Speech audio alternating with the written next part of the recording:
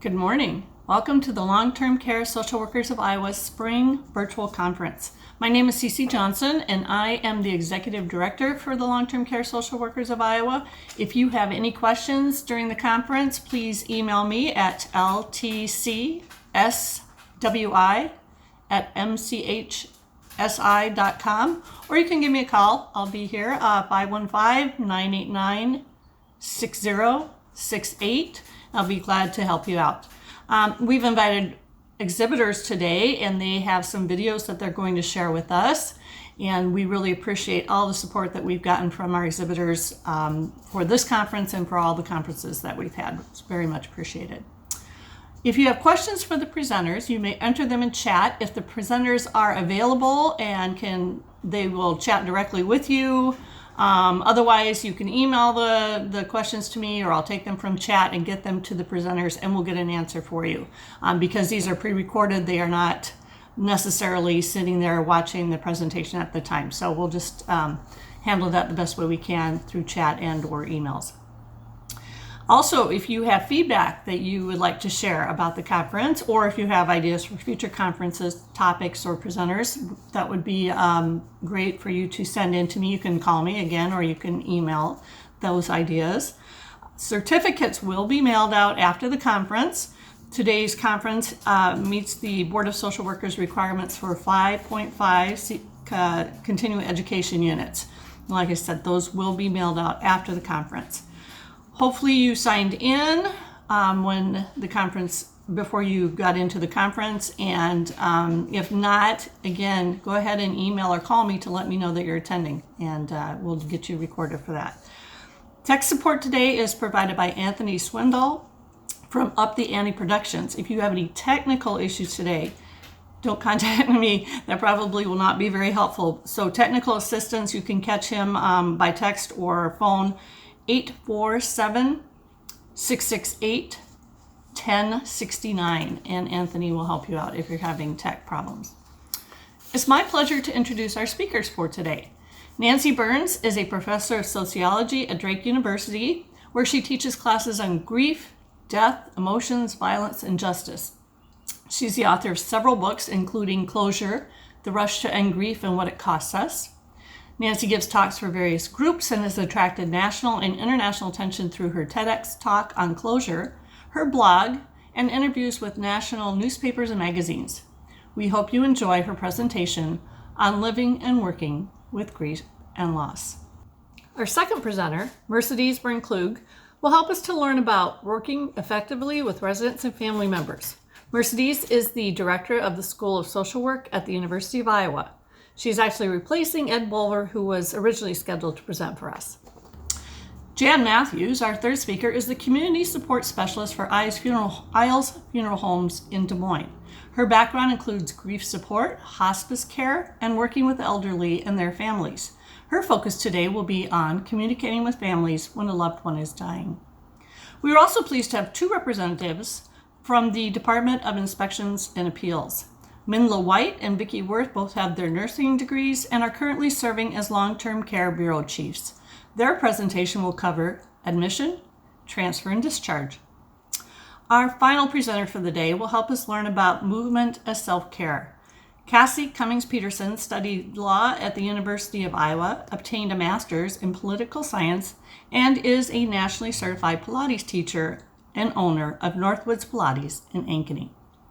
Well, we hope you enjoy today's conference and just wish that you have a wonderful day. Thanks.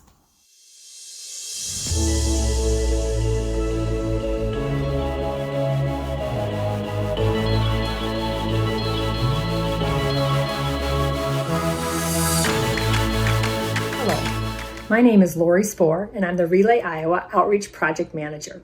Happy to be here today as part of your virtual conference to share a little bit about our services. Relay Iowa is available for people who are deaf, deafblind, hard of hearing, and for those who have difficulty speaking on the telephone. Our services are overseen by the Iowa Utilities Board and available 24/7 at no cost. We hope that you will consider us a resource for those that you know who may struggle to hear or speak on the telephone. Our services range from speech-to-speech relay, which allows a third-party communication assistant to speak for an individual or help them during a phone call as needed. Another type of service we have in our array of options includes caption telephone, which allows someone who has a hearing loss to listen to what they can, but have the options to read on a large display screen word-for-word captions of everything that's being said to them. Again, I just appreciate you learning a little bit about our services and hope that you will consider us a resource as you move forward in your community, especially at this time when talking on the telephone is more important than ever for people as they maintain their independence and as they stay connected. Thank you and have a great day.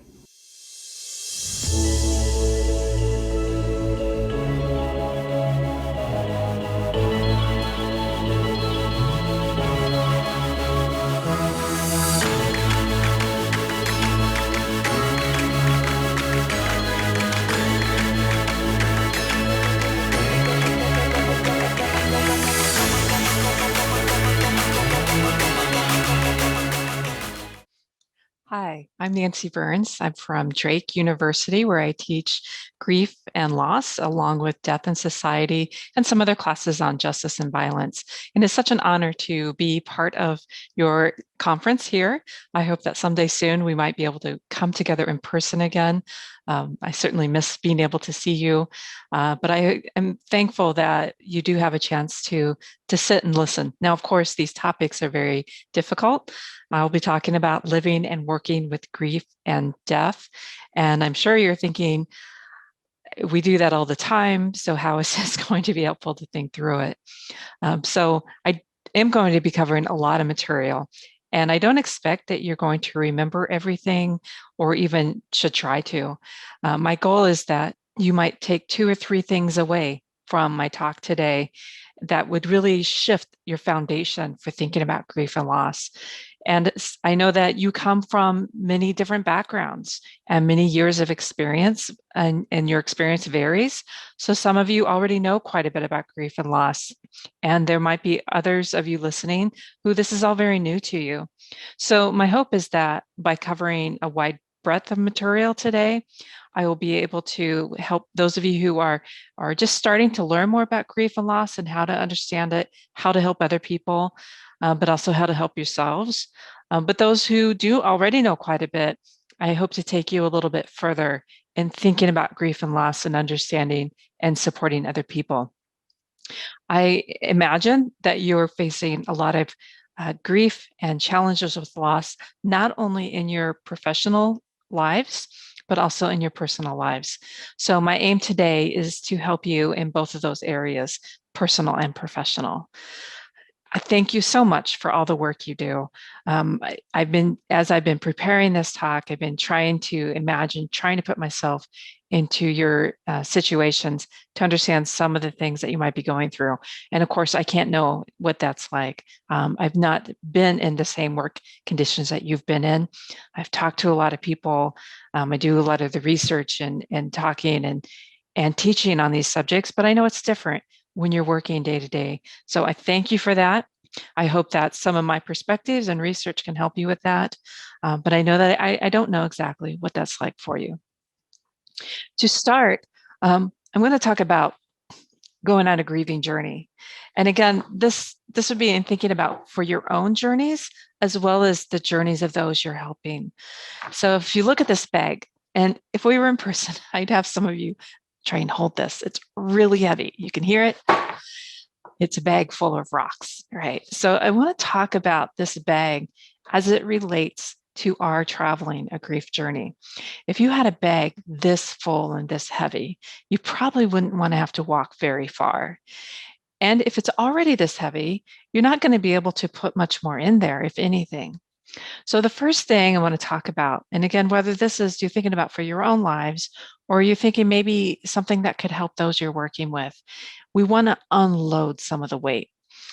So the rocks that are in here are representing social expectations that people often put upon us or that we put upon ourselves. So this first one, shouldn't you be, right? That often people will tell us, shouldn't you be at home? Shouldn't you be not working right now? Or they might say, shouldn't you work, right? Shouldn't you do this? Shouldn't you do that? And this is a lot of weight and expectation of what other people think we should do or not do. If we can unload some of that, that is going to help a lot. Now, I'm not saying this is easy by any means. Some of these are harder than others too. Am I normal? These are questions that people ask themselves, particularly as they're thinking about grieving. And we'll talk about this throughout today's talk, because when we have these expectations that we put on ourselves and put on others, and we don't match what other people think we should be doing, we start asking ourselves, am I normal? And that is a lot of pressure and a lot of guilt sometimes. What else do we have in here? You are so strong, right? Sometimes this might seem like a positive response that we give people, but to tell people you're so strong only raises those expectations that they can't show that they're hurting, that they can't show that they just need a break. And so we want to try and not only not tell other people that, but for ourselves to try and push aside this idea that we always have to be strong.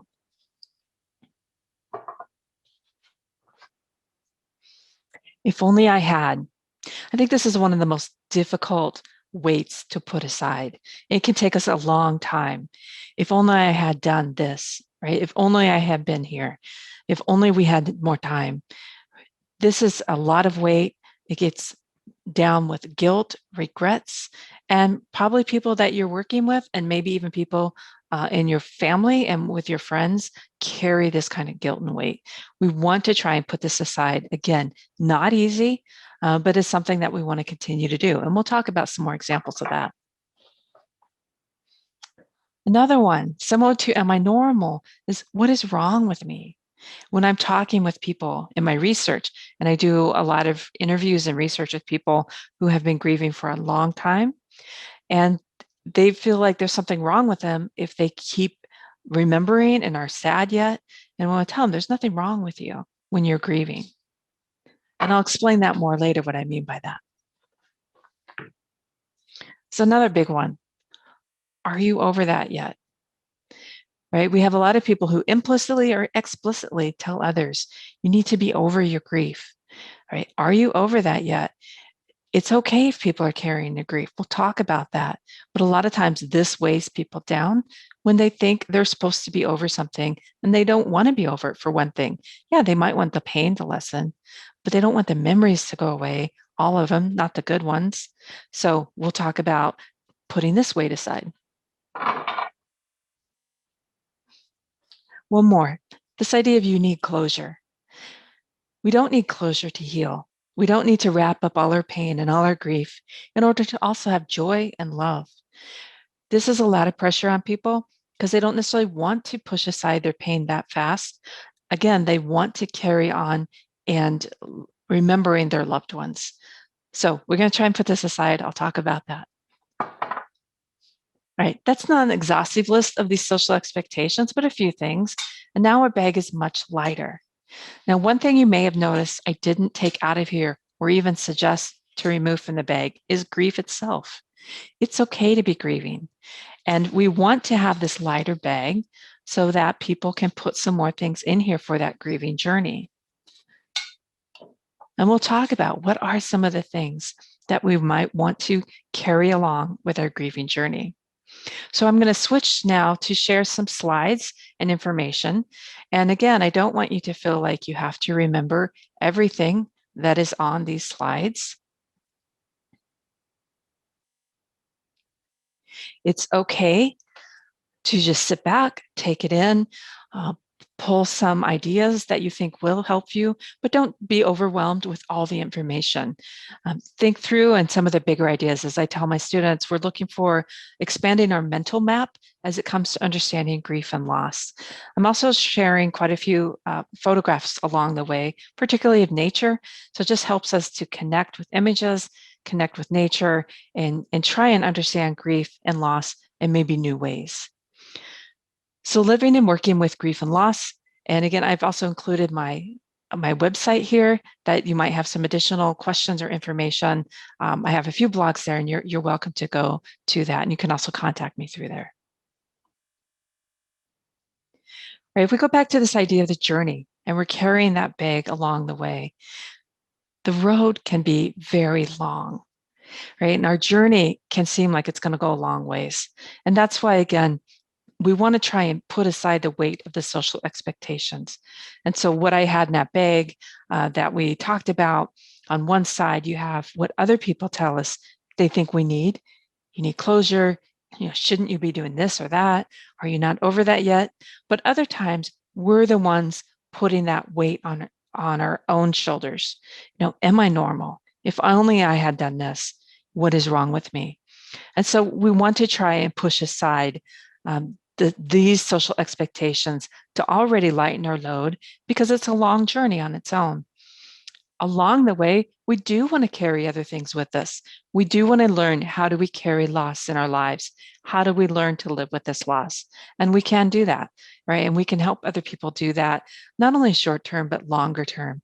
And I would guess that for many of you in your professional lives, you're doing a lot of the short term work with people, not necessarily seeing them years later, for family members of people that you're helping. But in your own lives, you're carrying a lot of loss and grief over the years. And so I'm hoping that some of what we're talking about today can also help you. So I just want to start again, just to step back and think about what is grief and what is loss. Right? What do we mean when we say these words? What do we mean when we're talking about it?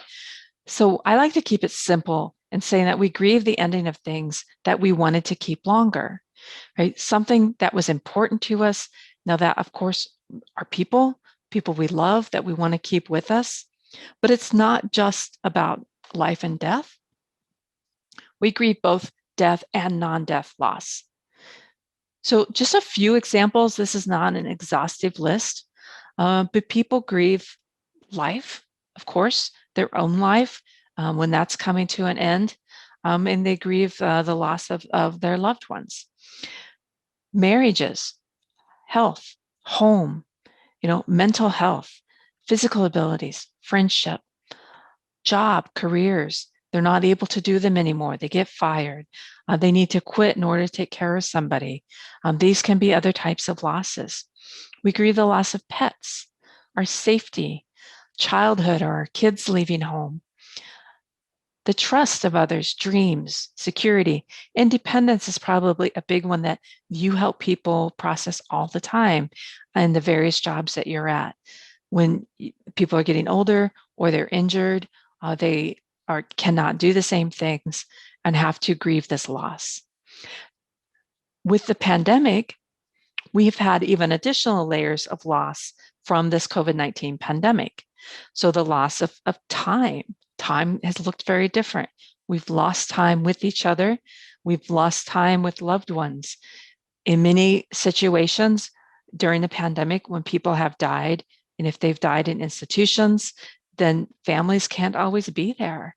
And I know that many of you have taken on that incredibly important process of being with people when they're dying, and then also communicating with their family members. And that is not only a big loss for those family members, but that's a lot of emotional work for you too. So the pandemic has added more layers of loss to what we already are experiencing in our lives about the loss. And as we start to, hopefully come out of this pandemic more in the next few months, we'll continue to see some of these layers of loss there, or we're responding to them, we're learning about them. People might have memorial services for those who have died earlier. And so we'll continue to have a lot of layers of loss. Now, there's different types of grief that I just want to talk about briefly. And I use this picture here. I found this little guy one time when I was walking, and he's difficult to see at first. In fact, I don't know how many times I walked past him before I saw him. And so I use this to capture this idea of disenfranchised grief. Ken Doka has talked about disenfranchised grief. He's written about it. Many of you may be familiar with this concept. And I think it's a really useful concept for us just to start understanding why people's experiences are very different with grieving. So Ken Doka describes disenfranchised grief as grief that is not publicly recognized or acknowledged by society. So just like it's sometimes hard to see animals who are camouflaged in nature, sometimes our grief can feel camouflaged, that nobody can see it. Or if they do see it, maybe they don't affirm it, they don't acknowledge it, they don't understand. And this happens sometimes when people are in relationships that other people don't understand. Why would you be so sad? You didn't know that person so well. We see this in families where there's divorce, and ex members of families are coming and going, and others don't understand. You still grieve the loss of people, or you grieve what is no longer. So when people aren't feeling acknowledged and affirmed, they don't have the same social support for their grief either, and that can certainly cause a lot of concern for people. Ambiguous loss is another term, another concept that I think is very useful. Pauline Boss helps us understand ambiguous loss. She's written a lot about that. And again, for those of you who know more about grief and have studied that and read about it more, probably this is a concept you've come across. Pauline Boss defines ambiguous loss as losses defined as having no verification of death or no certainty that the person will come back. Now, this might mean that someone is with us physically yet, that they haven't died, but psychologically, they're a very different person. And so the experience of grieving that person's presence is different. They're physically still alive, but mentally, they may not be the same person. Psychologically, they may have changed due to illnesses, due to being in a coma, dementia, a lot of other conditions where the person's body is there, but it's not the same person that the families knew. And so they're grieving, but it feels ambiguous to them at times because they're not sure, will this person come back the way they were? Sometimes they might be able to recover, but a lot of times not, right? And so they're not yet grieving the death of the person in terms of their body, their physical body, but they're grieving that relationship that they had. It's different now. They're grieving who they knew and grieving for that person. It can also be the other way that we have ambiguous loss in which somebody is gone from our lives physically. It might be missing persons. It could be that we lose relationships with people through adoption, through other loss, but we're not quite sure where they are. And in some cases, for example, the missing persons, we don't know for sure if they're dead. They're not part of our lives. So Pauline Boss is able to help us understand the complications of some of those situations where people are grieving when it's not clear exactly if we're grieving death or if we're grieving other layers of loss. And we don't have to understand all of that for other people, but it helps us to know why it can be very challenging and complicated and very different for people's different situations. So as we're thinking about the grief's journey, and we're taking these different layers of loss, different types of grief, I want to talk about some other common misconceptions about grief and grieving that I think it can just help us again in shifting our perspective on how to understand grief and how to support other people. So one common misconception is that people should grieve in predictable ways and that they will go through stages of grief. So again, I would guess that for many of you, you are already familiar with that there aren't stages of grief, that people don't go through this neat linear process, that it's very unpredictable. It's all over the place. It's very different. There might be other people listening, and certainly we see in our popular literature a lot of emphasis on the stages of grief, that's what people may know. So just wanted to touch on this, and that research doesn't support the stages of grief model. Grief has no time schedule, it's no predictable progression. So where did the stages of grief, this idea, come from? Well, Elizabeth Kubler-Ross studied those who were dying, and for those who were dying, she described different stages that people would go through as they were dying. Now, in Kubler-Ross's research, she herself would say, this doesn't mean everyone goes through all these stages. It doesn't mean they're linear. And people, might not go through every single part of this. This idea, stages of grief, which really was stages of dying, got used then to try and attribute it to grieving and grief. And Kubler-Ross later came back then also, tried to apply that. Again, trying to encourage people not to think of this as linear, not to apply this to everybody. But what has happened is that this idea of stages of grief has become very popular, very dominant. And so sometimes counselors might encourage people to think of stages of grief, but certainly for those who are maybe trying to help friends and family or even for themselves, they take on this notion that, okay, I'm supposed to go through all these different stages. And the concern there, when this doesn't accurately describe what a lot of people experience with grieving, is if people think they're supposed to go through the stages, then they may be stuck in feeling like there's something wrong with them if they're not. Right. So I interviewed one woman, and her son had died 5 years prior to our conversation, and she had not experienced anger. And so at part of our interview, she turned to me and she said, what is wrong with me? I've never been angry. She thought she had to be angry because that was one of the stages. I said to her, there's nothing wrong with you. Some people are not angry. Other people are very angry, right? Have a lot of that experience. So when we look at something like stages of grief or even other tasks and models of grief, we want to use that carefully because not everyone experiences all those different levels and tasks that are being described in some people's research. And it's also not going to be on any one time schedule, and it's not linear. Connected to this is, as another common misconception, is that you need closure after a loss or that you should get over your grief quickly.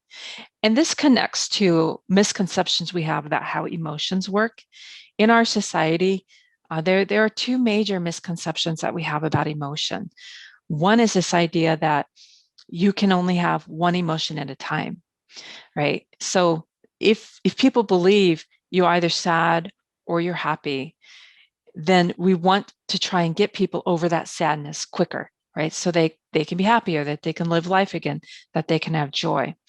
A second misconception is that there are good and bad emotions, right? This idea that there are positive, good emotions, joy, happiness, love, but also some negative ones like anger and grief, and that you want to try and have more time with the positive ones and try and push aside the negative ones as quickly as possible.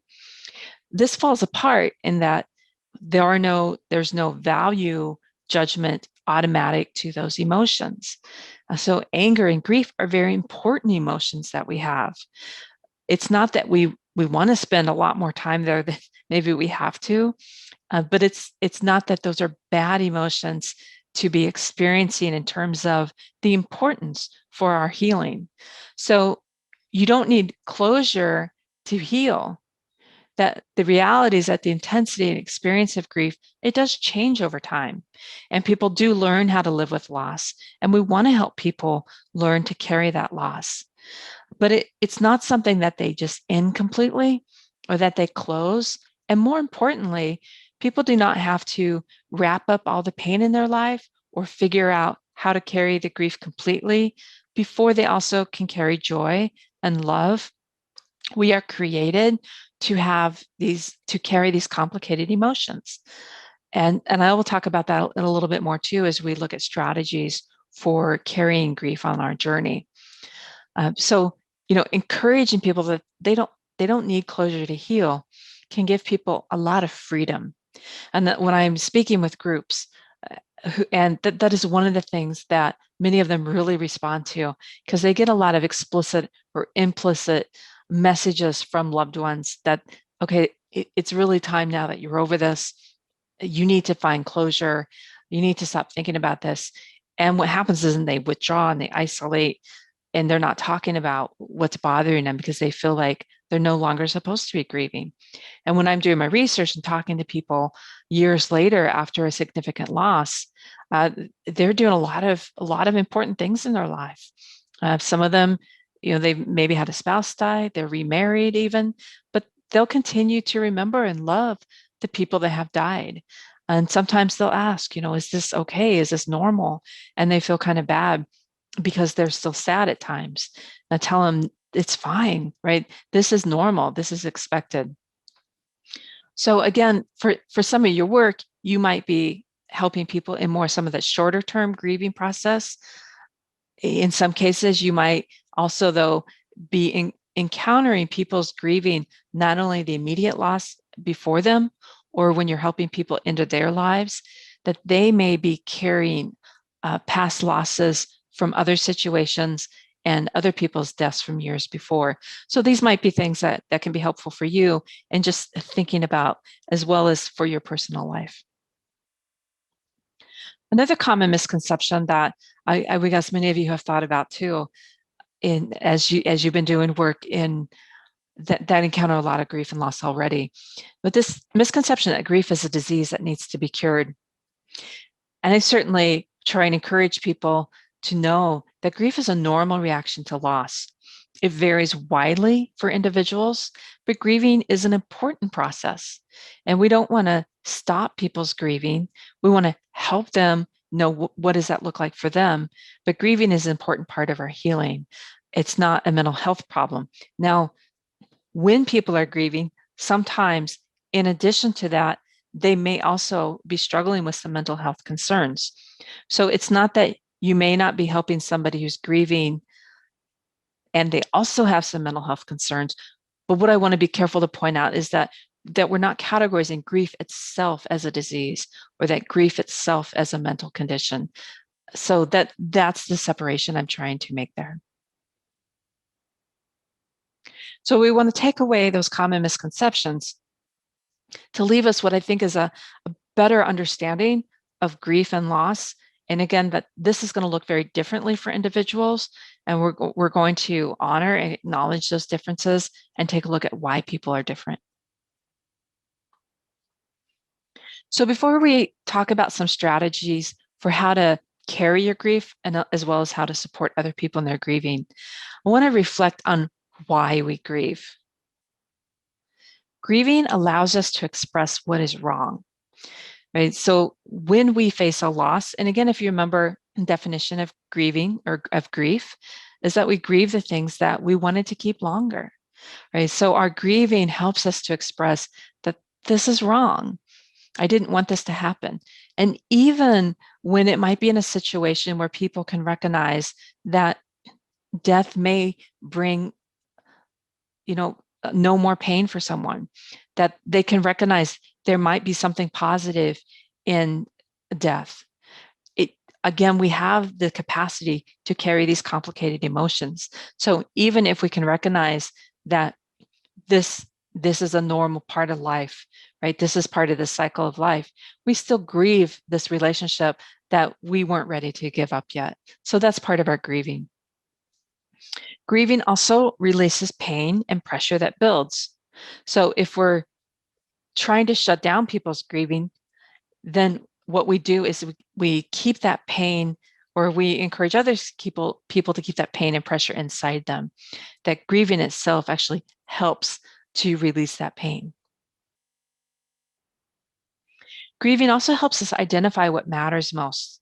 And I think that's some of the lessons that we can try and take with us through this pandemic is those other layers of loss that we're experiencing.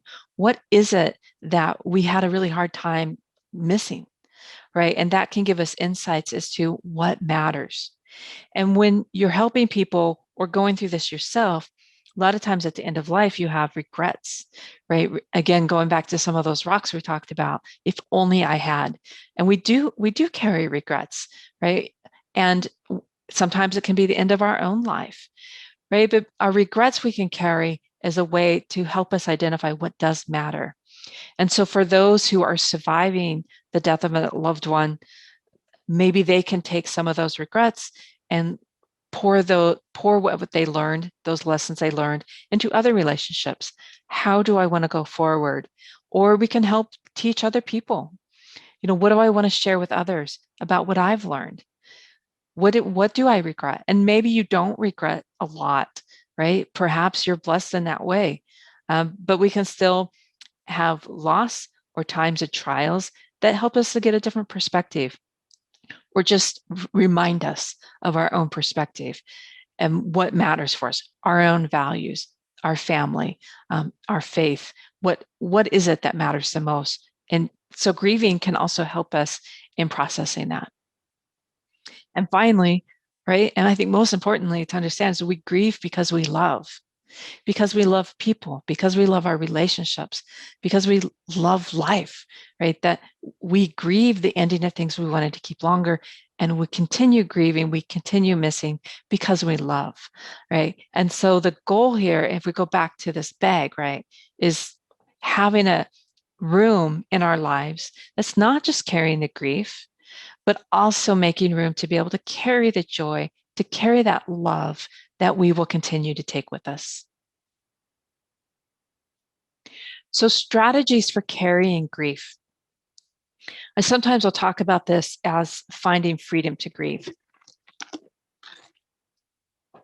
So in finding freedom to grieve, we need to understand, how do we learn to carry grief, to carry loss? And so I share these, and my hope is that they'll help you personally, but also maybe give you some insights when you're supporting other people. So you'll see some of the overlap of things we've already talked about, and that's okay, right? And again, you don't need to try and remember all of these things. There might be some of the strategies that speak to you more, and you can work with those. This photo is of a daffodil in spring. So here in Iowa, right, we know this is a pretty familiar sight, that in the spring, we're not quite done with winter yet. But daffodils don't wait. They don't wait until there'll be no more winter, right, before they come out. And aren't we so happy to see the signs of life and the color and the flowers that come in spring? And even when there's snow that still comes, or they're blooming in the midst of snow, we can share those together. Excuse me. So you do not need closure to heal represents that too. This idea that you can carry grief and joy together, right? You don't need to wrap up all the pain, before you're able to continue with life, before you're able to appreciate other things that are continue to go on.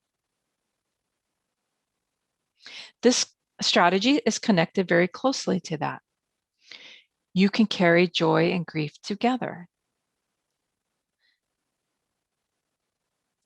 So when people are struggling, right, with carrying their grief, it's sometimes difficult to just tell them, oh, you also need to carry joy.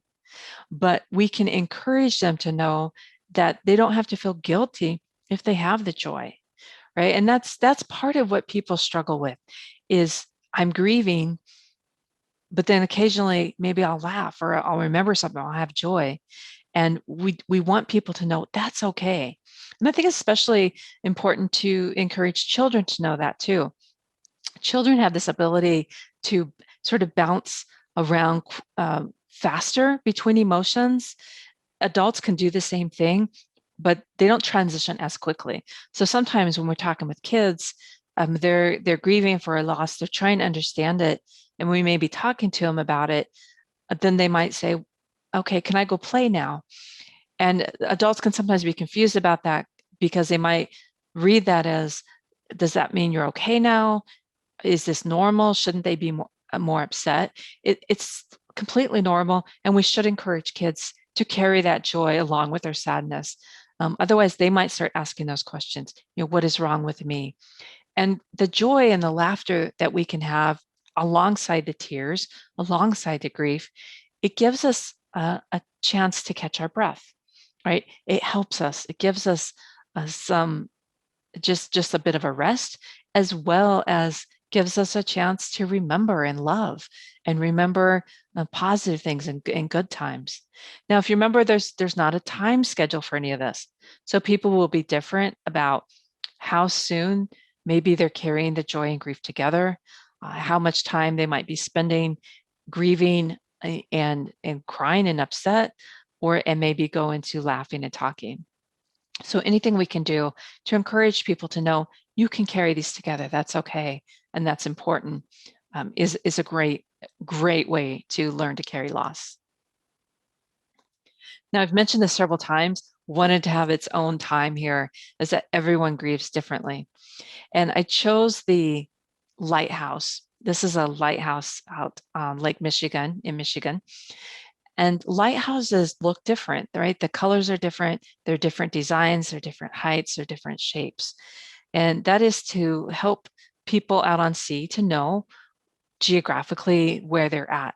So if all lighthouses looked alike, it'd be harder to know where you're at to identify that. And so that's true for all of us. We're all different. We're all in different places in our life. We all have different relationships. We love differently. So it makes sense that we grieve differently.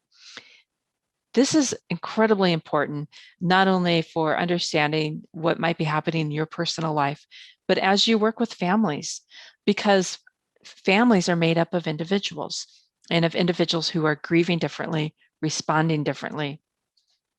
And if they are not encouraged or understand that others in their circle might grieve differently than them, what happens is there can be judgment that starts and a lot of conflict. So if I grieve a certain way, but someone else in the family is very different in how they're expressing their grief, what they need, where they want to be, there can be conflict and judgment and feeling like you're not grieving enough. Or it might be that I'm comparing my own grief to someone else and wondering, am I sad enough? Am I grieving enough? And start blaming myself.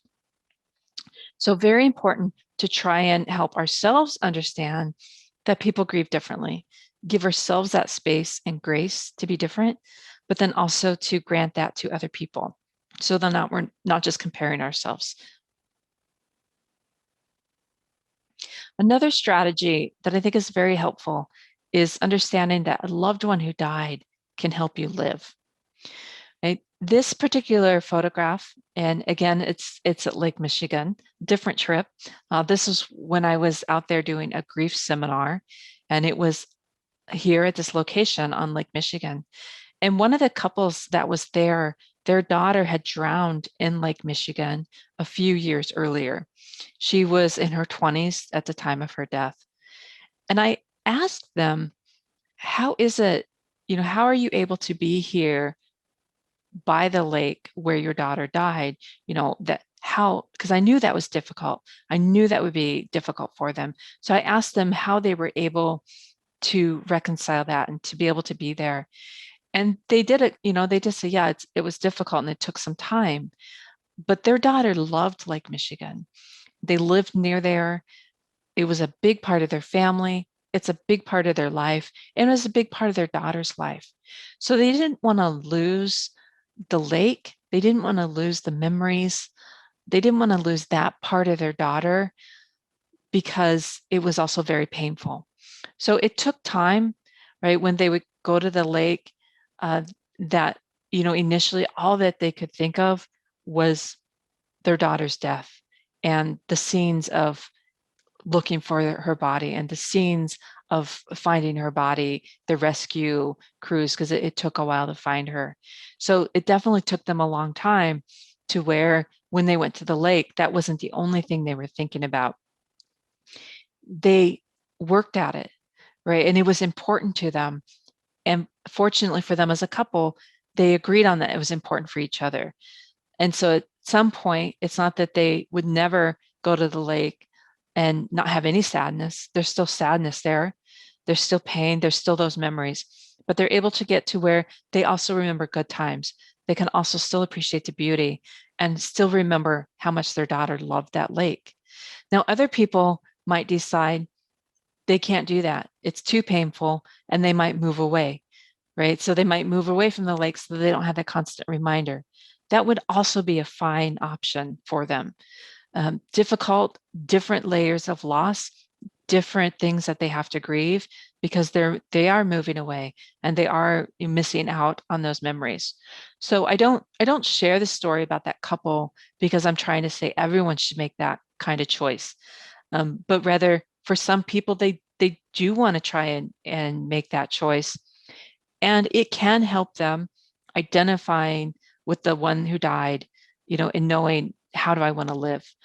For other people, the the spaces that they're relearning connected to their loved ones who died may not be necessarily connected to where the person died, but it might be connected to places and memories that they had, favorite coffee shops, favorite restaurants, favorite activities.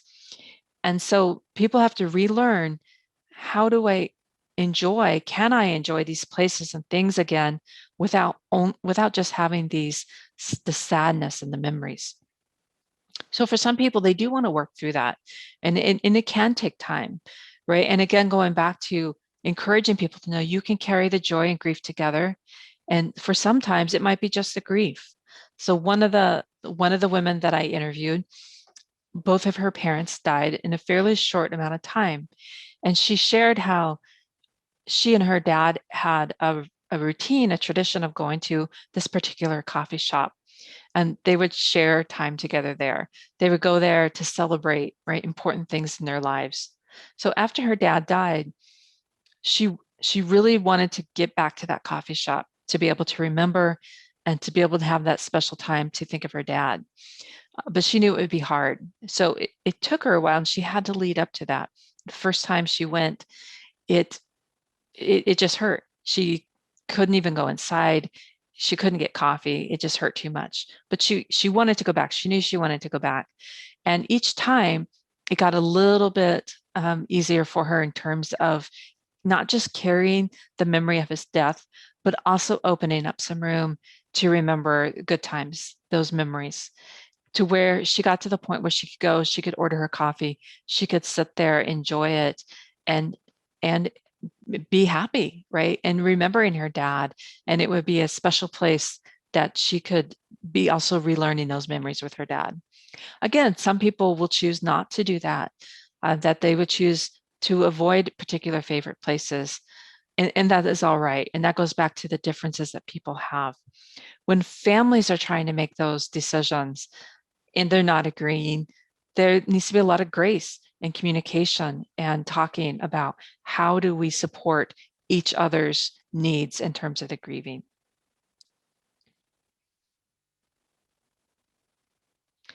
This is a dandelion. Some of you may recognize it. And with this dandelion, a lot of people see it as a weed, right? And I use this to help us think about our perspective, right? Can we look at this? Can we see beauty in this weed? And if we look close enough, or maybe when they were yellow, can they be seen as flowers? But I want to go in even closer to this dandelion. And now, if it's broken even further in terms of, part of the seeds have blown away. But I think as we get closer, we can see some beauty there in its creation, right? Its structure, how it comes together, right? That it's not just a weed, but there is beauty there. And even in this broken part of it, this imperfection. And that is part of the strategy I want to talk about, which is how to find beauty in imperfect people and situations. So a lot of relationships, not a lot, all relationships, right, carry imperfection, right? Because people are imperfect. And so in families, in marriages, in parent and child relationships, you don't just carry positive, good feelings. There's a lot of hurt too. And there can be things that are unresolved. There can be difficult memories. There can be unforgiveness that wasn't resolved, or maybe at the time of death for somebody, they're working through these situations. So we're going to combine several of these strategies, both that we can carry complicated emotions. It's not just joy and grief that we can carry together. We can also carry the complicated emotions we have in our relationships. It takes some time. And sometimes after a death, families are trying to resolve some of these issues, and they have to, look for the good, right? What was helpful in these situations? What do I remember? One woman that I interviewed as part of my research shared a lot of important stories about how she didn't get along with her mom. But after her mom's death, she worked very hard to understand what it is that she could carry forward, as positive. And one of the struggles that she had with her mom is she didn't like how her mom treated her dad. But she also recognized that her dad loved her mom, and they shared that love. And so Susie, the woman I interviewed, tried very hard then to focus on carrying that love, right? Finding the beauty in what was an imperfect marriage. It was imperfect relationship with her mom, but she also looked for the good in it. So trying to carry those together, not ignoring, what happened and trauma. We're not trying to encourage people to forget the bad stuff, but how do we carry that hard stuff differently in a way that allows us to also have some room for the joyful, for the memories, for the great things that were going on. So this is just summarizing some of what we talked about in terms of these strategies for carrying grief or for finding freedom to grieve. And I'm going to talk more specifically in a little bit about supporting other people. So this carrying grief and these strategies, I hope that they give you some insight for your own losses and how to carry those. And again, I give some examples of death, but we carry non-death loss, and we have to learn how to work that into our lives too. So hopefully some of these strategies can give you some ideas for learning to live with the loss and encouraging you to find a freedom to grieve the way you need to, right? That doesn't have to look like someone else, but that also you can give that space and that grace to other people when they're grieving differently than you.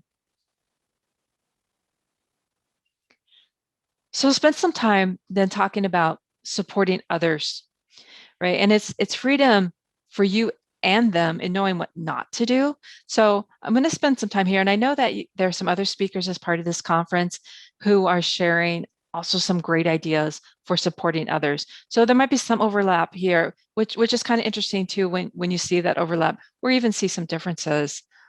Again, don't try and remember all of these, but focus on 2 or 3 things that you find most helpful that might shape, and just move you a little further along the way in knowing how to support other people.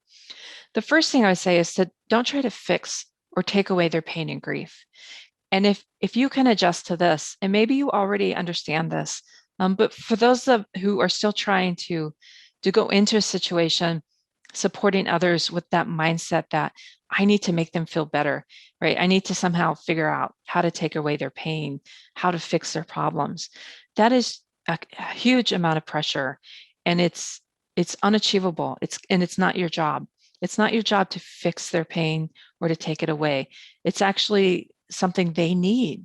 They need the grieving process, and that's part of it. So as part of that, then, right, if you go in not trying to fix them, not trying to take away their pain, you also don't have to worry about finding the right words. And the reason that's important is because there are no right words, right? There's nothing you can say that will suddenly make everything better for them, right? In terms of the pain that they're feeling. And a little bit, I'm going to talk about, okay, what can we say? What can we do? So I will get there because I know it can be frustrating to only be told what not to do. But really, in understanding some of the things that you don't have to do, I think that can take some of the pressure off of feeling paralyzed and not knowing how to help in these situations. Don't minimize grief by trying to look on the bright side. I would encourage you to avoid saying at least when talking to people about grief and loss. At least you had this many years with them. At least, right, they aren't in pain right now. And the reason why, I focus on those two words, but it might be other sayings too, is that it tends to minimize their pain, right? And we don't want to try and minimize it. We want to be there for them. And I'll talk a minute in terms of what to do, right, to help them with that. So try and avoid the at least. And it's hard. I know it's hard. I teach on this, and I do a lot of grief work and counseling in terms of consulting with groups and teaching to my students. And I'll still find myself sometimes, right, saying that at least, right, and trying to do that. So it's hard, but an important one. Don't assume people grieve a certain way based on gender, age, or other factors. Really try and be careful not to fall into stereotypes about how people are going to grieve, what you think just based on looking at them or what you may know about them, because people grieve very differently. And sometimes they'll grieve a loss of one person or one experience very differently than something else. Don't be afraid of tears, right? Yours or theirs. Now, I understand this might vary a little bit depending on professional situations. Certainly in personal relationships, supporting friends, supporting family, it's okay if you're crying too. With professional relationships, you have to decide for yourself, what you feel comfortable in terms of that role. I think certainly for people to see another person's tears, it's certainly not a sign of weakness. And to not be afraid of their tears, they're not going to melt, right? You're not going to melt. It's okay, right? That there's strength on the other side of tears. It's also okay if someone does not cry. Uh, People don't need to cry as part of grieving. We don't need to try and get them there. They don't need to try and force themselves. Again, this goes back to people being different. Some people don't cry as much, and that's okay. We don't want to hurry people through their grieving. It's not a rush. There's not a timetable. People have sometimes a lot of layers, a lot of circumstances that can make it very complicated in terms of what they're trying to process and understand. And it might take them a long time. And again, the differences account for the timetables being different for people as well.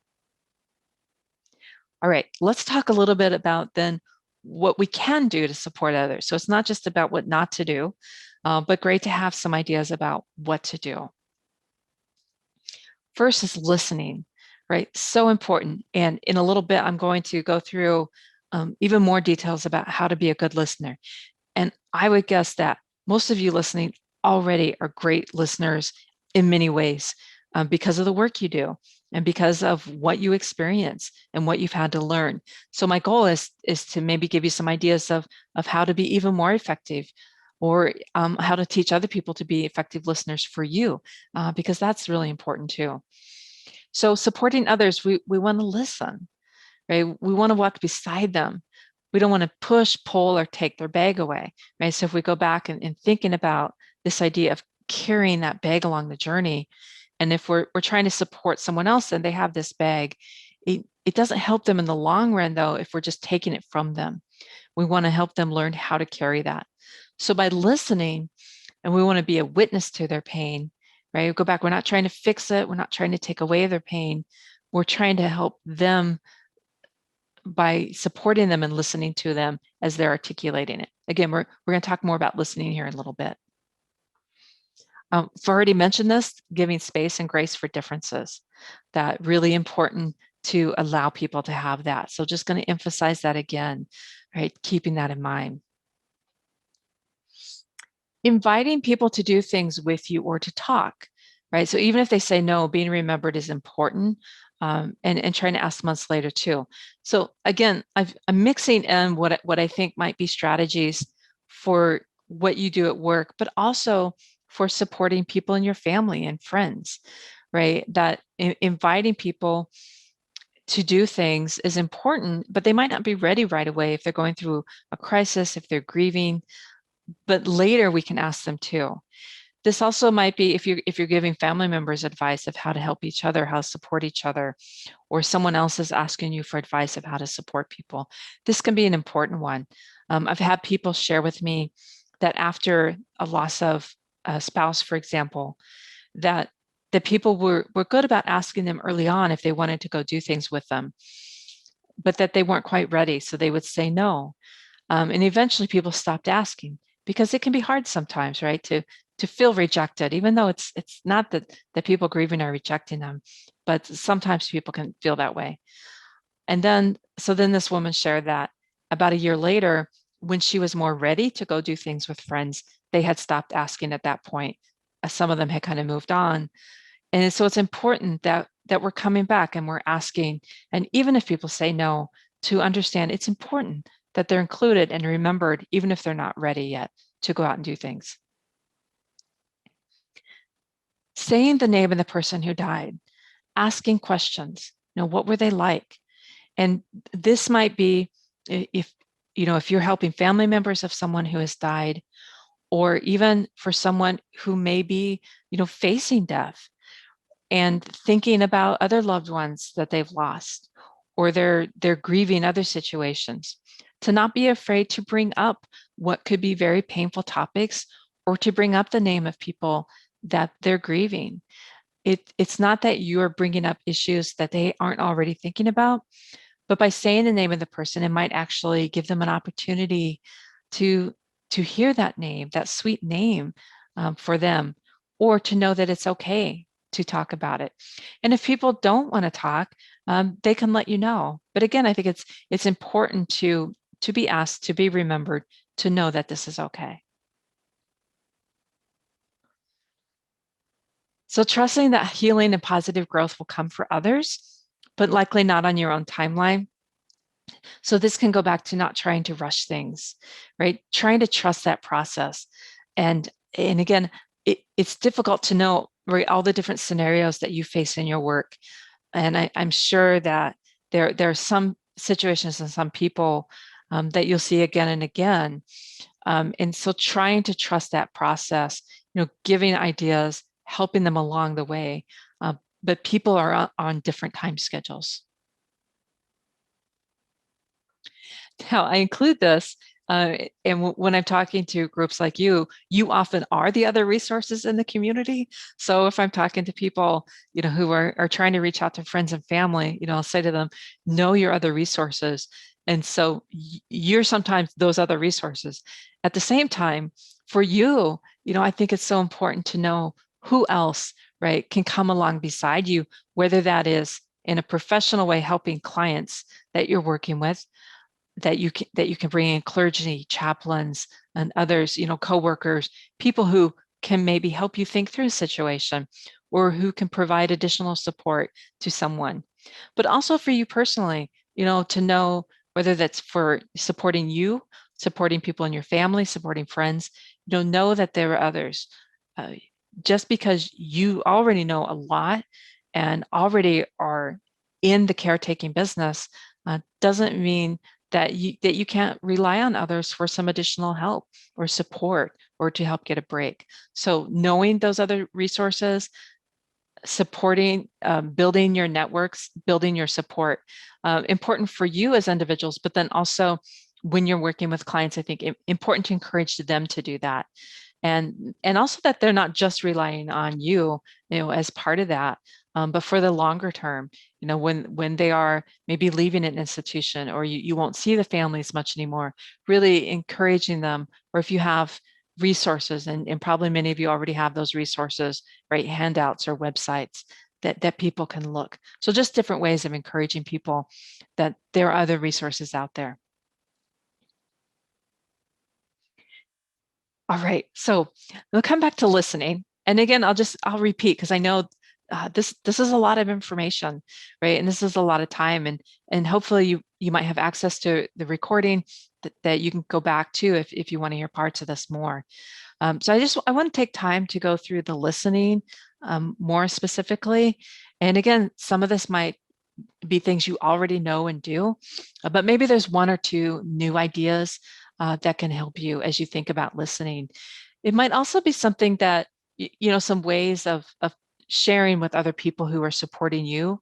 If they're not listening to you in a way that you need, that you might be able to have a conversation with them too about, this is really what I need from you when I'm talking, or when you're listening. And people are different. So I'll go through some of these tips, but we kind of, have to read people a little bit and try and understand what they need. So I'm going to start by talking about why you listen. Why you listen is as important, if not more important, than how you listen. And this ties back to, not trying to fix people, but why you listen. We're listening to understand people. We're listening to give them a chance to have an audience, that someone's acknowledging their pain, someone's hearing them, someone is affirming their challenges, their life, what is going on. So that is so incredibly important. And it also helps us to keep in mind, what is my job as a listener in a situation? And again, this might be in your work, but it's also important in our families, right? As a parent, as a partner, as a coworker. If I'm trying to understand where a person's coming from, I can try and set aside, where I disagree, first of all, as part of it. And I'll go into some of those hows too. But that why, kind of check yourself on, why am I listening? What am I trying to do? I repeat this again because I think it's really important. It's also part of that listening. You're not trying to fix their pain. And even when people maybe want help in brainstorming solutions, we can do that without telling them what to do, right? We can do that in giving people options or helping them brainstorm options and helping them talk through what might make the most sense. Now, sometimes there might be situations where you have to point out legal differences. There might be specific regulations, things that are going to be clearer. And of course, you'll know that based on the situation. But other times, whether professionally or even your lives, or even when you're parenting, really important to try and help people build their own skills at problem solving. And sometimes they want to vent, and I'll talk about that. And again, some of these are repeating. I just want to include them on that list. And when you're listening, to not be afraid of tears. One thing I'll add on this is, when I'm doing research with people, a lot of times people will share strategies they have about trying to keep themselves from crying, because their fear is, if I start crying, the person listening to me may stop listening. Or sometimes if others are sharing stories about their loved ones that can bring tears, the person will stop talking. And often people don't want them to stop sharing those stories or stop listening. And they're afraid that if I start crying, it's going to make people uncomfortable. So trying to encourage people, it's okay. It's okay to cry, not making a big deal about it. And again, I suspect that many of you, this is pretty routine for you. You're pretty familiar with that already. And again, here, this is probably also something that you've learned or have had to learn, had to go through some training. It can be even more difficult in our personal lives, I think, even more so than our professional, when we're in conflict with people around us, or we're upset, or we share the same loss. But trying to set aside emotions and responses while listening to other people, and really going back to that why am I listening? And then later coming back to be able to process your own emotions or share with that person emotions if it's appropriate. So again, this would vary on your personal versus professional situations. Resist taking over as a talker. Sometimes it can be easy to go into being the one to, yeah, this reminds me of, a situation, and wanting to explain that. And even when people want us to share some of our own thoughts, our own experiences, we can share a little bit, but then try and come back and check in with them again about being the talker. So 6 and 7, the tip 6 and 7 here, I think can be really helpful for understanding the layers that other people go through, particularly when they're really upset. And this might be when they're grieving, could also possibly be when they're angry. So in some of your situations, you may have people upset about care, upset about something that happened. And you might know that their upset is not, you're not supposed to take it personally, right? Because they're grieving, they're upset, but can it be really difficult not to take it personally? And so there has to be some strategies for doing this. So venting is often the first layer of when people are upset. And if you can kind of brace for that first layer and let them vent and share with you what is going on and how they're upset, let that out, help them let that emotion out. If it's safe for you, right? And of course, always wanting to make sure you're in a safe situation. And if they're venting in a way that's not safe, right, that would be different. This would also be true for personal relationships, right? Sometimes people, their initial reactions of anger or being upset, if we can let them vent that first, that's going to be helpful for the second layer, which is a searching. Right? So after people gotten a lot of that emotion out, the initial emotion, then listening and trying to dig deep for understanding where they're at. And this takes some patience, some empathy, right, to get to the second layer. And it's also a matter of building trust with each other, right? When we're listening, we're allowing people to try and get through some of that initial emotion, then try and understand what's really going on here. And a lot of time when people are angry, the anger is not the foundational emotion. That what else is going on is they're hurt, they're grieving, they're upset, they're embarrassed, right, about something, and they're masking some of that through their anger. So we can try to get to some of the other. When we're listening to them, trying to reflect back without sarcasm, dismissal, pity, or judgment. And again, sometimes this can be easier in our professional relationships and harder sometimes in our personal relationships or acquaintances or even with coworkers, right? And so you probably have a sense of where maybe you need to work on that. We all have situations and relationships where we probably need to work on this more so. So reflecting back, this is what I hear you saying. Do I have this right? Is this what you mean? Right. And you find your own words, right? Your own ways that helps. But what this does is it gives them a chance to know what you're hearing. And so they can correct it if you're wrong, or at least they hear it back themselves. Oh, well, no, that's not how I feel. Or they feel heard, right? They feel heard. Yes. Yeah. Thank you. That is what I'm trying to say. Now, giving undivided attention, this can be tricky, right? Particularly in work situations, you have other things going on.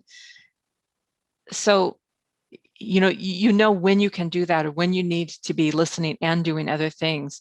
It goes back a little bit to the why you're listening, right? If you can focus on that why you're listening, or can we set aside time when we're going to talk about some of these issues?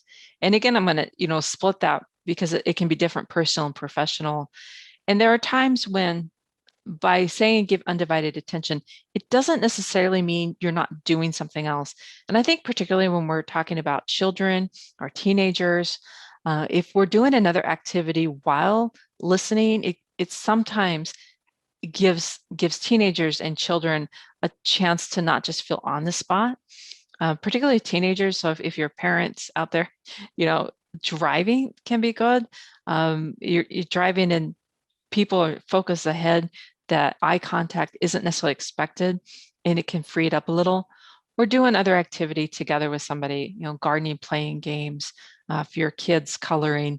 And again, I would guess that some of these are strategies that many of you are familiar with or have had some training. And if not, that there be some other training available, you know, for working with kids. But it can also be good for adults, right? To do something together. So that undivided attention, you might be doing an activity together, but still focusing in on trying to listen. You know, what can I do to hear and to be ready when someone does want to talk. Finally, very important is protecting yourself and finding a good listener for you too. And I think understanding that there will be times when either you're too busy in a work situation, or something, there's a crisis going on, there's something more important, you can't just stop and listen to something that's happening. So you could also, right, say to someone, you know, I really want to hear about this. I can't right at this moment. Let's find a time. And then following up with that and finding a time. So knowing when you might not have the energy or the emotional reserve to be able to listen, but trying to come back to that and finding a good listener for you. What do you need? What helps? Sometimes we need to be alone too, and that's okay. We don't always need to be talking. We don't always need to be around people, but knowing what helps you. So just to follow up on some of this, and again, I think you have a couple other speakers who might be touching on some of the, you know, things to try and avoid, not to say. And I only add these as some examples. I don't want people to feel paralyzed. Oh, I can't say this. And that's why we go back to not only the why you listen, but try to take away that understanding I need to fix their pain, because I think that can help that. But there are some things to think about, responses that try not to say because they send a different message than what I think you mean. And that would be things where what you're saying, you don't mean to tell them they shouldn't talk about their pain or their loss doesn't mean that much, but that's maybe what they're hearing, right? And so those little bubbles kind of, you know, are showing that, right? People might be hearing you say to them, "Oh, your loss isn't that bad. You know, it could be worse. You should be grateful." So these are some of the cliches that maybe we try and avoid because other people, what they're hearing is, you know, my pain, you're not taking it that seriously. So things like, you know, hey, look for the good, be positive. Oh, it happened for the best. You'll notice as you read through these, a lot of what they have in common is this idea that we're trying to take away their pain, right? We're trying to make things better for them. But again, to keep in mind that that's not our job, and it's not what's most helpful for them, right? It's good, right, when people can get to that place where they are looking for the positive, when they are looking at not just the pain and the grief and things that are hard, but the things that are still good. We do want to get people to that part where they can carry the positive, have a positive outlook, see what's still in their lives, still see what's good. The difference between our telling them what those answers are and how they get to them on their own is what is so critically important. It's that process. We want to help them in the grieving. So where in their grieving, they're venting their emotions and they're then creating room where they can, some of these positive things can surface easier, and then they have room to carry it. So we help them get there, not by telling them that they should be positive or trying to take away their pain, but by allowing them to vent their pain, by allowing them to grieve, and then they can get there on their own time. And it's going to be more powerful when they can take on that meaning and take on that, you know, defining their relationships, defining the love that they still have. So some things that would be more helpful, but again, as add that people are individual. And so not everybody would find all these as helpful. And so you might be thinking to yourself, okay, so, how does it help me if I don't know who to say it? So again, that's why, the bigger perspectives that I hope you can take with you are, listening, being there, not trying to rush them through their pain, not try and take away their pain. So that meaning, that understanding, I think are more important than exactly what the words are. But if you want something to try out, right, to find your own responses, sometimes saying to people, "I'm sorry," or "I don't know what to say," and I don't know what it's like for you. I can't imagine what you're going through. Those those types of responses, what it helps tell people is, I'm not trying to dismiss. I don't know exactly. I'm recognizing and honoring their differences and the depth that I can't necessarily understand. You can ask them to tell you about it. Hey, sit down, let's talk about it. What was he or she like? So if we're talking about people and death, or it might be that the person hasn't died yet, but many times when you're working with clients, they're very different at this stage of their life than they were earlier. So even asking people to tell, what was this person like when they were younger, or what did you like to do together, or what hobbies they had. You're just simply asking, would you like to talk? Right. So there are different ways of trying to respond, giving people opportunities to talk. And it's okay if they don't want to. Certainly not everybody wants to, but I think it's important, if they know they have that opportunity. So finally, the last part of what I want to share with you is going to be caring for yourself. So I'll make a little shift here. Hopefully throughout my talk today, you're picking up some of these strategies that are also helpful for you as you're grieving, as you're caring for yourself. But it's going to run through some specific things. And, too, I understand that you can be so busy and so exhausted. And the last thing you want is someone telling you more things to do, right, to take care of yourself, because it can be really hard to put some of these things in your life. And I get that on a personal level too. So again, when I go through some of these ideas, it's really, just maybe given one or two ideas that would encourage you to try and pick one up or go with it.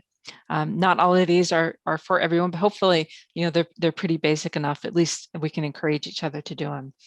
This first picture is of a pond during a drought. And so we can see, right, it's just cracked everywhere. And I think that can happen to us, right? If we don't care for ourselves, we're not nourishing our bodies, our souls, our minds, our faith, then we begin to show cracks too, right? And so we need to find ways, not only short-term ways, like throughout every day, how do we take care of ourselves, but then, occasionally the longer term ones, taking some vacations, taking breaks. Do you need to switch jobs at different times in life, whatever it is? So both with an eye on some short term, but then also some longer term things. So I won't spend a lot of time on each one. I think they're pretty self-explanatory. And again, it might look differently for you. I'll share some of my neighborhood friends here through the photos. But one idea to nourish your body, you hear this a lot. I think it's so important. If even drinking water, if you can drink more water during a day, and what that does for you, trying to eat healthy. And maybe that's, I like this idea of prepping food, right, for a week. I've not quite gotten there yet, right? For some people that works really well. Prep healthy snacks for a week and easier to grab and go, but also to enjoy a treat. Got this little squirrel eating a nut that he was really enjoying there, right? So it's all in moderation, but also enjoying some treats too. Stretching, exercise, relaxation, and this depends on what's right for you, right? Not only what you're physically able to do, but depends on their job. Some people are at their desk all day, and so they're ready to go out and get more exercise and need that for their bodies. Other people might be on their feet all day. And so for them, the exercise and relaxation might look very differently there. So maybe stretching would be different, or massage, taking a hot bath. So again, some of my neighborhood animals, right? The idea of taking a walk, you take a walk with a family, take a walk by yourself or with a friend, or the raccoon here who's doing some yoga by the tree. Right, stretching's great. That could be something, even if you can do it 5 minutes here and there throughout the day, right? Just trying to relax your muscles a little bit, and that can help not only physically, but hopefully that connect also emotionally, just having a little bit of a break there. So figuring out what works for you, not only in your schedule and your life, but also what your body needs throughout the day, depending on your own work situation. Take a break before you break, right? So again, this is where I think we have mini breaks throughout a day, even 5 minutes.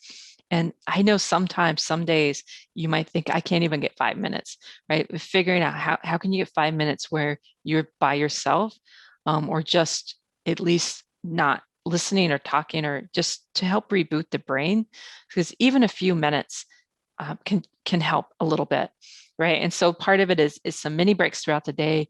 Can you get a lunch break? Whether that's taking a walk or having a lunch. Some people find it more restful, talking and sharing a lunch together. Other people would like to be by themselves. So figuring out what you need, how can you work that in? And then longer breaks, can you find some vacation time and actually take it, so that your body has a chance to try and decompress a little bit, finding ways to do that. Find or create a space for beauty and grace. This picture of the bunny, this is a flower pot last summer I had right in front of our front door. Well, not in front of the front door, but on the porch of our front door. And initially I thought the bunny was eating the plants, and because she dug some out, but then I realized she actually had built her nest in the flower pot. And so it was so sweet. And I just thought, she knew a beautiful home, right? She created this beautiful home for her bunnies, and I left her there. And it was fun to watch her raise her little bunnies there. It made it tricky to water the plants, so I didn't, get the bunnies all wet, but that was fun. So finding or creating a space for beauty and grace. And it can be difficult, right? To try and keep a whole yard or a whole house in order. But it can also be really amazing if you have a little spot that you feel like is either beautiful for you or just the way you want it. So is there a corner you can create in your house or in your yard or somewhere else? It doesn't have to be, your own house or yard. Is there a place you can go for a walk or to sit that for you is refreshing, and that you can spend a little time there, whether that's every day, once a week, once a month, longer, finding a place that it reminds you of what's beautiful, reminds you of what's refreshing, and trying to find that. Doesn't have to be, right, your entire house. Maybe it's a corner, maybe it's a place that you can bring in what's beautiful to you. Try to take time away from technology and social media. There's so much hard stuff, right, in the news, or even just on Facebook or Instagram, or we start comparing our lives and trying to take a break from that. Now that might look differently for people. It could be that you don't feel you can or want to for a long time, but even as part of the day, right, just to help take your mind off of other things and focus on something that is different, right? Again, some beauty or something that's relaxing, or playing a game with family, or doing something different. Trying to work some of those sabbaticals in from the technology can be really refreshing for the brain and helpful. Practicing gratitude. And I always say this, I try and be very careful, because I don't believe that people have to feel like they have to be thankful for everything, but rather we can be thankful in every situation. And that is, being appreciative of what is going on in our lives. Maybe it's people helping us, other relationships, even as we're sad. So this goes back to our carrying joy and grief together. And with practicing gratitude, I always say tears are optional.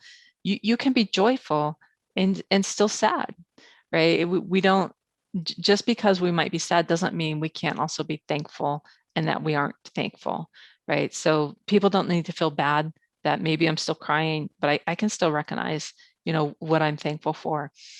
It can be a helpful practice. Maybe it's a journal, right? You could write down what you're thankful for you, if that's helpful every day, right? What are 5 things you're thankful for? Write them down. For other people, that's not as useful, right? So maybe it's a different kind of practicing gratitude they have, sharing with each other, thinking about it at the beginning of the day, at the end of the day. It might be part of a person's prayer life, if you have a faith, that you're practicing gratitude through that. So finding a way that becomes part of it. So there are many other strategies for self-care, and I think some of your other speakers will probably be talking about that too, and just encouraging you maybe to share with each other. But again, it's not to try and do them all at one time or add them all into your life, but can you add, right? Can you build in some of these habits to take care of yourself?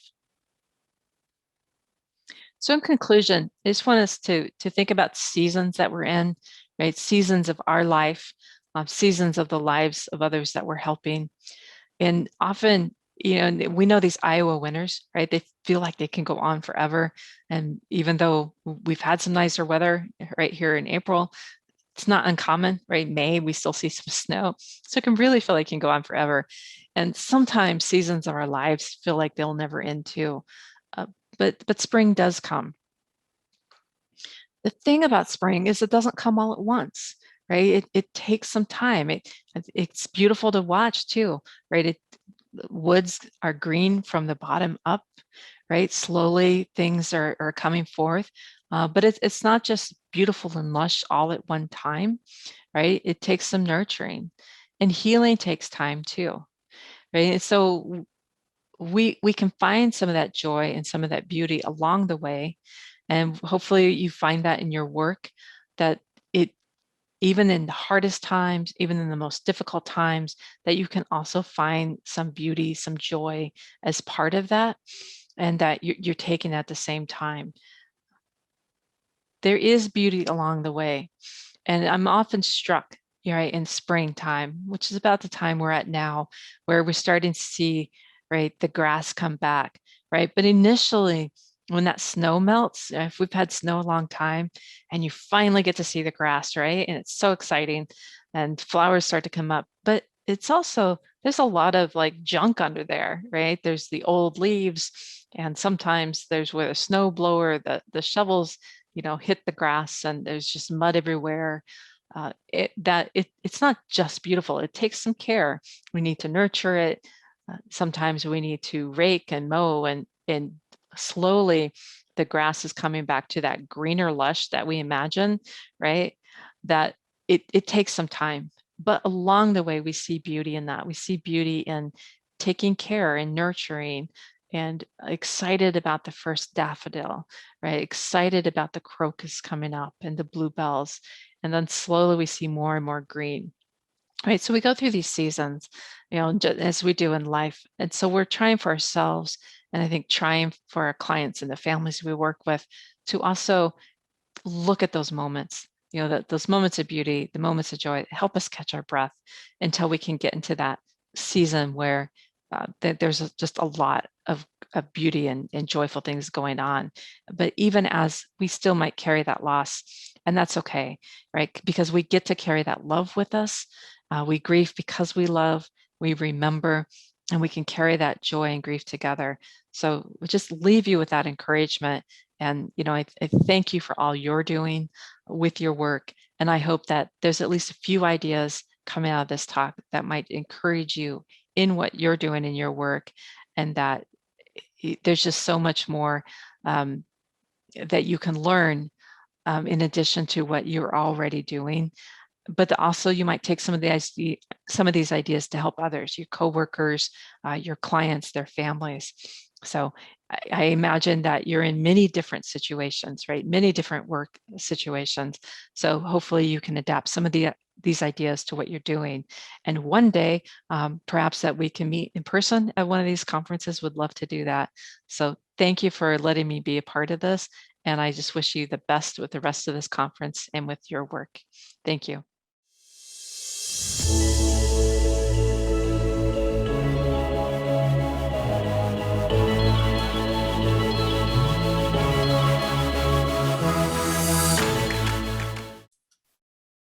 Hi, my name's Mercedes Byrne-Klug, and I'm happy to be with you this afternoon. I'm going to share my screen now, and we'll jump into the presentation.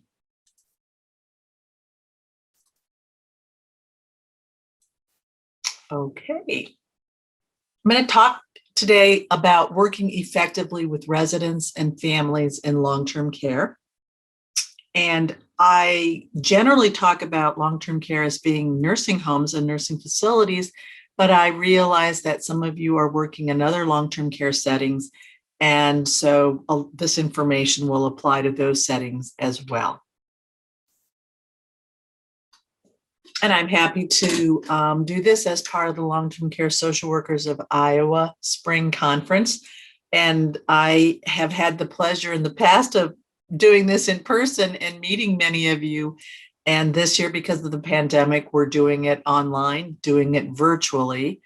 And I just wanted to say from the very beginning, if you want to contact me and follow up with any questions or comments, I'm happy to receive them. You can just email me at the University of Iowa or give me a jingle. This is North Hall in Iowa City. This is the home of the School of Social Work. We offer 3 degrees. The PhD, the only PhD in social work in the state, the undergraduate degree, and then we have MSW program. In fact, we have 5 MSW programs throughout the state.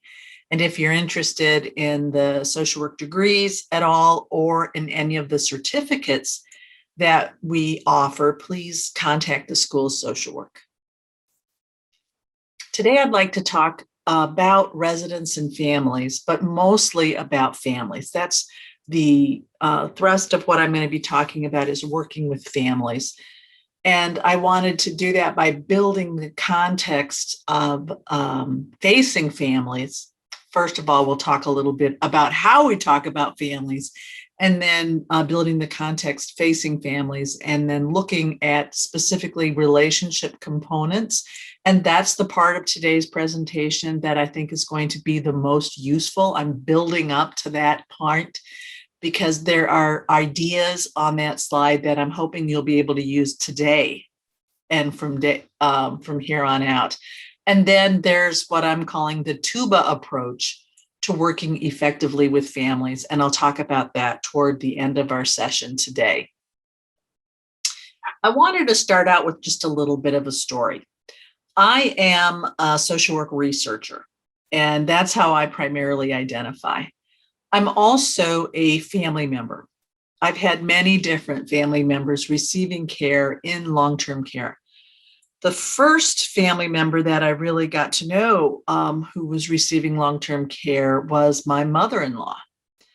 And my husband and I were living in Washington, D.C. at the time, and she was living in Milwaukee, and she had a series of strokes. And we decided that with her that she'd be able to be around family if she came to Washington, D.C. I married an only child. So she came to Washington, D.C., and we found a kind of like a residential group house for her where she would have her own room. And then it was a big, big house. And there were other older women. All of them were older women who were living there, most of them widowed or never married, and all needing some care, but in general, pretty independent. My mother-in-law moved there from Milwaukee, Wisconsin. She had lived in Milwaukee, and before that, she lived in Lincoln, Nebraska. So she was a Midwesterner. Moving out to Washington, D.C. was a big change for her. And I remember her saying how she didn't enjoy watching the news anymore because she didn't know any of the places that they were talking about on the news. She didn't know the streets. She didn't know the people. She didn't recognize the weatherman. Another big change we had is that the group house where she was living served tea, hot tea, with each meal, breakfast, lunch, and supper. My mother-in-law was not a tea drinker. She had always drank coffee, but they didn't have coffee. They just had hot tea. And they would bring each resident a little pot of water, and then you could choose what kind of tea bag you wanted. And so when she talked to her son and me about this, we thought, well, that's easy. We'll get her some instant coffee. And she liked Sanka, and it came in little packets. So we tried the little packets, and we also tried a little bottle so she could just scoop it out, which we thought, there, problem solved. The problem was not solved. We got called in by the manager saying that was inappropriate to have that coffee there. Everybody drank tea. And if one person was drinking coffee, then other people were going to want coffee. And that was the beginning of a very difficult couple of months with my mother-in-law living there, because the ways in which we as family tried to help my mother-in-law adapt to moving to a completely different city and being on the East Coast for the first time, our ways of trying to help adaptation were perceived as, I guess you could say we were perceived as being troublemakers. So I'm talking today, hoping that you're treating families as team members and not as troublemakers. And I know as social workers, you've had the benefit of an education. The persons who were working at that group home did not. They hadn't been socialized as social workers. And so I know that the people that you're working with are probably getting better care than we got. But there are still some important things to remember anytime we're dealing with residents and family members. Okay. Sometimes we talk about families as being oppositional. And on the internet, I found this definition. It doesn't apply to older adults or to families. It applies mostly to children and teens, but you get the idea. If your child or teenager has a frequent and persistent pattern of anger, irritability, arguing, defiance, or vindictiveness toward you and other authority figures, he or she may have oppositional defiant disorder.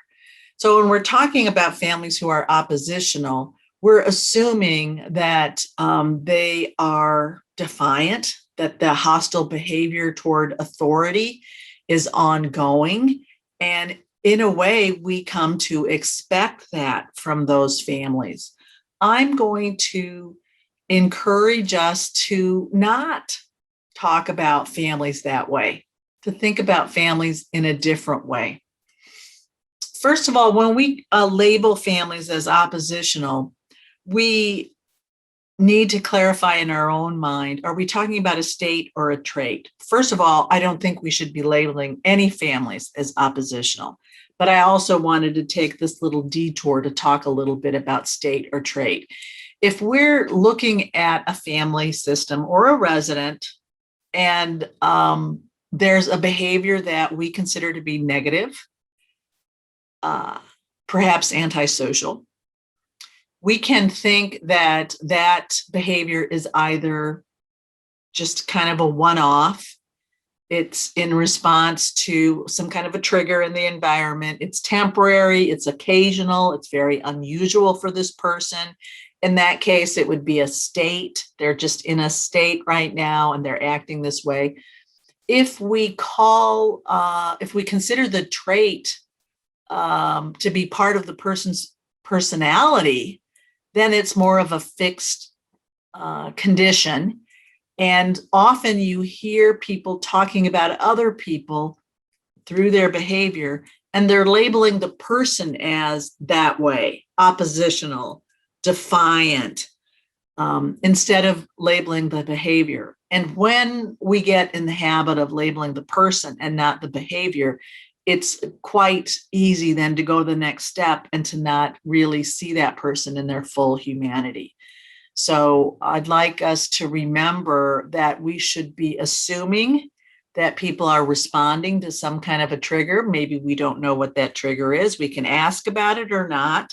but we're going to be better off as long-term care social workers, assuming that this is an episodic situational behavior, and we're going to be dealing with it as such.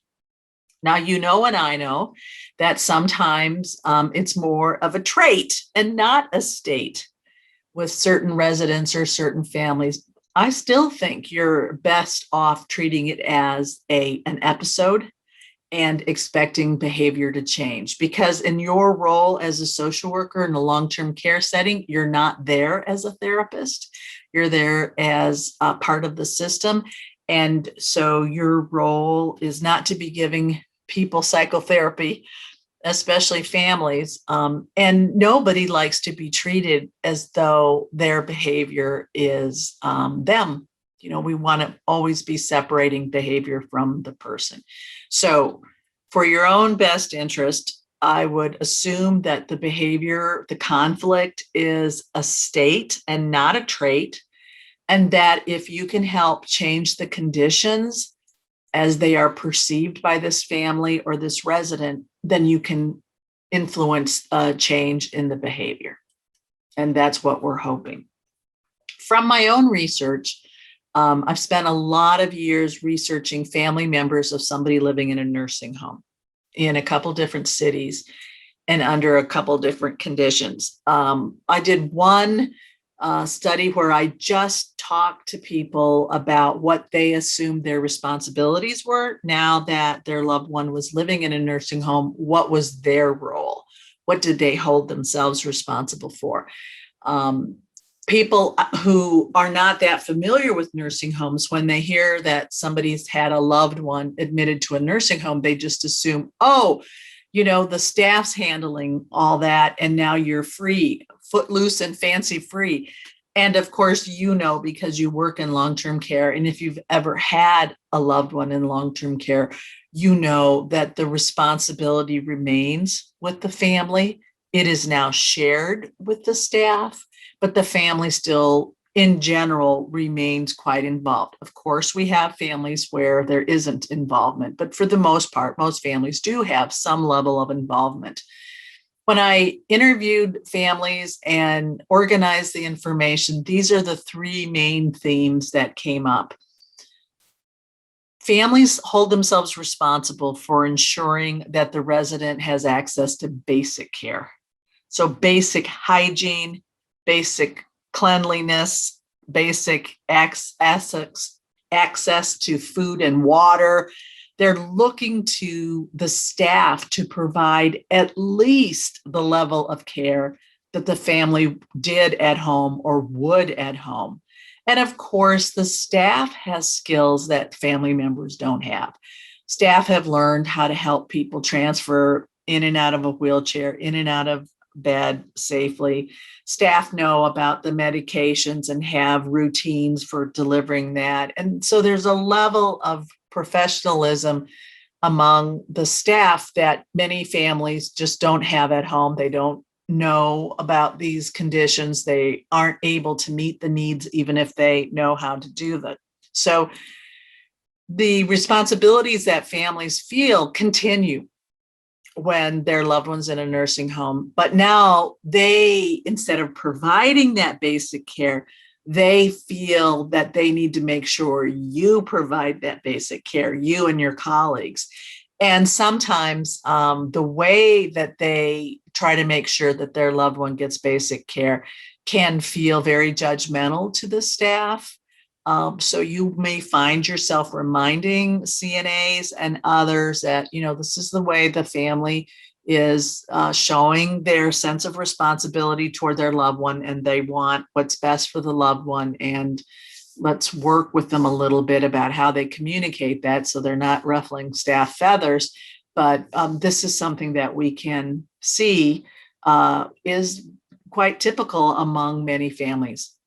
The other role that the family sees themselves is that they are the expert in their loved one, other than the loved one, unless the loved one has dementia. The family has the most history. The family has seen this person through thick and thin. And the family wants the staff to appreciate and understand the resident in the resident's own context. And unless somebody tells the staff about that, how would the staff know? So family members told me again and again that they often offered information, perspective to the staff. Sometimes the staff would accept the information, sometimes they would not, but the families felt that they should be offering that. And then the other thing the family often holds themselves responsible for is demonstrating their ongoing commitment to this person. Yes, this person is in assisted living, or this person's in a group home, or this person's in a nursing home, but the family still is performing the role of the family and doing that with much sincerity. And this is something that we could be doing as staff, is recognizing their ongoing commitment to their loved one. All right, so the context facing families is difficult. We're in a pandemic. And this pandemic has impacted people in long-term care more than any other segment of the population because of age, and because of the vulnerability, changes in our immune systems. The older folks or people with compromised immune systems are more likely to die from COVID-19, and disproportionate amount of deaths throughout the country occurred in nursing homes. And so CMS did close down nursing homes in terms of saying no visitors. And here we are a year later, over a year later, and in some nursing homes, there still are no visitors, depending on, vaccine rates and things like that. By summer, we probably will have much more visitation, and certainly by fall, unless something very unusual happens, like some variation of the virus. But I think we can plan on having much more family involvement inside the facility and friends coming to visit in a way that we just haven't. But that doesn't mean that your role with families has gone away. You've been spending a lot more time on the phone with family members, a lot more time corresponding.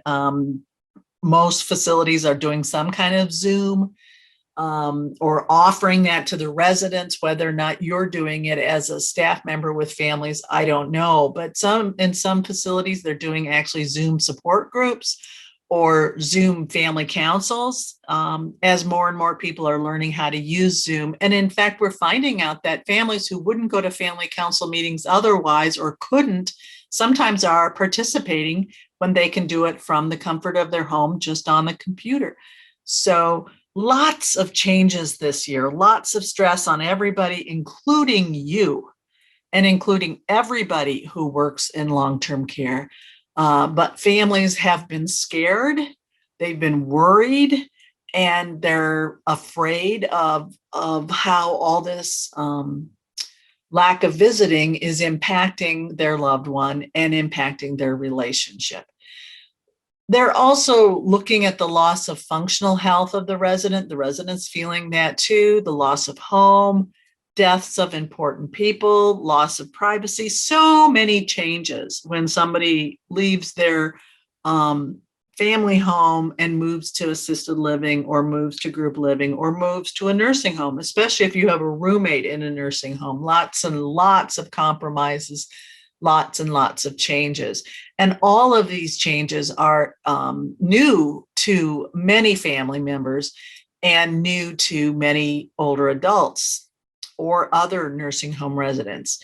We are seeing nursing home residents who've had an experience in a different nursing home, and now this is their second experience, or perhaps their third experience. The first one or two may have been short-term, post-acute, and now they may be there for longer times, or you may be working with them as for post-acute reasons as well. But every time that a family member is admitted is perceived as a crisis by most families. And working in long-term care, it's very easy to forget that, because it's your daily occurrence. You're doing this all the time. But for family members, it's perceived as a very, very crisis intense, emotionally intense time for most family members. So we need to remember anytime we're working with families and with residents that there's this underlying sense of crisis, especially in the beginning, or especially if there's any time that we're thinking that we may have been, let's see, stop sharing. Oh, I am recording. I wasn't sure I was recording or not. Sorry. I'll have to go back to that. How embarrassing. Okay. Anyway, I had this momentary thought thinking, I'm not sure I pushed the record button, but I did. All right. So back to the context, residents and families with this underlying sense of crisis, especially in the beginning, but then anytime the resident is at risk of leaving the nursing home or the assisted living, needing to go to the hospital, needing to transfer to a different room, all of those changes are considered mini crises. So that's part of the context. We're dealing with families and they may be treating you with anger, may be using a tone that is not very polite. Don Miguel Ruiz has this quote: I sat with my anger long enough until she told me her real name was grief. We have to hold a place in our minds and in our hearts that when families are acting in anger or residents are acting in anger, that it may be that that's how they're expressing their grief. And by thinking of it that way, I think it's easier for the staff member, yourself included, to interact with that person with compassion. Because when somebody is treating me with anger, it triggers me to be defensive. So if I can reframe that even in my own head as not anger, maybe it's grief, maybe I don't know what it is, but before I respond as though it's anger directly aimed at me, I want to take a step back and I'm going to think about what else it could be or what else might be going on in that person's life that would be prompting them to behave in that way. This was a photo taken well before the pandemic when family could still come in. And this man would come in and just sit with his wife. His wife wasn't really able to talk. She could sometimes say yes or no or nod her head. And he just came in and felt comforted by being by her and was hoping that his presence was comforting to her. So much is happening at this stage of life. And when people lose so much function and independence, that meeting these residents and families with compassion and realizing that they're in a very difficult stage of life and they may not have had much preparation for this, and they will appreciate being treated with a lot of understanding and compassion. This quote's from Vicki Harrison: grief is like the ocean. It comes in waves, ebbing and flowing.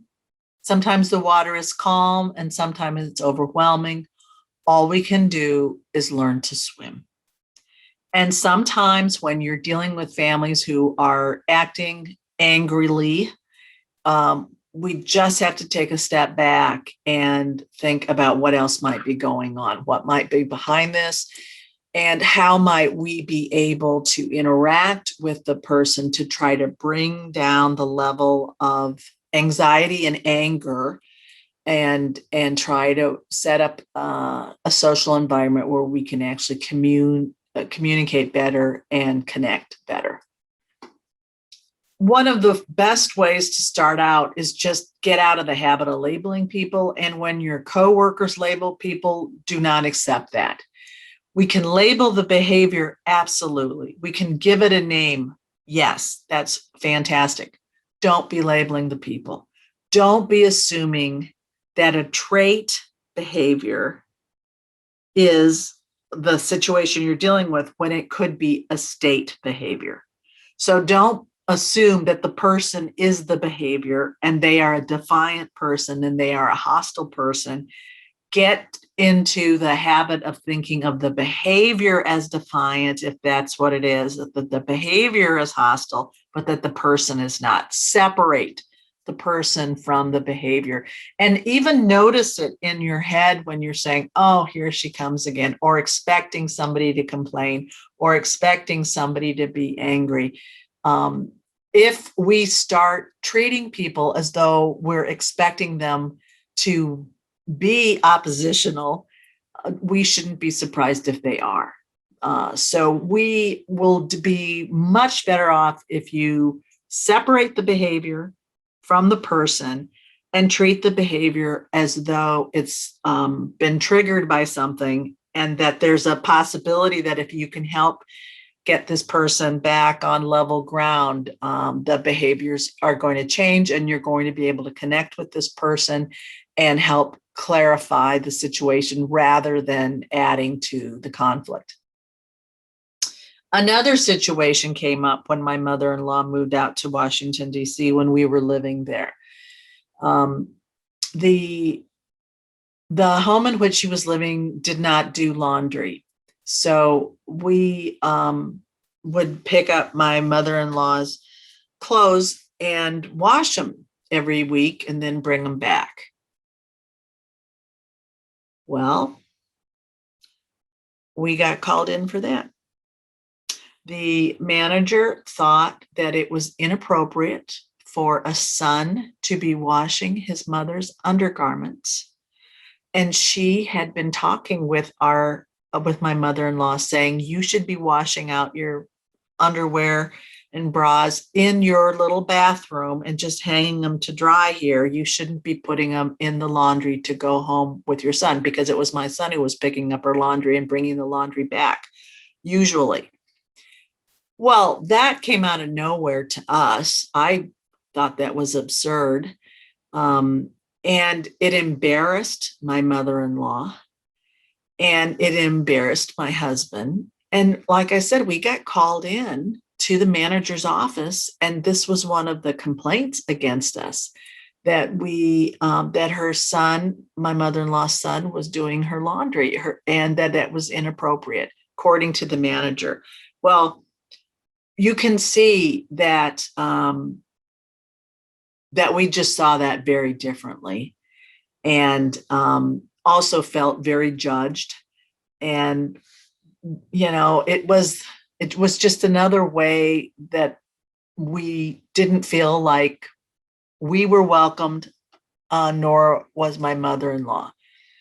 Another situation that happened was when the women would get together and play bingo.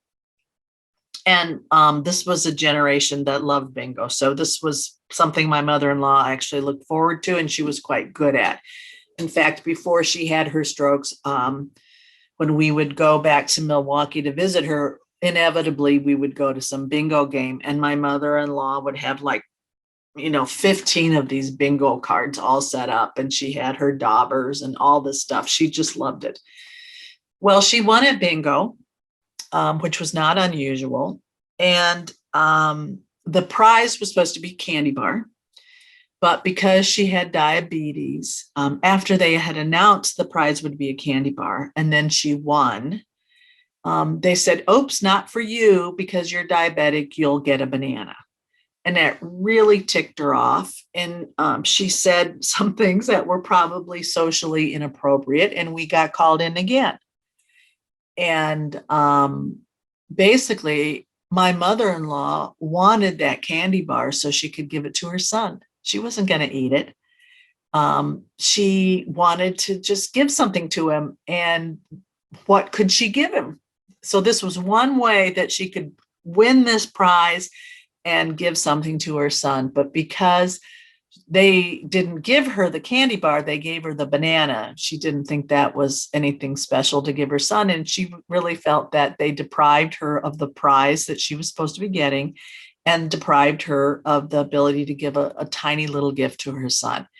So again, just all these potentials for misunderstanding, staff thinking they were doing something in her best interest because she had diabetes, she misperceiving that. And it just, we had a lot of issues with that living arrangement. And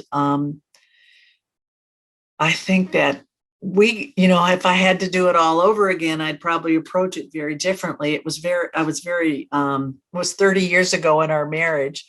And but you can see how these little things can add up and really impact the experience of having a loved one in long-term care.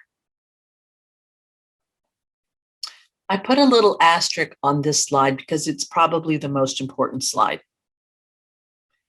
It will give you a way to think about your interactions with families and residents. According to Saunders, there are 5 components of relationships that we could be thinking about when we're trying to think about interventions. The first is identity. What is this person bringing to the relationship at this moment? How have their earlier life experiences impacted them and influenced how they perceive the situation we're in?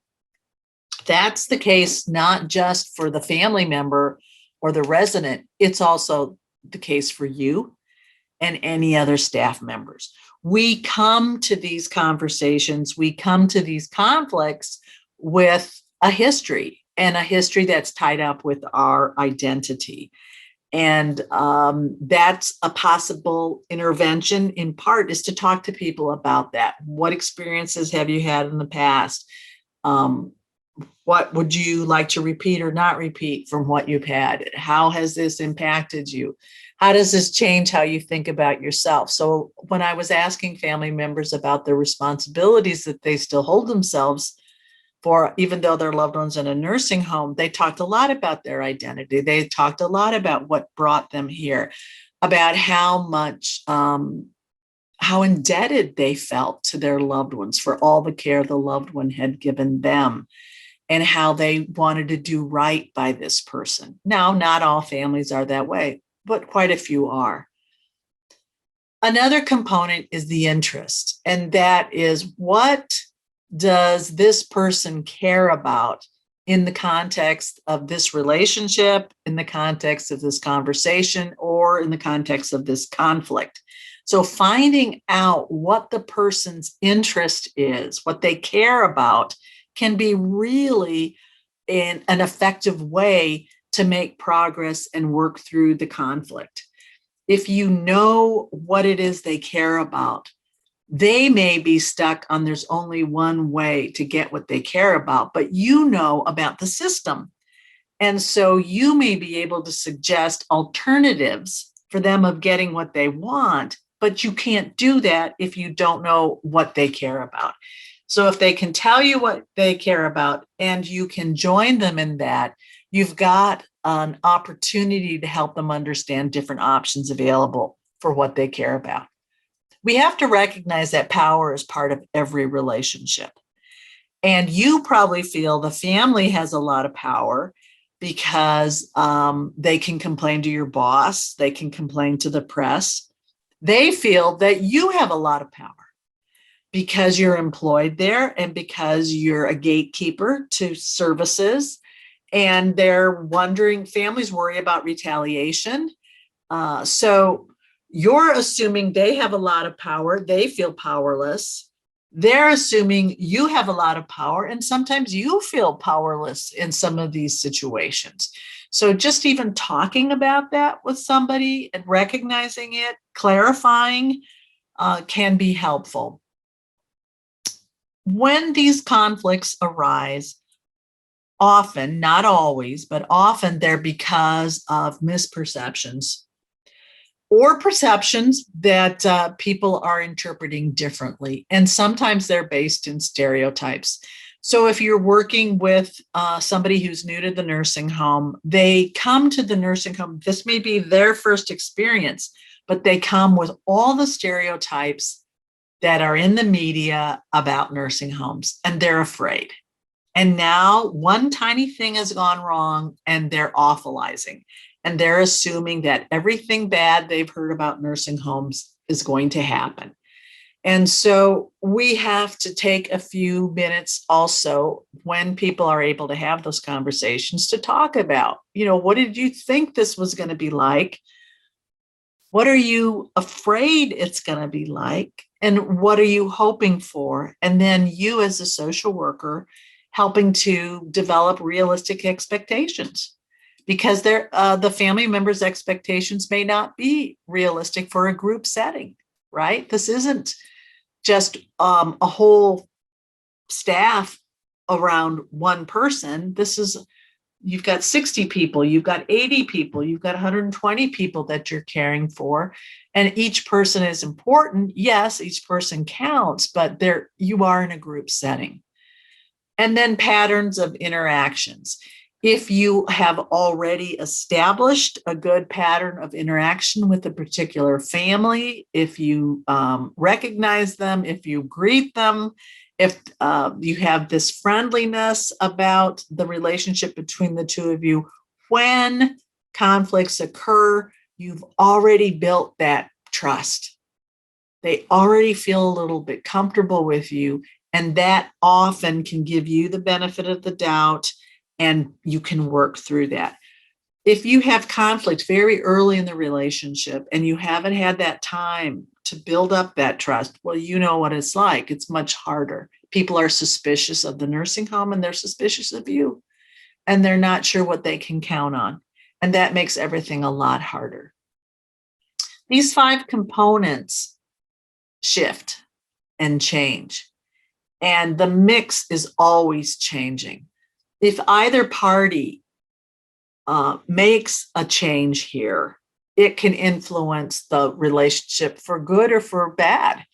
So you want to be open to asking about these things as appropriate, and certainly thinking about these 5 components every time you have a run-in with a family, rather than assuming the family is oppositional.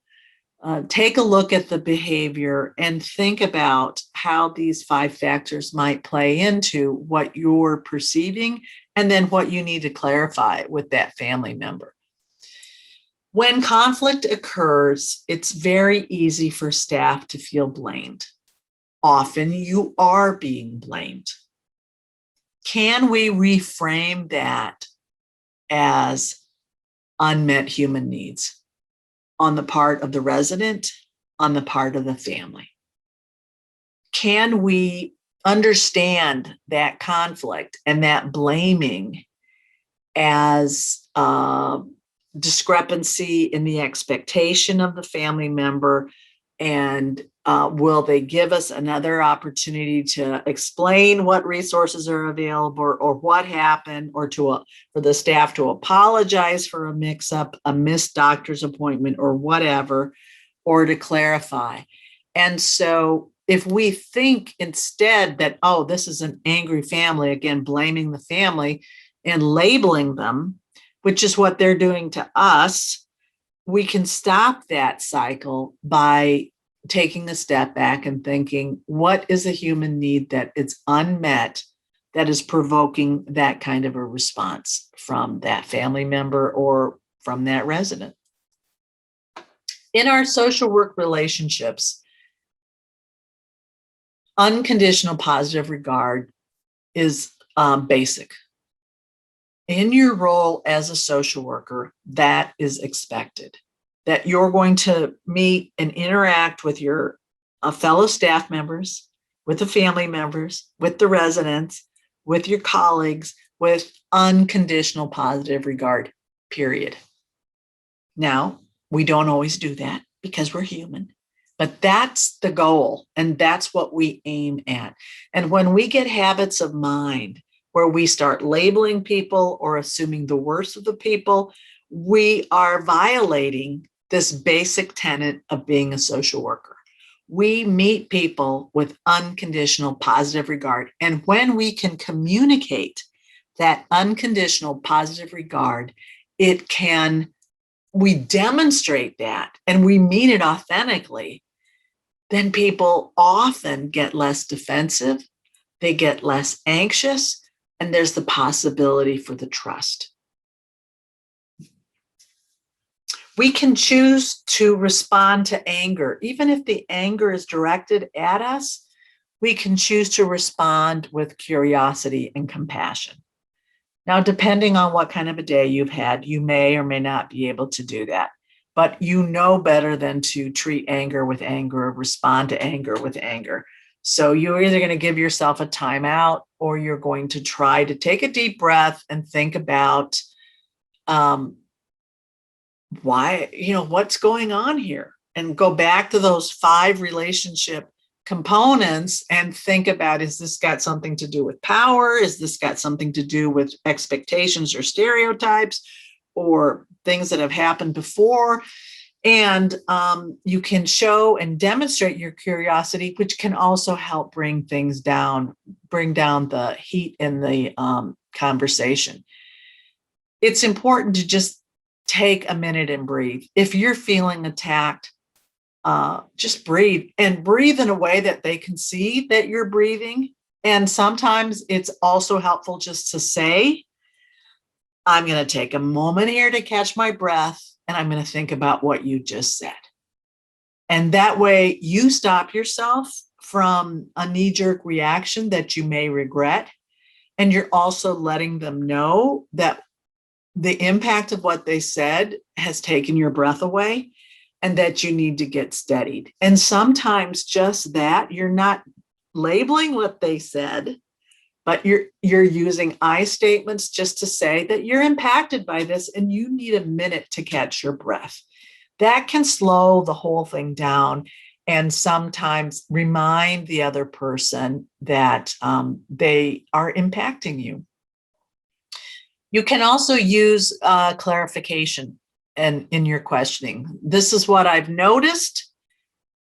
This is why I'm bringing it up. So you're kind of signaling about the conversation. You know you're going to be saying something that may not be perceived the way you want it to be perceived. So you're setting the stage by telling the person first some things you're observing, non-judgmental, clearly observational, and then why you're telling them that, and then asking them to explain or to clarify or to help you understand. But by first starting by some things you're observing and why you're bringing it up, it gives the other person a signal of what we're talking about.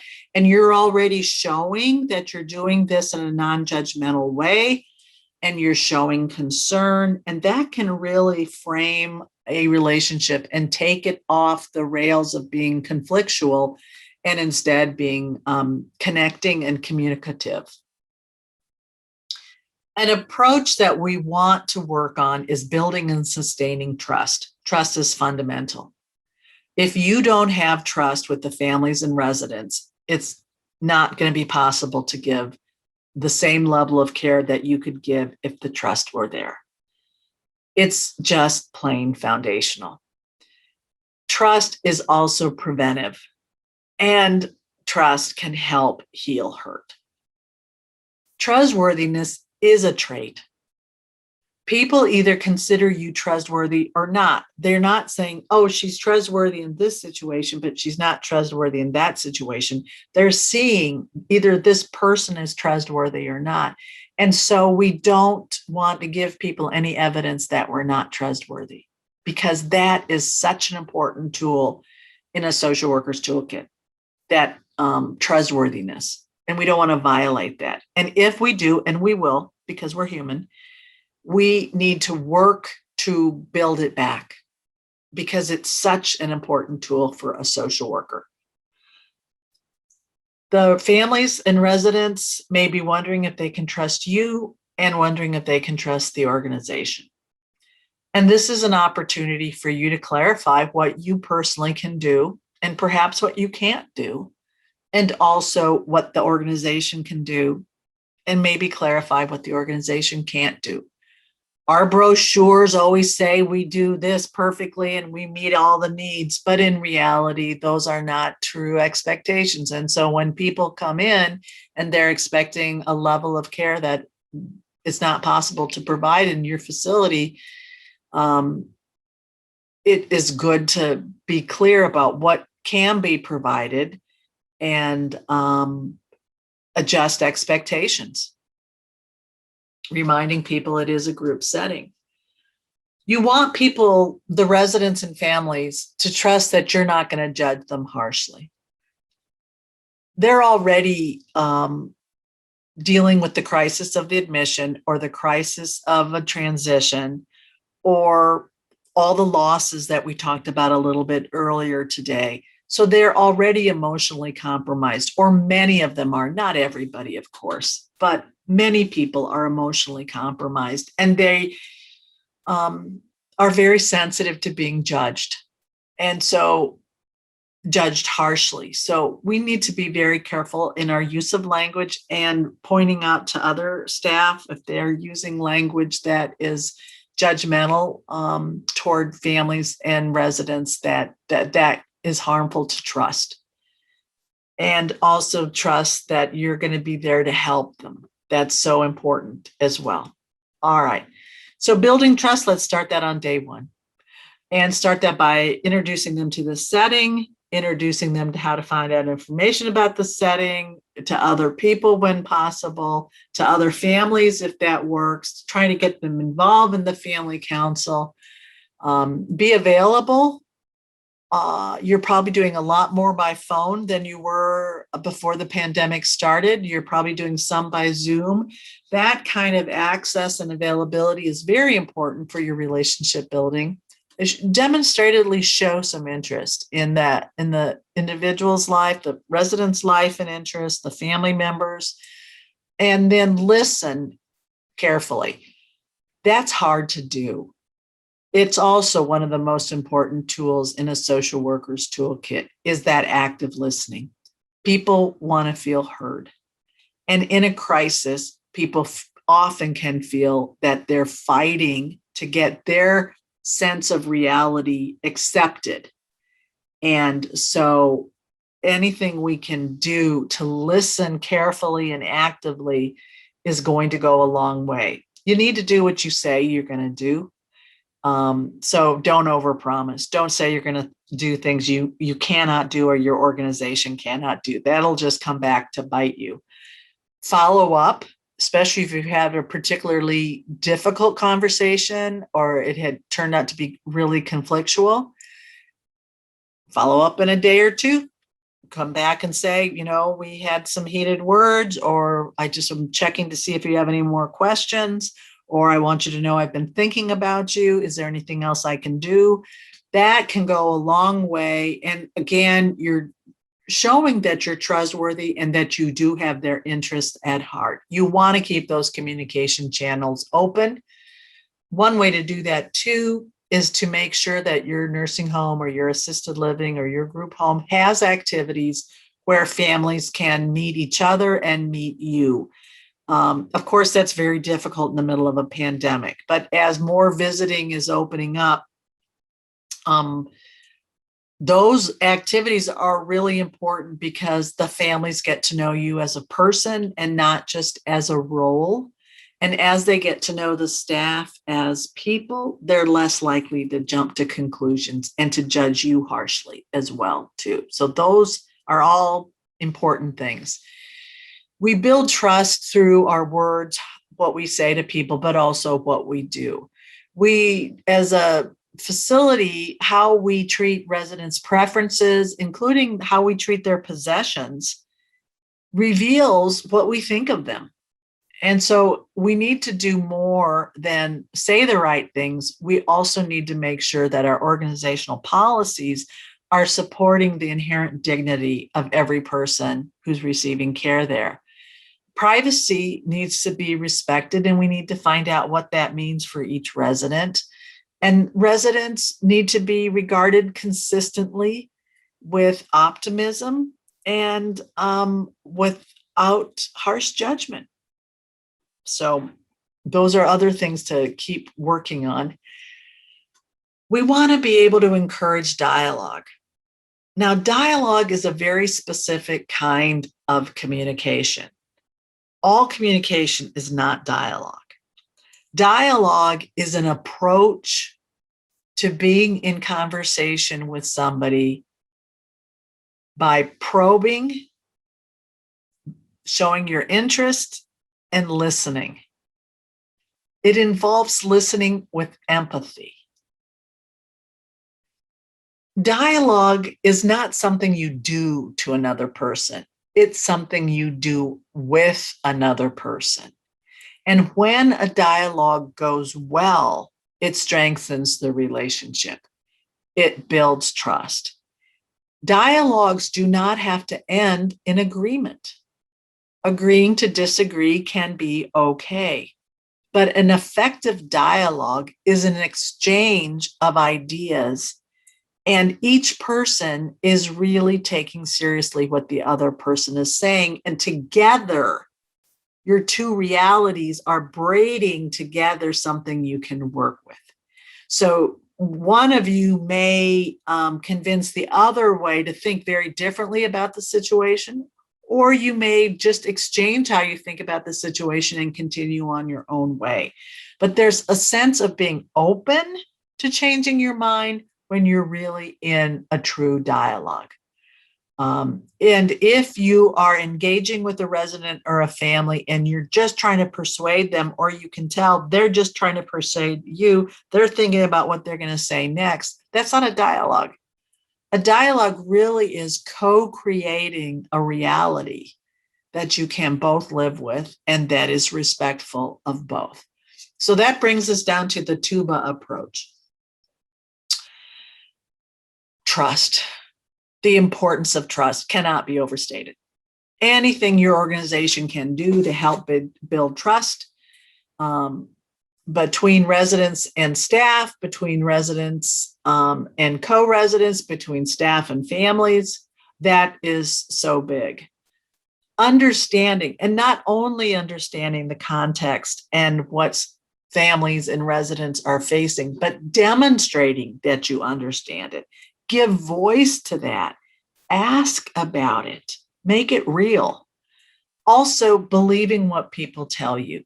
If they're telling you what their reality is, that's not for you to second guess or you to try to talk them out of it. You can share what your reality is, but you believe what they're saying. And once people feel believed, often their defenses relax a little bit, and then you can get back into that dialogue and try to co-create this new reality. Also, accepting people where they are and validating that. I go back to those 3 core expectations that family hold when they have a loved one in a nursing home, that their job is to ensure that the resident gets basic care. So when they point out to you that their resident's not getting that basic care, they're trying to be true to the resident. They also see themselves, many, as being responsible for explaining the resident to you, explaining with the resident to you, or if the resident's not able to communicate that stuff, that they're doing it for you. And that they, it's really important to recognize families for their ongoing commitment and connection with their loved one, because if the staff don't recognize that ongoing connection, who will? Nobody else sees it. Nobody else sees it. So there's so much we can do. Unconditional positive regard, basic. Curiosity instead of conflict, basic. Let's stop labeling families and really focus on the behavior and focus on the shared interest. What do the families care about? What do I care about? Often we care about the same thing. We're just going about it in different ways. So this is a picture of me taking a picture of one of my friends who lives in a local nursing home. And with the pandemic, I can't go in there and have a cup of coffee with her, but we can still see each other. We talk on the phone and look at each other. Her grandchildren sent her that. She was very happy with that, and she put it up on the window. And so we've all had to find new ways to connect. We've all had to tap imagination, and we all keep learning. And we have to believe that we will be able to rise to the occasion, and we'll be able to meet challenges. And such a fundamental part of doing that is the trust we have in each other and our ability to keep those connections strong. And we do that through communicating. So I want to thank you for your attention. And I also want to thank you for the service you've provided to residents and families, especially this past year, which has got to go down in history as one of the most difficult years for anybody working in long-term care. Just absolutely horrendous. And the services that you are providing for residents and families, those are also community services, because the whole community benefits from the work that you're doing. So thank you so much for the care and concern that you have been giving our residents and families, and for your continued commitment to working in this area. Don't hesitate to contact me if there's anything that I can do. My phone number is 319-335-1265. I'm going to say it again, 319-335-1265. I'm at the University of Iowa School of Social Work, and I'm interested in hearing from you and helping out in any way that I can. And I so appreciate what you're doing. Thank you.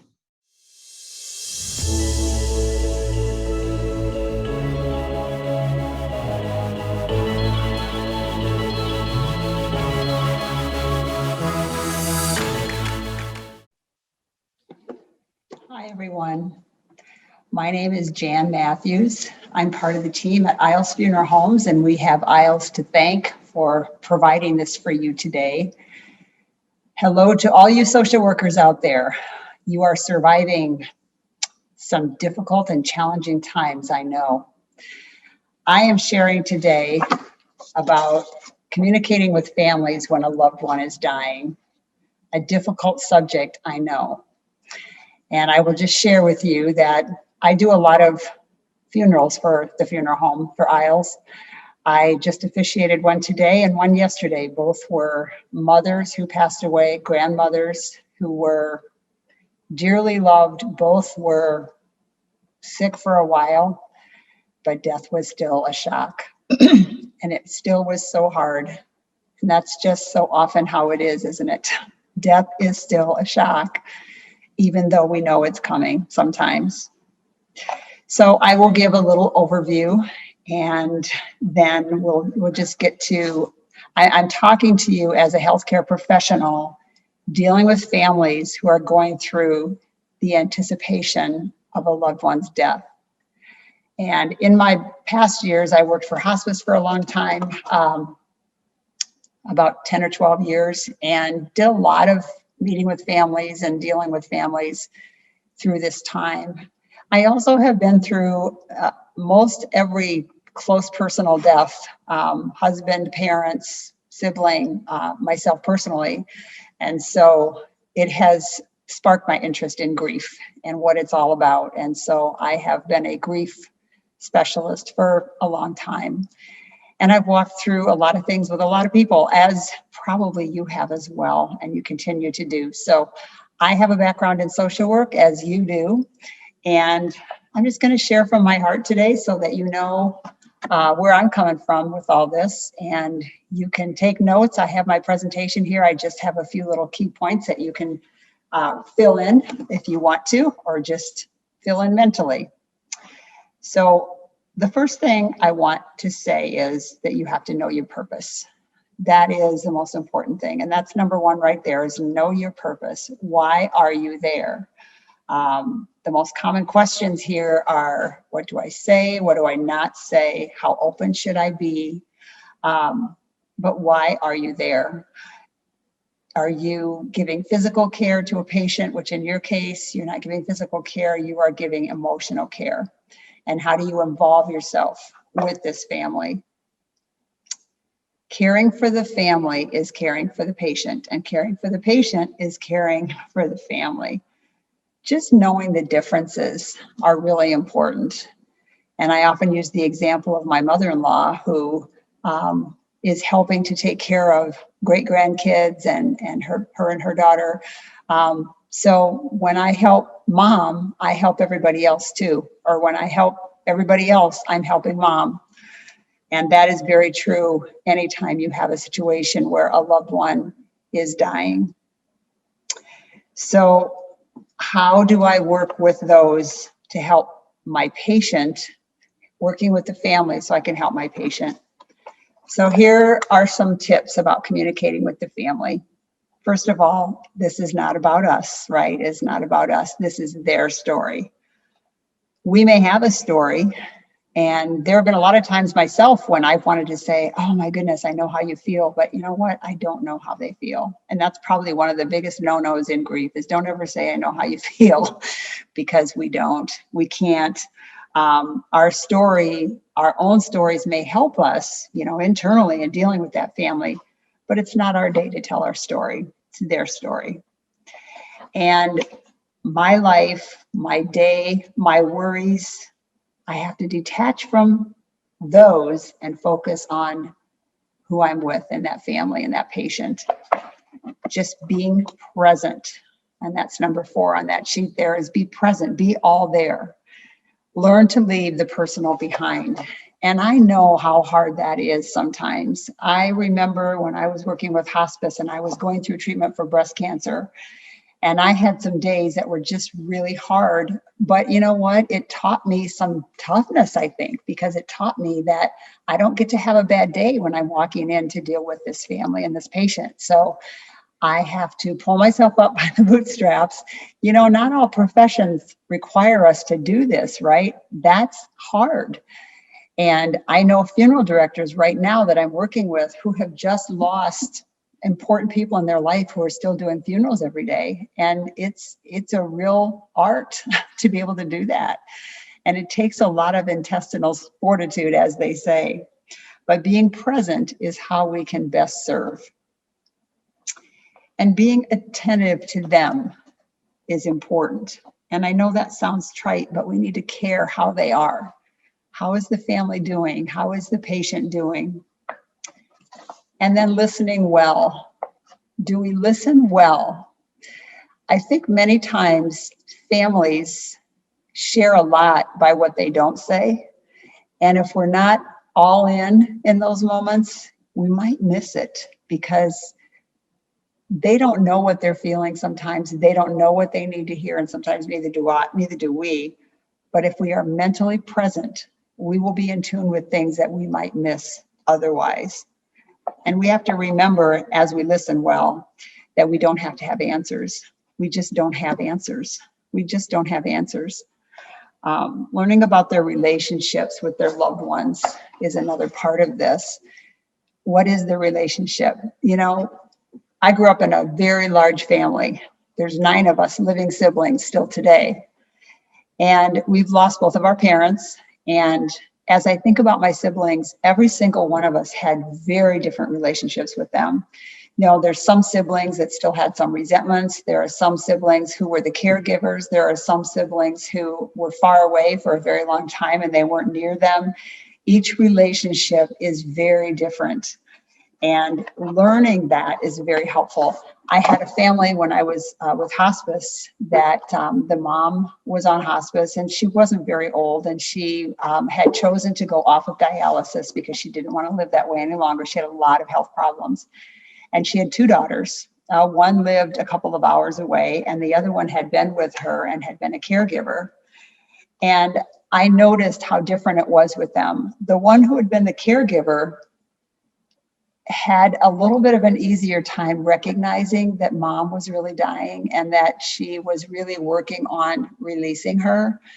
The one who lived a couple of hours away, she said several times, I'm just not ready. I'm not ready to let her go.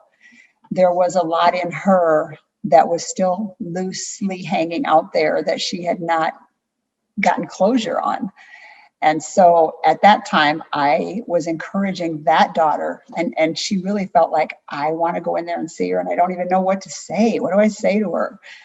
And I remember just saying, ask her, tell her if she can respond, you can ask her questions, but talk about your childhood things, talk about things you remember, talk about good times in your life. Thank her for things that she's done for you or whatever that might be, but just talk to her. And it was very different between those two daughters. And I think we should not be afraid to talk about the obvious, but I think we also have to let them lead, because sometimes we can jump ahead of ourselves and talk about things that they're not ready to hear. And I'm sure many of you have had those experiences, as have I, where you've said something and thought, oh man, they weren't ready for that. So being in tune to where they are, sometimes they're never ready, and we just have to say some things, but let them lead when we can. And also, I used to always encourage families to let their loved one talk. If that person is getting toward the end of their life and they can communicate, and if they want to talk about their death or their upcoming death, or the fact that they know that they're not going to live a whole lot longer, let them do that. Let them talk about it. And sometimes family members feel like, oh, mom, stop it. Don't talk about that. But if they want to talk about it, it's really important that they are allowed to talk about it. So sometimes just giving families permission to let them talk is helpful. And they're grieving. This family whose loved one is dying, they've already begun the grief process, right? They are processing the reality of this anticipatory loss that's coming. Their emotions may be pretty unpredictable. I remember when my mother was on hospice, and I remember she was on the hospice that I worked for. And I don't know how many times I said to the staff, I'm sorry, I am that difficult daughter. But I wasn't really a difficult daughter. I was a grieving daughter. And they got that, they knew that. But sometimes we get very difficult when we're just in the middle of it ourselves. And so I think we have to give a lot of grace. It's really hard because sometimes families will get upset with you about something. And this is bigger than you. It's not your fault or anything, but we have to just always allow them to feel what they're feeling, right? Another one is help them to reminisce. Get the family talking. And also just to say to that family, tell me about your mom. Tell me about your dad. Get them to engage. What was she like? What were her hobbies? And I do this a lot when I'm getting ready to do a funeral. I get called to do funerals for families who don't have anyone to do the funeral. So I've never met the person. I've never met the family. And I am going to do a funeral on this person. So I have to get to know that person through them.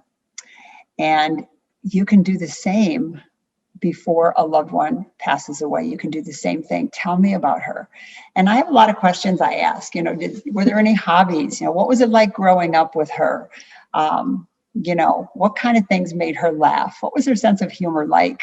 What were your family gatherings like? What did you do for Christmas? All those kind of things to just get them to talk, because they don't remember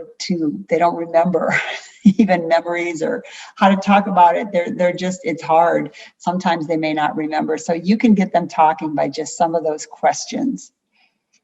And I also think that, and backtracking for a second, getting them to tell those stories and remember those stories is really comforting to them. It's very comforting. And then also, there are always some things in the family. Sometimes there's some guilt, some resentment, some unresolved hurts. Like I said, each person has a different relationship with that person, and they all may be present, all of those things. And sometimes just saying those things out loud is healing. You can sort of tell as you hear family members talk. And sometimes I've encouraged family members to just to say things, just go in there and say something about reassurance to that person. There's nothing between us. I am I bless you, I'm going to be okay, those kind of things. And then also, we have to remember we can't fix it, right? We cannot fix it. Excuse me. Many families are broken. Many families are broken. The funeral that I did yesterday, the family was so broken, and I could not fix that. I could only help them navigate. And so there's always the family dynamics, right? There's always dynamics in every family, just like there's dynamics in every long-term care facility, in every place you've ever worked. There are always dynamics. And as a healthcare professional, you have to be intentional about not getting entangled in those dynamics. There's always multiple sides to every scenario. And the same is true in long-term care. If you go into a long-term care facility as a social worker and you are, working with, you have to almost see that long-term care staff as the extended family of that patient. And long-term care, there's always politics within the facility. You'll hear something from, a CNA or maybe even the social worker at the facility or the director of nursing. They may tell you things, but there's always multiple sides. Just always remember, I have seen a lot of hospice staff over the years who got entangled in the politics of the facility.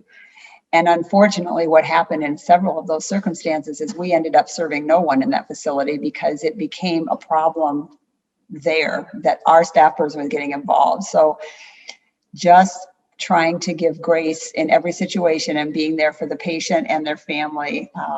Whatever it is the problems are in the family or in the facility, we have to always remember that is bigger than us and it was there before us. So we can't fix it. I'm a fixer. It's hard. And there are always so many other perspectives to the story. In fact, you may be working with a team of people who are all serving that family and that patient. And you may each one have a different perspective. That's why you have team meetings. That's why you talk with your coworkers and compare notes. And we have to be careful not to judge anything based on someone's perspective. I learned this when we had a patient once in a nursing home and her kids never came to see her. And the people in the nursing home just were so upset with the kids. This lady is so lonely. Her kids never come to see her. And when I went to meet with the daughter to get her signed up in hospice, I heard a story from that daughter that was an amazing story. I mean, this mother had been pretty abusive all of their lives. And there was just some stuff where I thought, this daughter, for her own mental health, really can't go visit her mother. I always thought the beauty of knowing people in their dying days was that we don't know any of the stuff that came before that. So we don't have to worry about the stuff. But I learned that wasn't the only situation I dealt with like that. I just learned, don't ever judge the kids that don't visit or any of it, because we don't know the whole story. We just never know the whole story. Also, oftentimes there's friction between I'm talking as if an elderly parent is dying. I guess I'm talking mostly about that right now. That is pretty typical of the dying situation, but whether it's elderly or anything else, there is often some friction between maybe daughters and sons who have been doing the caregiving and then those who live far away. I have been both. I have been the one that was far away and I have been the one that was doing the caregiving. Honestly, they're both pretty much just as hard. I mean, they really are. And we have to just remember that those who live far away, they're going through it too. Those who are caregiving are just I personally anyway, was just very possessive because nobody could take care of her like me because I knew what she needed. And when those others from far away would come, I was almost trying to parent them like, it's hard.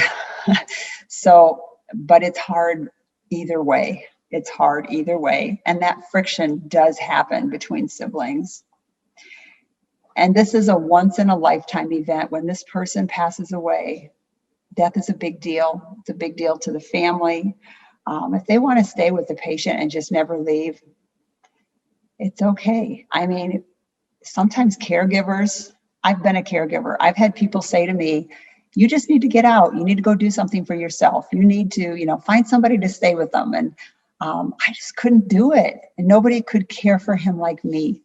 And he didn't want a babysitter. That's the way he saw it. But it's very hard if you're a caregiver to just listen to those things from people that have never been a caregiver. So it's really okay. You can only do your best to help them as they navigate that time. There are also family members who may not want to visit, and that's okay too. I remember my mother telling one of her grandchildren who really just could not, I knew that this particular granddaughter would probably never be able to go visit grandma when she was sick. And grandma told her, if I'm ever in a nursing home or I'm ever sick and you don't feel like you want to come and see me that way, don't come. I don't care. It's okay with me. Just remember me how you remember me, because she knew that granddaughter. And you know what? She freed her, because during the time that she was sick, that granddaughter had a hard time coming, and she was okay because grandma had released her.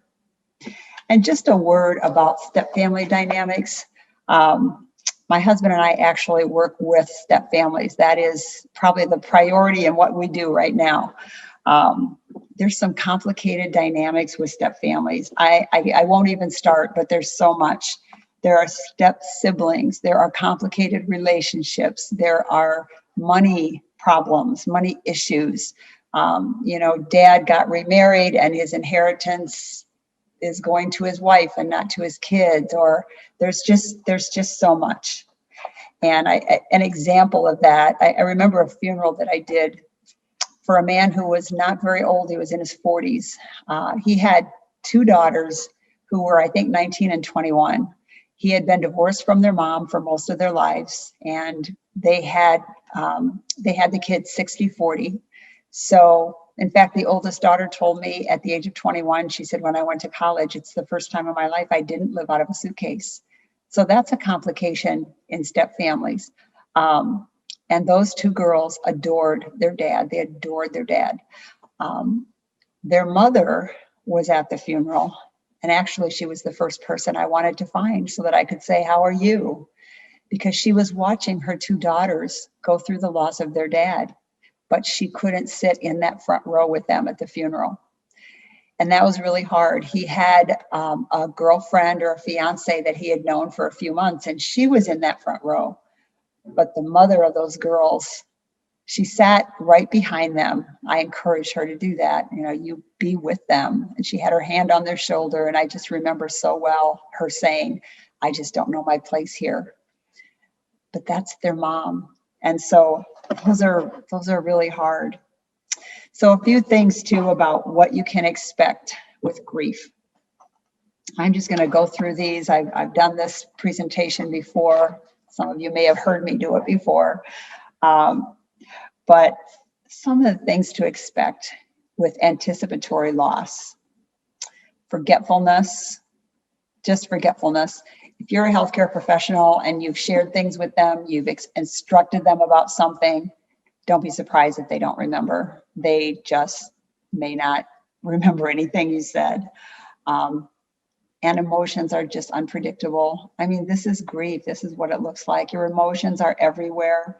One minute you're doing great. The next minute you're ambushed by grief and you're a mess.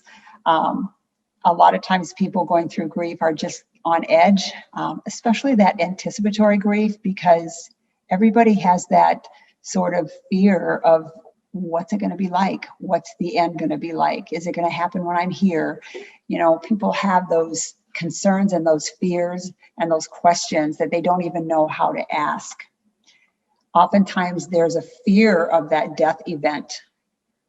Again, how will it happen? All of those things. And I think it's helpful if we can tell them to focus on their life and not on their death.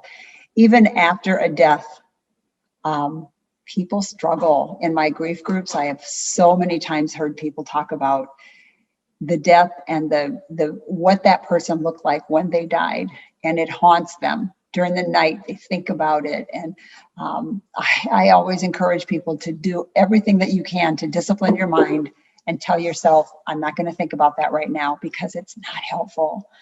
But it is something that I think probably most people really struggle with that. And another thing with grief is the need to tell their story. I don't know if you've ever lost anyone yourself, but I know that in my times of losing people, I told the world, everybody that I saw for a month knew that my mother died or my husband died, or, it just, there's a need to tell the story. And if you've ever noticed, after the death, I have talked to people 10, 20 years after a death, and they know exactly what time of day it was and who they called and who came and what happened.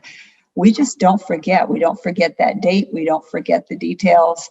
It's amazing how people remember that. And telling the story is healing. Each family member will process differently, as we've talked about, because each family member had a different relationship with that person. And always, always keep the focus on them and not on us, because it's just not about us. Active listening when they need to talk is really important, because oftentimes they really need to talk.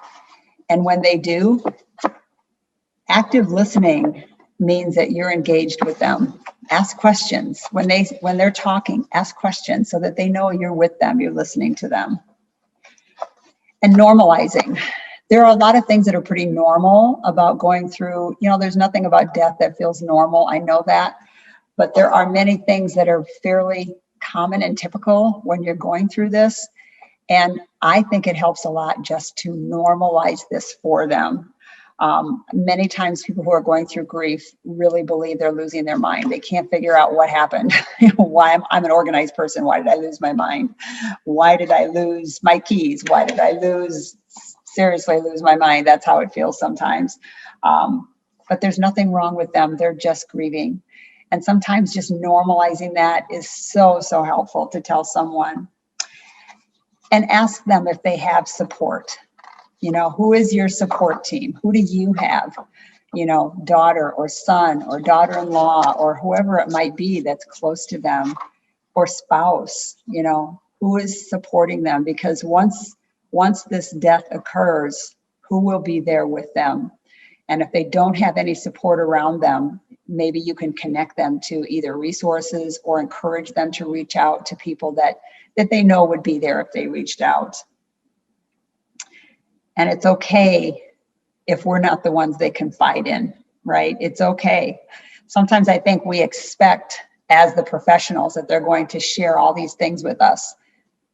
They may not want to share those things with us. Honestly, it might depend on how close we have gotten to them. Not necessarily how close we've gotten to them, as much as how much do they trust us with what's in their heart. That's pretty important.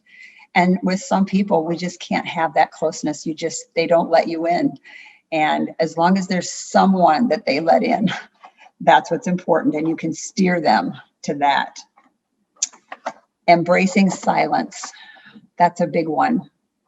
It's okay to be silent and not say a word. It's okay to put your hand on someone's arm and just be there. Silence is okay. Be careful how you comfort them. We have to choose our words wisely. And we have to ask ourselves, what if this was me? Just choose words wisely. There are some things in grief that are just not good to say. Don't ever say, I know how you feel. Because that, as I've talked about earlier, that's just a real trigger. And people won't say anything back to you, but they don't like hearing that, trust me. And ask questions. If you're wondering, are they accepting what's going on? All those things. Ask questions like, what has your doctor told you? What does that mean to you? So that you can get an idea of what it is that they're feeling or looking for or interpreting from what they've heard.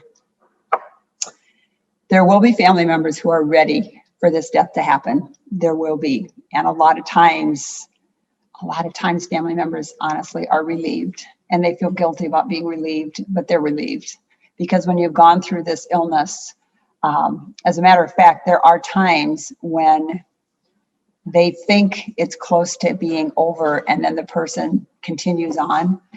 And there are times when family members will actually get very frustrated, like, I thought this was going to happen yesterday. Why is she still here?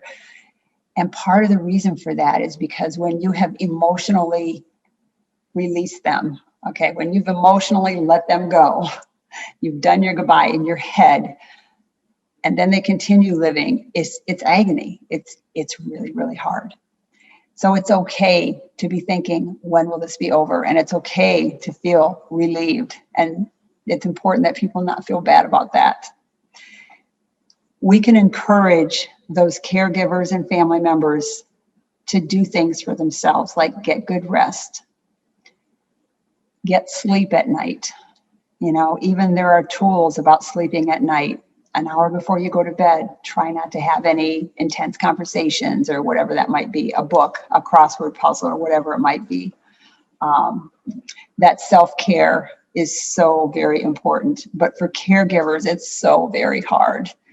And so the caregiver, many times, you know, we all hear about those caregivers whose husband or spouse or somebody passed away, and then they get sick because they have just pushed through until it's over, and then then they're sick. So taking care of themselves is really important. Hydration, drink a lot of water, eat well.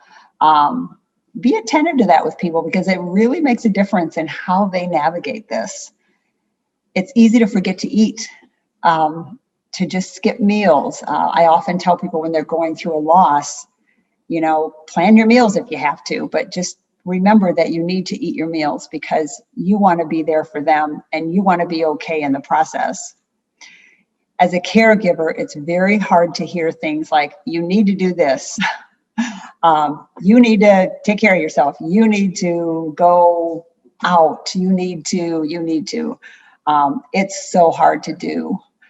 And there are ways to talk to them about that don't have to sound so hard. Find out what would help them to feel comfortable if they wanted to leave for a little while or do something for themselves. What would that be? Would it be if another family member could be there for a little while and they could go somewhere? I know in the times when I was caregiving, there were certain people. I know that, and I'm going back a long time when my first husband passed away, and the hospice offered to send a volunteer out to stay with him while he was sick so I could go out. He was upset with me about that because he said, I don't need a babysitter.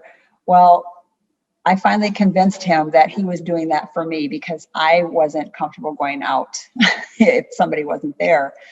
But if there's a family member or somebody that person knows, I mean, think about it. You're asking a stranger to come and just sit with them so you can go somewhere, and then you feel really guilty for doing that. So it's really hard to do. And tears are good. Tears are good. People need to cry those tears. And as professionals, even in situations where we're not the professional, we just have to be comfortable with tears. I know oftentimes when people are thinking about a loss or somebody that died or they're struggling with memories, oftentimes their friends and family don't talk about it because they're so afraid if I bring up that loss to them, I'm just going to make them cry. You might make them cry, but those tears are necessary. And it's way more hurtful when you feel like everybody's forgotten them and nobody talks about them. So go ahead and make me cry because I want to know that you remember my loved one. So tears are good and they are okay. Another thing, as a healthcare professional, I want to share with you, and I guess this came from a personal experience of my own, but don't overstay. I remember we had a nurse who came and everybody wanted to know what she thought about everything, about the state of our mom and, when might this happen and what was she seeing? And she ended up sitting with us and just talking about herself and her life. And she was probably there for 2 or 3 hours, and that was too long. I mean, we were okay with it at the time, But I, being the professional, I knew at the time, you know what, this is all a nice conversation, but this is our family time. This wasn't time for her to be there that long. And I think we have to be careful not to be in those scenarios because we want to feel needed. And I think in that situation, it made her feel good that we wanted her to be there and we were looking to her for answers. And we so have to have this be not about us. You know, we don't want them to be dependent on us. We don't want them to be looking to us so much that it just fills us up, because it's not about us. I know I keep saying that, but it's really not about us. And remember, we can't fix it. Allow them to speak their fears out loud. What are they afraid of? What are they thinking is going on? And also, I always like to say, the person who's dying is the boss. Allow them to control the things that they can. It's so easy for others to know what they need. You know, mom or dad or husband or whoever is the patient may ask for things or want to do things or have conversations. And the other people in the family are saying, no, you don't need to do that, or don't you think about that, or whatever. But when that person speaks, listen, because let them control what they can control. You know, we get very protective. You know, we don't want any more company. They're going to get too tired. Well, maybe they want the company. Or we want company and maybe they really don't want to see any more people. So being in tune to that and helping a family navigate that is really helpful to them. We have to maintain our professionalism. Man, it's so easy to slip into being involved. So easy.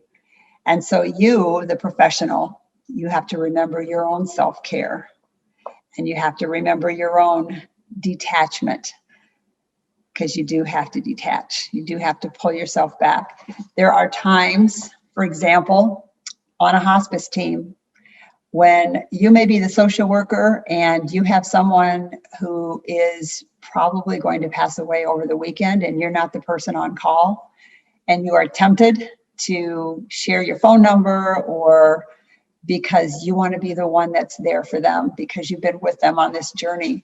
And those are the times when we have to do self-care. We have to detach, and we have to believe that there are other people on our team that can do just as good of a job as we can. I have seen some very unhealthy boundaries in the healthcare profession with situations like this. And it's just not healthy for you. It's not healthy for the family. And it certainly isn't healthy for the organization that you work for. So count on your team. Know that your team can carry their weight when you're not there. And watch for the needs of your team. There are times when there are certain people on your team that might be the best person to be there. Maybe they don't need a social worker right now. Maybe they need a CNA. Maybe they need a nurse. Maybe they need a chaplain. Determining who on your team is best. And along with that, as they work toward closure, who's the best person for that? I've seen a lot of patients who didn't think they needed a chaplain or didn't want a chaplain because they had a pastor. But that chaplain, he's trained, he or she, I've been a hospice chaplain too. He or she is trained in how to talk about some things that maybe other pastors are not trained to do. So I always encourage people to have that chaplain when they can. So here's some good things to say. What do you need right now? What do you need right now in this moment? What do you need? How can I help you? How can I help? What can I do right now for you?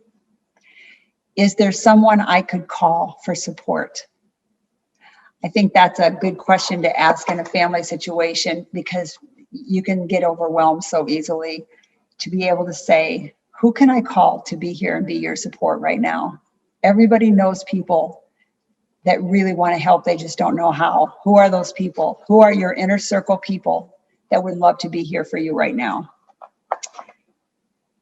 And also just, I'm so sorry you're going through this. I'm so sorry. You're right. This really stinks. I'm so sorry. And I don't even know how hard this is for you because I'm not in your shoes, but I know that this is so very hard. Some things to avoid. Well, you know them pretty much. Don't say, I know how you feel. Or things like, well, they're going to a better place. And the other thing not to say is everything happens for a reason. I don't like that phrase. I don't really believe that. I do think that all things can be used for good. I think a lot of good can come out of things that are hard, but not that it happens for a reason. And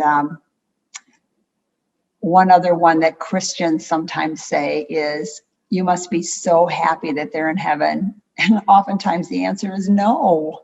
I want them to be here with me. I miss them. So that has mixed connotations when you say that, depending on the people. And then there's the anticipation of a funeral.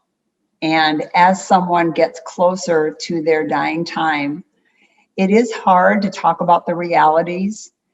It is hard to, it's hard sometimes to talk with the family about some things that probably need to be talked about. And many times you as the social worker may be that person. You may be that person that actually has them signing up to come on hospice, or you may have them going through something about arrangements that they want and learning from the patient, what are your preferences, those kind of things. It can be hard. And I would say to you to keep in mind that when you're dealing with a funeral home, and I hope you all have a funeral home that you just, a go-to place where you have people you can ask questions, because funeral directions are the best people to consult about things like service, cremation, and questions about just about anything. They are just amazing professionals. I have worked with so many of them, and they are really incredible. And so also, if you're talking about arrangements, I think there again, if you can find out from the family, where are they in this process? Where are they in terms of acceptance of what's happening? Are they still hopeful? Are they still, you know, if they're on hospice, they are pretty much in reality, but at the same time, it's still so hard. So where are they with that? I just had a family very recently, a family of my friends, where we knew that this was probably going to come soon, but this was a young person and it was so, so very hard. And I had the relationship with them where I could say, have you talked about anything about arrangements? You know, have you? And it was so hard to ask the question because it did bring tears. It did bring, you know, it was very hard. But it was something that I knew in this particular family that there had to be something talked about because they just weren't ready for this to happen. I mean, I understood that, but there were some things that I think they needed to talk about with this person before they passed away. I knew someone a long time ago who whose husband died, and they really just kept believing that there was going to be a miracle, that he was not going to die. He was not going to die. And after he passed away, I saw his widow about a year later, and she told me that she had huge regrets. She said, we just did not talk about the fact that he really might die. And she said, I cheated myself out of so many conversations that I wish we would have had. You know, I didn't talk to him about arrangements or anything like that, but she said conversations about our kids were young, and just things that I wanted to know what he thought about different things. And I can never go back. I never get to have those conversations now. So those are things I think that you can help a family to walk through before the person passes away, because all of the grief groups I've done over the years, I've seen the other side. I've seen the regrets. I've seen the things they wish they coulda, shoulda, woulda said, because there's always coulda, shoulda, wouldas after the death. In grief, there's always that. There's always something. But you can avoid some of the coulda, shoulda, wouldas by having some of those conversations before they pass away. And some of the blessing of this is when someone is sick and you know that they're dying, you get time to say things. There's a lot of situations where, as I so often see in the funeral home, where things happen very quickly and nobody got a chance to say goodbye or say anything.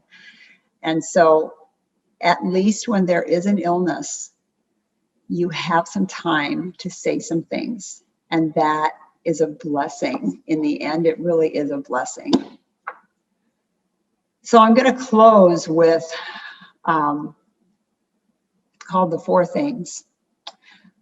There's a book called The Four Things. There are four things that every relationship should have said at some point in time. And sometimes it's even after a death, but especially before a death. Number one is, I forgive you. Number two, will you forgive me? Number three is, thank you. And number four is, I love you. And in this case, when someone is dying, sometimes number five might be goodbye, but just to be able to say goodbye. And again, as death approaches, many times it's important for family members to say, you know what, it's okay. We're going to be okay. I really believe that a dying person can tell when a loved one just can't let them go. And sometimes they need to hear, sometimes that one that doesn't want to let them go is the one that needs to give them permission to go. And as hard as that is, those are some of the conversations that you as a professional, as a social worker, sometimes you are the person who might be able to pick up on that and to be able to encourage them. I've been in scenarios where I have done that, and that is what the person needed to hear, is that it's okay, we will be okay. It helps them, it helps that person. So I hope this has been helpful to you. There's so much more that I could share. One more thing, there is a document, a legal document now that you can have people sign that gives someone the authority to make decisions about their funeral. I cannot remember I think it's called a funeral designee form. But as you know, a legal document of a power of attorney and all those things, they all end at death. So if you talk to any funeral director, they will tell you that many times there is conflict in planning a funeral. And I guess I'm saying this especially about step families, blended families. Many times a stepdaughter might have been the closest person to this person, and you're planning the funeral, and a long estranged daughter comes from out of state and says, nope, I'm going to make these decisions. It just can be very, very tense and very hard. And so that person who is the person who is dying, I think we should all do this. You can give someone that authority by this form that you have them sign. And if you're ever in a situation where you have a family that you can see that that's going to be a hard thing, I know a lot of times you think this family is all great, they get along great, they're all going to be good. But sometimes that's not how it is. But there is that form that you can use. So I would encourage you to do that. I would also encourage you, when you get a chance, to go tour a funeral home and learn some things about what happens after a person passes away, because it will help you to know what's coming for that family. That doesn't mean you need to talk to the family about that specifically, but I've seen a lot of people come through our funeral homes after they've toured the funeral homes feeling so much more equipped to deal with a family situation, just knowing what it is that they're walking into after that. And you are turning over your care to someone else. And that funeral home where you turn over care to, it's nice if you know what's going to happen after that. Because for you, many times as a healthcare professional, you have these patients and families that you're working with for a long time. And when they die, that's it. You never see them again. They never see you again. And you may have really felt some care and concern for them. So for you to have closure is good too. But at the same time, now they're moving on to the next step. So I had a friend once who was a hospice nurse, and she told me that she didn't go to the funerals of her patients because she felt that if she went to the funeral, that all of the attention was going to be drawn to her because everybody would be talking about, oh, how great care and she gave and all of that. And she didn't feel like she wanted that to be the focus at the funeral, which I always appreciated that about her. But that's not always the case. You know, a lot of people who care for that family in the process do go to the funerals, and I think that's good too. So that's a personal decision for you to make, but an important one because you are processing this as well. And you are carrying some things at times when you are with a family and you leave that house and you go home to your house and you may have your kids, your spouse or whoever that you're coming home to. And man, how do you switch from over here to over there? So I guess we do have to learn how to do that. Because we do have to detach. We do have to detach. Thanks for your time today. I am going to try to be present on the day of your conference. So if there's anything you want to comment to me about or talk about or share about, I would love to hear it. So thank you for your time. And I will see you on the 19th. And when you're listening to this, it will be the 19th. So take care and thanks so much. Bye for now. And this is my awesome crew that I have with me. So you all know Beth. Beth is our office manager, makes sure everything runs smoothly, everybody has what they need. She takes care of our accounting, backs up our IT, our marketing, and paralegal. Basically, she's backup for everything that there is here and make sure that things are running smoothly. And then we have Linda. Linda's our paralegal. She's newest with us. She's paralegal in all aspects of our practice, so that's elder law, estate planning, probate, and post-death trust administration. So if you're working with us on anything, likely you'll be working with Linda as well. Behind me then, the tall one we have here is Austin.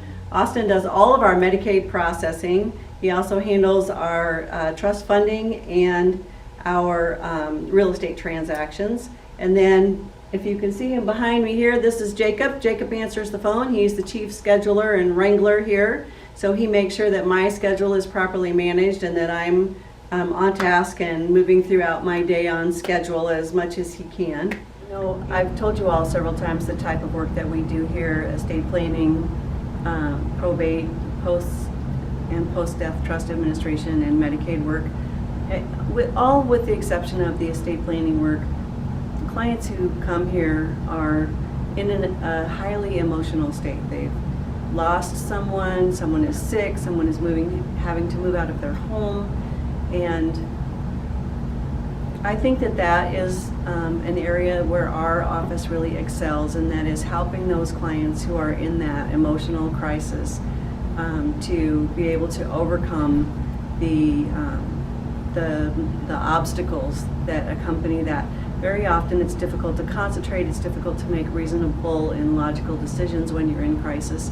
And we focus really hard on trying to help our clients calm down and educate them so that they can make appropriate decisions, and we can help them to get through that crisis in their lives. And when you have that experience with someone, there's a bond that's formed. You just can't help it. You go through that really tough emotional experience with someone and you have a bond. And we feel that with a lot of our clients. And I think that's what sets us apart from a lot of the other law firms. So thanks for giving me an opportunity to share with you today. I really appreciate it, and I really appreciate all of you. Thank you.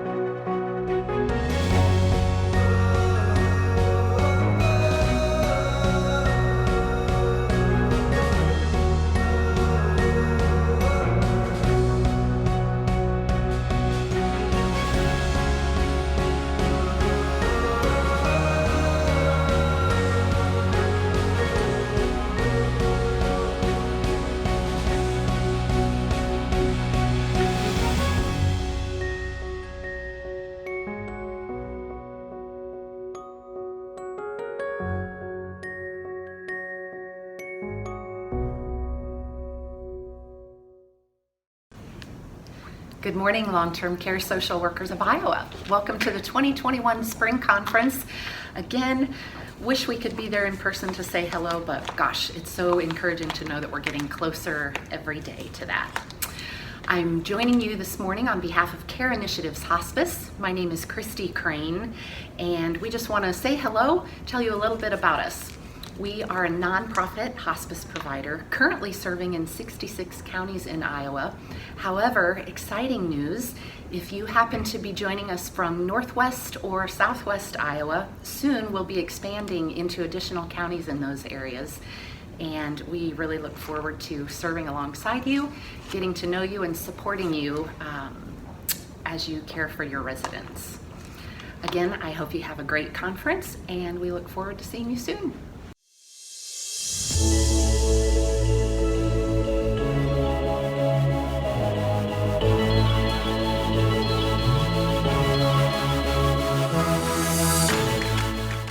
This is Vicki Worth. I'm a long-term care bureau chief with the Iowa Department of Inspection and Appeals, the Health Facilities Division.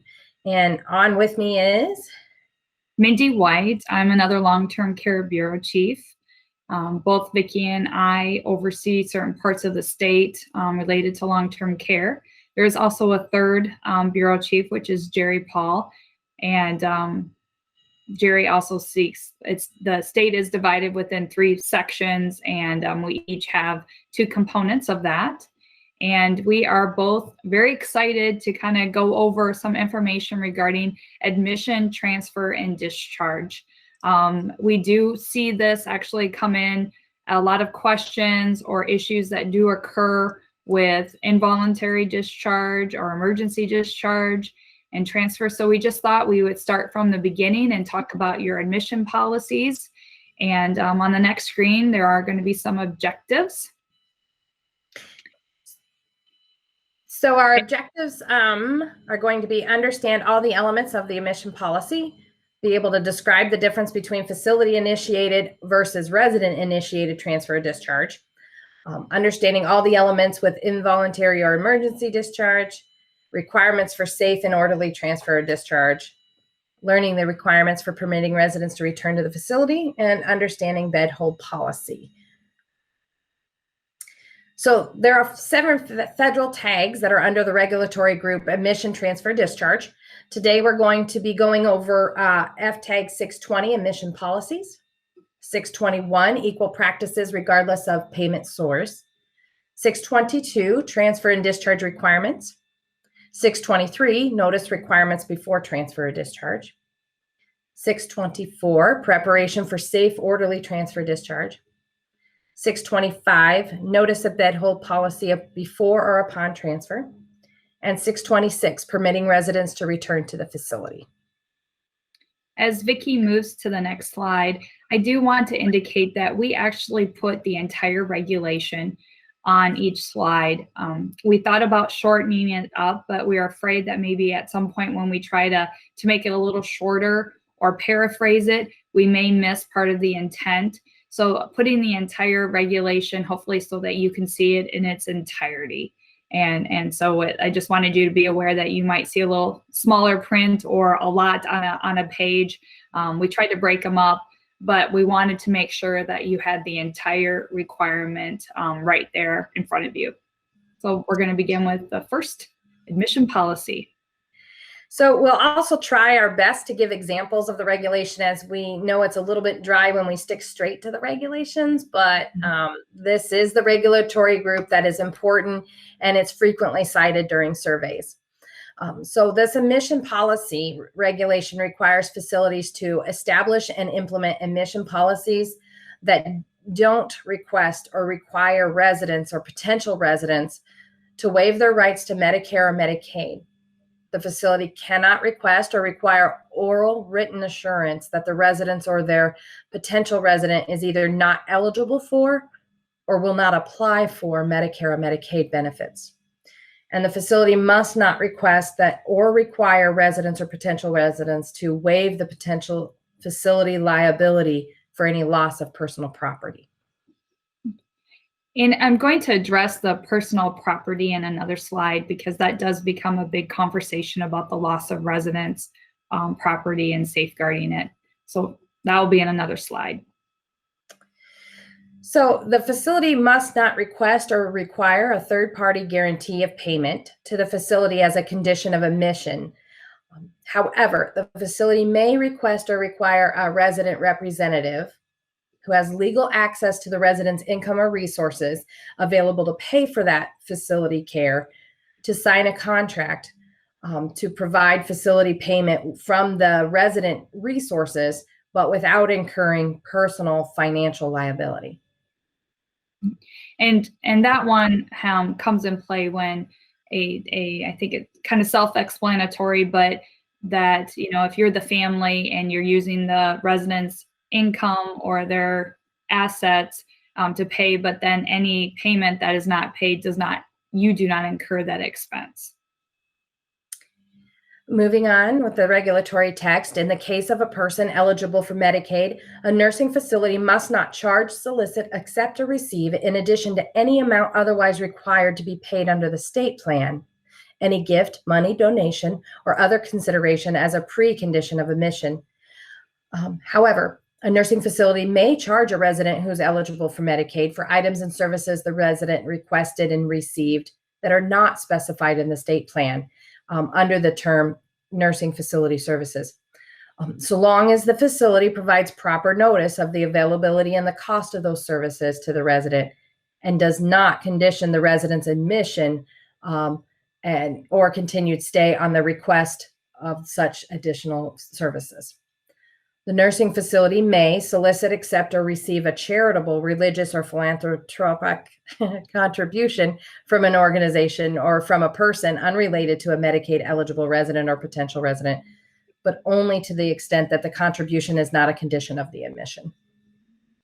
And I believe whenever we do come in to do our recertification survey or initial survey, we do review the admission policy, and we're making sure that your admission policies have all of these elements within in the requirements.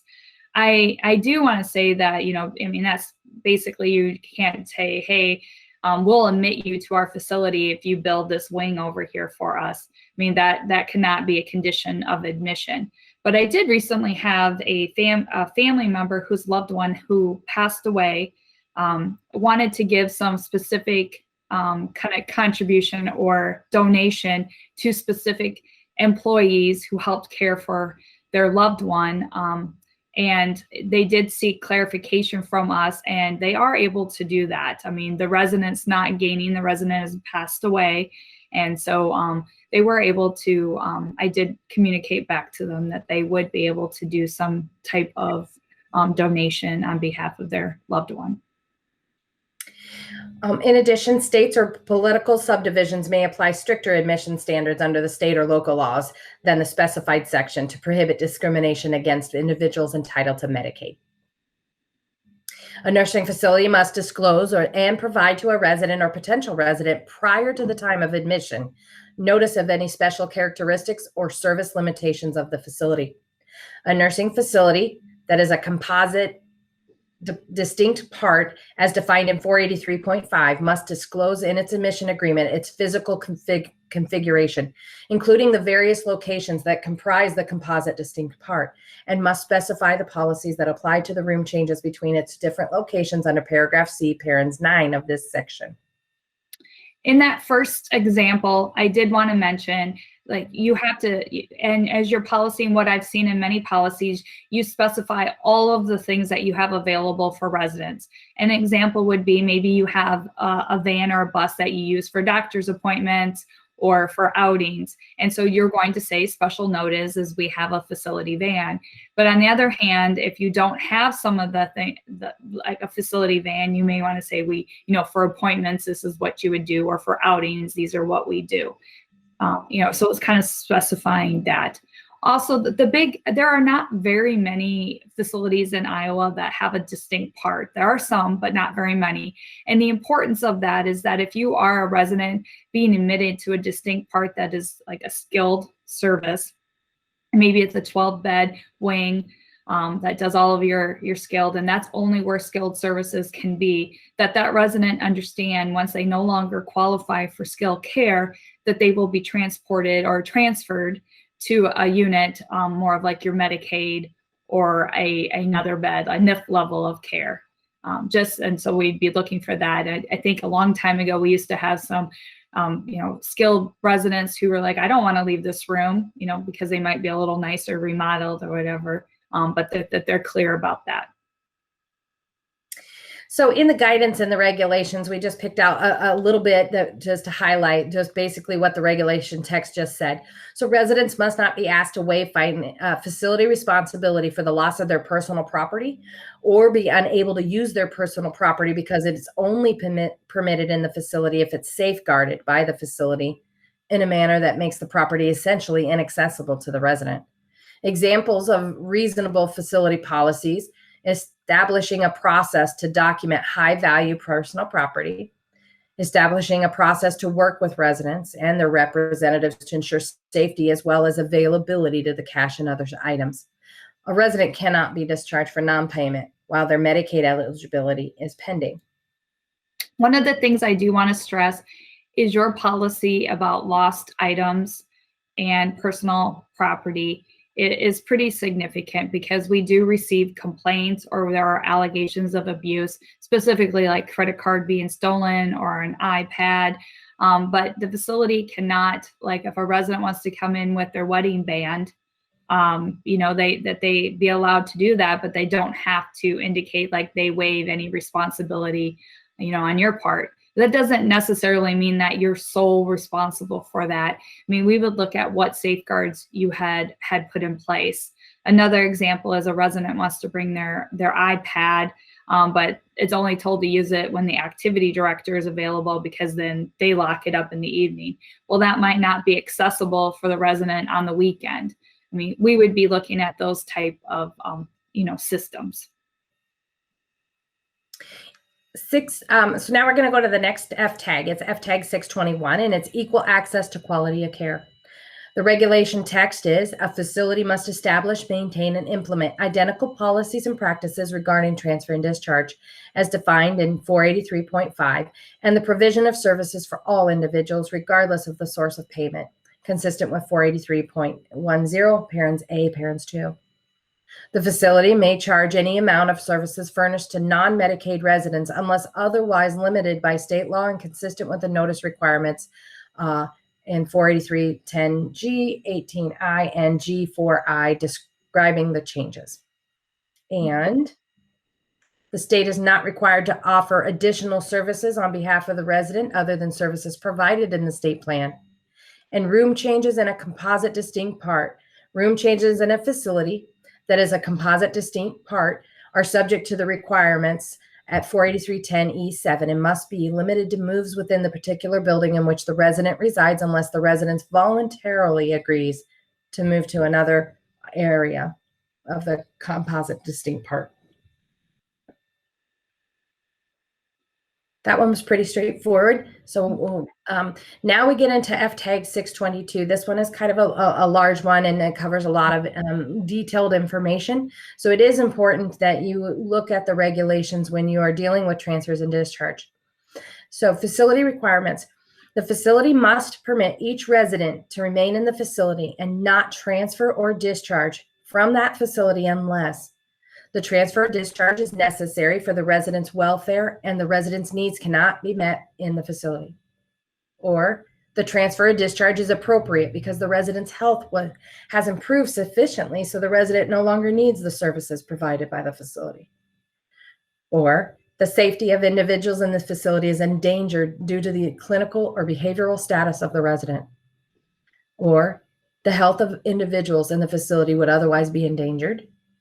Or the resident has failed, after reasonable and appropriate notice, to pay for or to have paid under Medicare and Medicaid a stay at the facility. Non-payment applies if the resident does not submit the necessary paperwork for the third-party payment or after the third party, including Medicare and Medicaid, denies the claim and the resident refuses to pay for his or her stay. A resident who becomes eligible for Medicaid after admission to the facility, The facility may charge a resident only the allowable charges under Medicaid, or if the facility ceases to operate. Yeah, and most typically what we're seeing is the non-payment, and we're also seeing, if the resident could be a danger to themselves or to others within the facility. Those are probably the most common potential discharges that we encompass. Facility requirements. The facility may not transfer or discharge a resident while the appeal is pending pursuant to 431.230 of this chapter. I think I made a typo. When a resident exercises his or her right to appeal a transfer or discharge notice from the facility pursuant to 431.220, parens A, parens 3 of this chapter, unless the failure to discharge or transfer would endanger the health or safety of the resident or other individuals in the facility.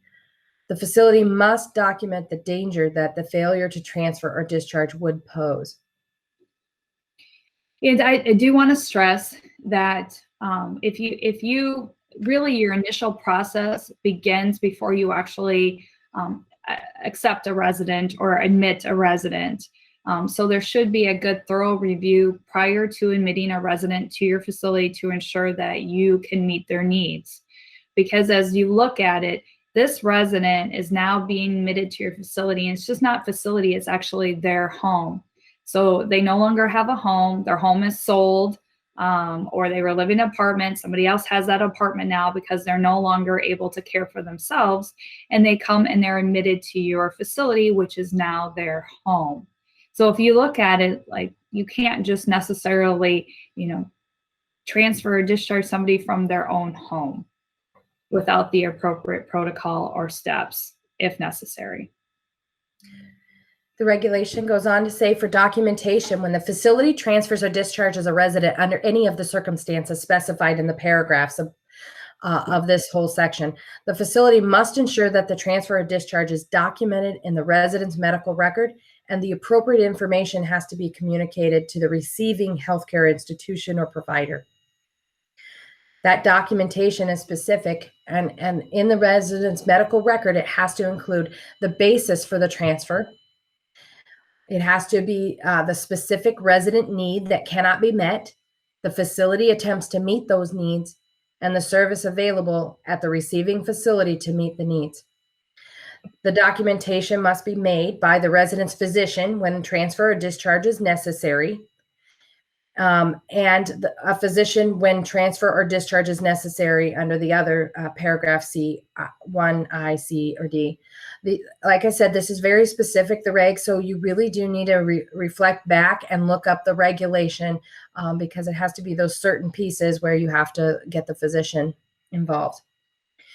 Information provided to the receiving provider must include, at a minimum, the following: the contact information of the practitioner responsible for the care of the resident, the resident representative information, including contact information, advance directive information, all the special instructions or precautions for ongoing care, comprehensive care plan goals, and any other necessary information, including a copy of the discharge summary, and any other documentation that might ensure a safe and effective transition of care.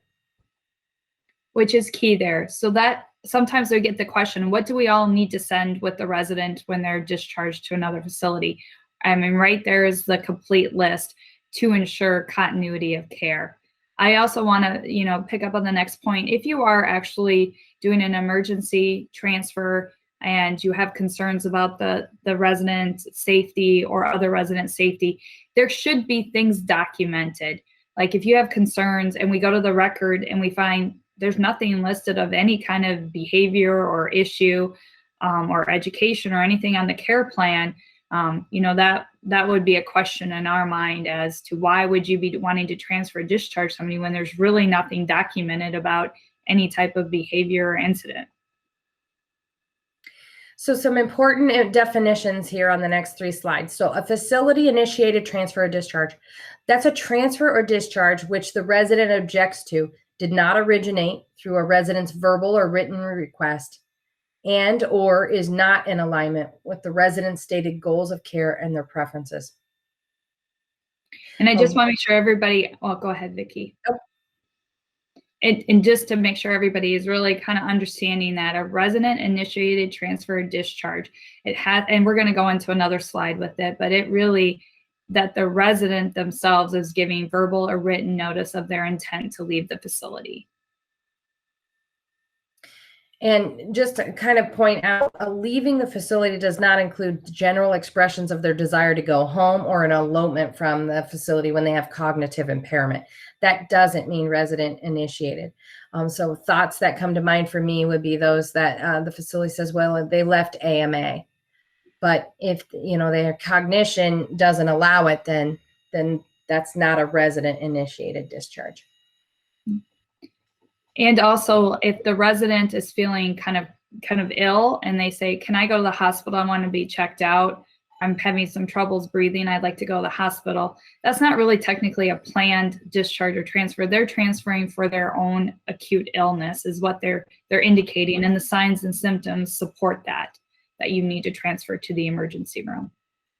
Which kind of flows into the definition of transfer and discharge.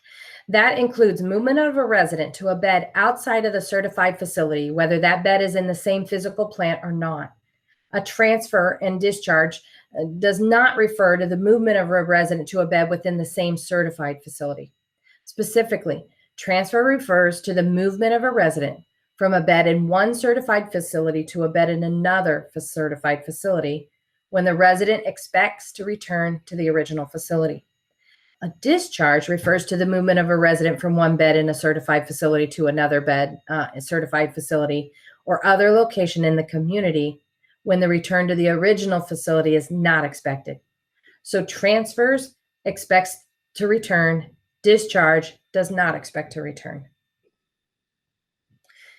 In the following limited circumstances, facilities may initiate transfers or discharges. The discharge or transfer is necessary for the resident's welfare and the facility cannot meet the needs of the resident. And just, this is a recap of the actual regs. These are just points that we picked out from the guidance. The resident's health has improved sufficiently so that the resident no longer needs the care and or services of the facility. The resident's clinical or behavioral status or condition endangers the safety of the individuals in the facility. The resident's clinical or behavioral status or condition otherwise endangers the health of individuals in the facility. The facility is the resident has failed after reasonable and appropriate notice to pay or have paid under Medicare or Medicaid for his stay, and the facility ceases to operate. So just a recap. Just taking a chance to point out in the guidance, it says that surveyors must ensure that for discharges related to circumstances 1, 3, or 4 above, which was the discharges, the resident's welfare and the facility cannot meet the needs, the clinical behavior or status endangers the safety, or the clinical behavioral status otherwise endangers health of other individuals. The surveyors will make sure that the facility has fully evaluated the resident and does not base the discharge on the resident's status at the time of the transfer to the acute care facility.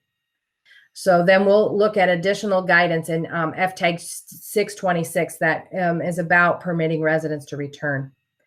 Facility initiated transfers and discharges must meet all transfer and discharge requirements.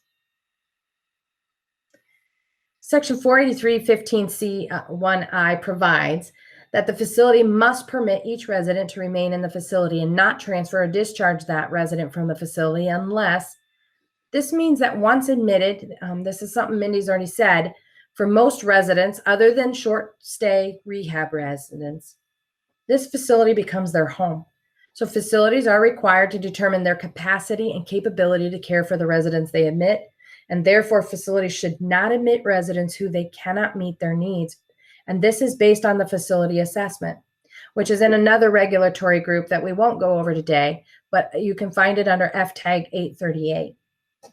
There may be rare situations, such as when a crime has occurred, that a facility initiates the discharge immediately with no exception of the resident's return. Of note, in reviewing complaints for the facility-initiated discharges that don't honor a resident's right to return following hospitalization or therapeutic leave, surveyors would review both transfer and discharge requirements because the situation begins as a transfer, but then it becomes a discharge requirement because when the facility decides that the resident won't be permitted to return. If the transfer is due to a significant change in their condition, but not an emergency requiring immediate transfer, then prior to any action, the facility must conduct and document the appropriate assessment to determine if the revisions to the care plan would then allow that facility to meet their needs, and then they would be able to stay.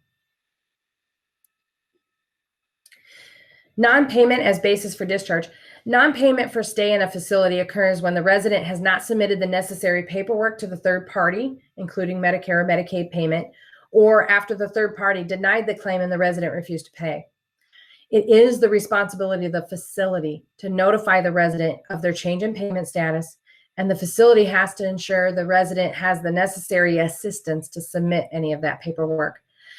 In situations where a resident representative has failed to pay, then the facility may discharge the resident for non-payment. However, if there's any evidence of exploitation or misappropriation of their funds by that representative, the facility then should take steps to notify the appropriate authorities on behalf before they discharge the resident.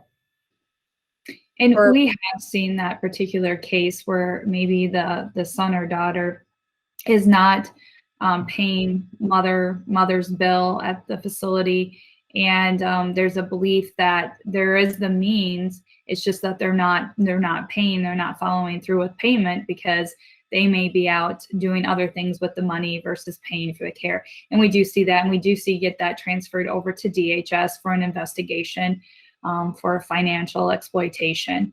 Unfortunately, that one does come up a little more often. And then as we get through that process, as you know that when you make your notification, and it's going to get into the time requirements there, you can't just you can't like say, okay, we've given their 30-day notice, it's time to leave. And if that resident has a lot of care needs, and you can't just say, I'm going to drop them off at their family member's doorstep, that would not be a safe and orderly transfer. And we'll touch on that in a couple other slides. The bottom part of the guidance that's important for a resident who becomes eligible for Medicaid after the admission to the facility may charge a resident only the allowable charges under Medicaid. And additionally, conversion from private pay to Medicaid does not constitute non-payment. Emergent transfers to acute care. Residents who are sent emergently to the hospital are considered facility-initiated transfers because the resident's return is generally expected. So residents who are sent to the ER must be permitted to return to the facility unless the resident meets one of the criteria under which the facility can initiate the discharge. In a situation where the facility initiates the discharge while the resident is in the hospital following that emergency transfer, the facility must have evidence that the resident's status is not based on his or her condition at the time of the transfer, and it meets one of the criteria that we've gone over. This is probably the most frequent complaint we receive from hospitals. Is we have hospitals call us fairly frequent and say that they have a resident from such facility. We've done all the needs and care, and the facility has indicated they are not taking the resident back. And so at that time is usually when a complaint will be initiated, and where a surveyor will be assigned a complaint to go on site to follow up on the transfer and discharge.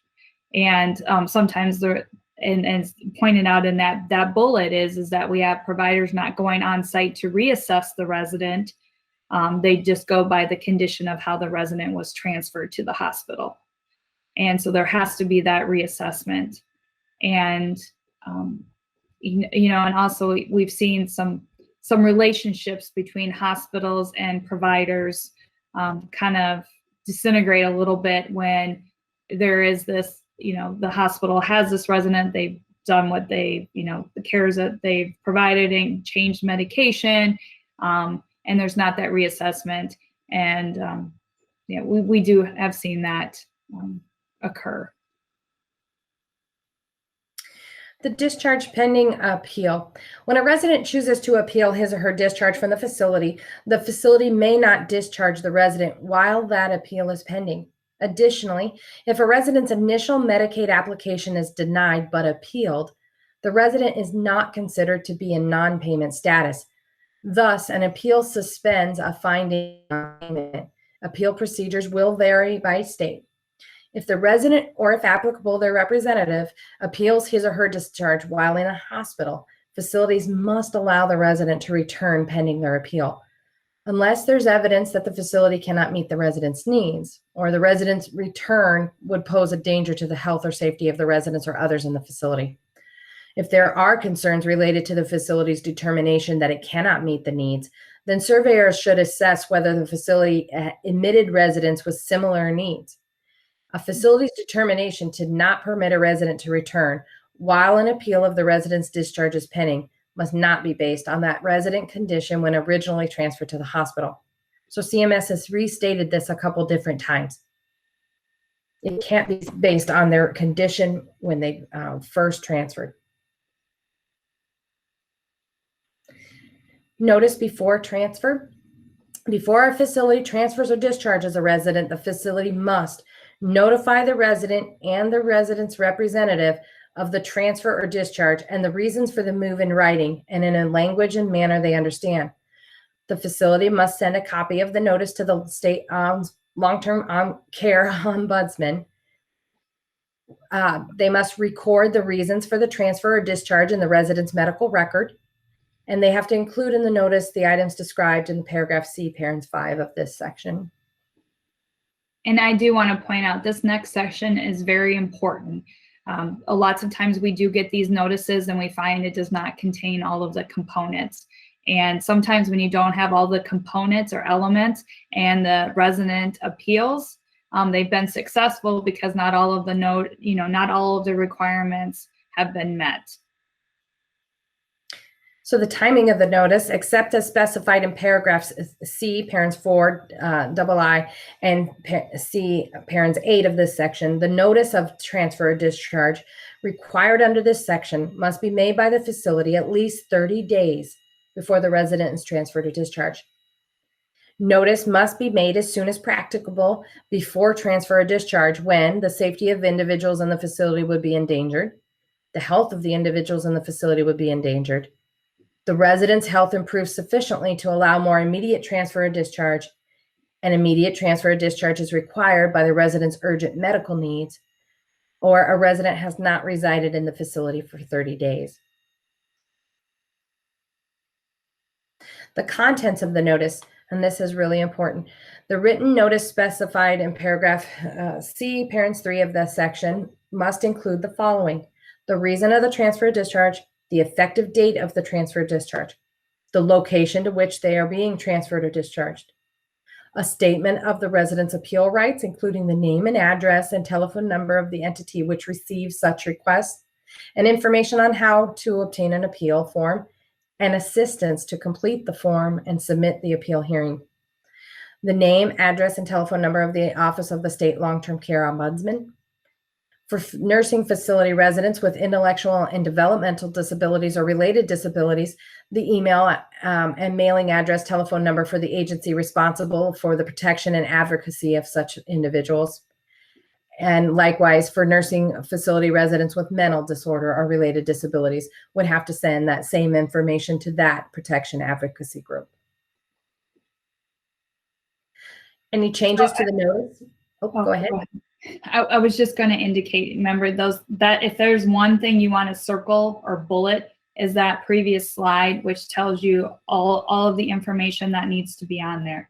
I do want to point out like our role in the appeal process. So if you did an involuntary discharge on a resident for non-payment, we receive that notice and we wait after receiving that notice to see if we actually, because it's a specified time frame in which a resident or their family representative can request an appeal. If we get the appeal, then we have to get that immediately over to the hearings area within the state. And that then there is actually where they begin setting up and scheduling a hearing between the provider and the resident representative. So our role is that we're not involved in that hearing at all. We're just kind of, I guess, the communication over to hearings. Here's their notice, here's the resident or family appeal, and then that process for scheduling begins. Any changes to the notice, if the information in the notice changes prior to effecting the transfer or discharge, the facility must update the recipients of the notice as soon as practicable once the updated information becomes available. Notice in advance of the facility closure. In the case of a facility closure, the individual who is the administrator of the facility must provide written notification prior to the impending closure to the state survey agency, the Office of the State Long-Term Care Ombudsman, the residents of the facility, and the resident representatives, as well as the plan for the transfer and adequate relocation of those residents as required in 483.70L. And we don't really see, again, this happen, but I'd say maybe once a year or twice a year, we do actually have a facility or provider that makes the decision to voluntarily close their facility. And they are in communication with us. They have to provide that notice. And more specifically, what we're really looking at is their plan for a safe transfer and adequate relocation. We also will go on site to monitor that progress, and the long-term care ombudsman and IME will also become involved in helping and assisting with relocation to make sure that it's like whatever their financial needs will transfer over to the other facility. So that does happen, and that's kind of how that process works for us. So just some of the guidance that we picked out, that's just going over what we just did in the actual regulation text. These requirements, 483.15C, parents 3 through 6, only apply to facility initiated transfers and discharges, not to the resident initiated transfers and discharges. The guidance will address the requirement to send a notice in situations where the facility initiates the transfer or discharge, including those discharges that occur while the resident remains in the hospital after the emergency transfer. Facility initiated transfers and discharges generally occur when the facility determines it should not or cannot provide that needed care to the resident in accordance with that FTAG 622 transfer discharge requirements. Whether or not a resident agrees with the facility's decision, the requirements apply whenever a facility initiates the transfer or discharge. A resident initiated transfer or discharge, again, is one in which the resident has provided written or verbal notice to the intent to leave the facility, which is documented in the resident record. A resident's expression of general desire to return home or to the community or elopement of a resident who's cognitively impaired should not be taken as a notice of intent to leave.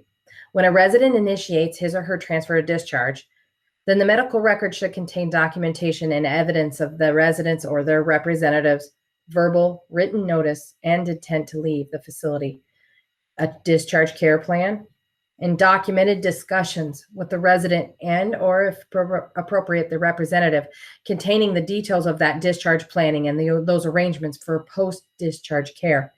Additionally, there's another regulatory set, FTAG 660, that has discharge planning processes, and we will not be going over that today. Additionally, the comprehensive care plan should contain the resident's goals for admission and the desired outcomes, which should be in alignment with the discharge if it is resident initiated. Therapeutic leave is a type of resident initiated transfer. However, if the facility makes a determination to not allow that resident to return, then that transfer becomes facility initiated discharge. And if there is any deficiency that we cite that's at an immediate jeopardy level, that means that the situation has occurred and it could, if it hasn't already or is likely, could cause significant harm, serious injury, or death, is related to some discharges where the resident wasn't safely discharged. And examples of that has occurred where the resident was discharged to an apartment and the resident did not receive their medication. There was no services set up for home health. The resident wasn't even able to significantly transfer themselves from their wheelchair to the toilet. You know, that we've had, and the resident the next day actually then is admitted back to the emergency room in a health crisis. We've also had residents that were transported or discharged to a homeless shelter. And although that can occur, as I know that there are some residents who are homeless prior, and that's what their life has been, or that's how they choose to live their life, or that's kind of where their needs are met with that. I mean, we understand that part, but we've had some significant ones where a resident with oxygen was just left at a homeless shelter and sat there for a long period of time before any assistance, and actually the resident was transported back to the hospital because these services were not set up. And when we do go in to investigate these, we will ask you, you know, what contact was made after the resident was discharged. There has to be kind of a recap or follow-up to ensure that the resident is still safe, has all their needs met, is getting their medication, you know, that those services are in place. So if this is probably, and at one point CMS, Centers for Medicare and Medicaid, who we get our kind of just, you know, direction and guidance with the regulation, they did want to review some of these admission or discharges that were at immediate jeopardy level, because they were reviewing that as an internal kind of follow-up to see what kind of cases were actually occurring out in different states. The notice of transfer or discharge and ombudsman notification. So for facility-initiated transfer discharge of a resident, the facility must notify the resident and the representative of the transfer or discharge and the reason for the move in writing and in a language in a manner that they can actually understand. Additionally, the facility must send a copy of that notice of transfer or discharge to the representative of the Office of the State Long-Term Care Ombudsman. The intent of sending those copies to the of notice to the representative and the ombudsman is to provide added protection to residents from being inappropriately discharged, provide those residents with access to an advocate who can inform them of their options and their rights, and to ensure that the ombudsman is aware of facility practices and activities related to transfer and discharge. Notice to the ombudsman must occur before or as close as possible to the actual time of facility-initiated transfer or discharge. The medical record must contain evidence that the notice was sent to the ombudsman. And while ombudsman programs vary from state to state, facilities must know the process for the ombudsman notification in their state. This does get frequently cited on annual surveys. So we do look for it. Facility-initiated transfers and discharges. In situations where the facility has decided to discharge the resident while they're still hospitalized, the facility must send the notice of the discharge to the resident, the representative, and also the copy of discharge to the ombudsman's office. Notice to the ombudsman must occur at the same time the notice of discharge is provided to the resident and representative. Even though at the time of the initial emergency transfer, sending a copy of the transfer notice to the ombudsman only needed to occur as soon as practicable, as described below. For any other types of facility-initiated discharges, the facility must provide that notice of discharge to the resident and representative along with a copy to the ombudsman at least 30 days prior to the discharge or as soon as possible. The copy of the notice to the ombudsman must be sent at the same time the notice is provided to the resident or the representative.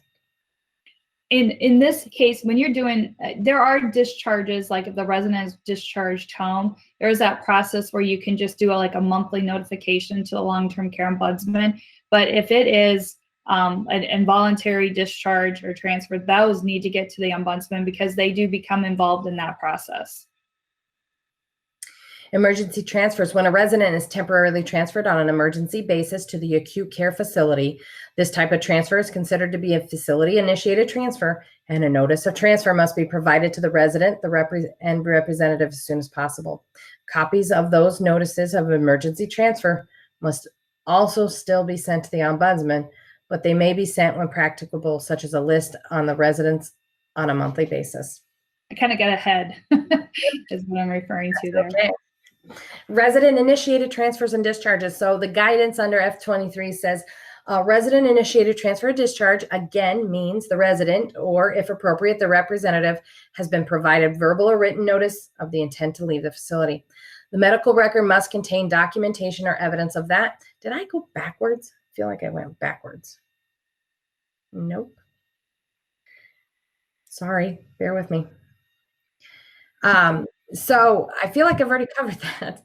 But I do think we've kind of covered. I did.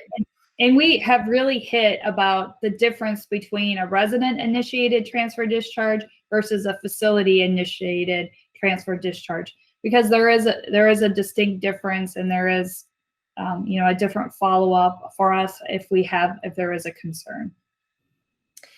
It does talk a little bit about, and I pulled this out originally making the slides because it says surveyors must determine whether that transfer or discharge is resident or facility initiated. So the medical record should contain that evidence to document that.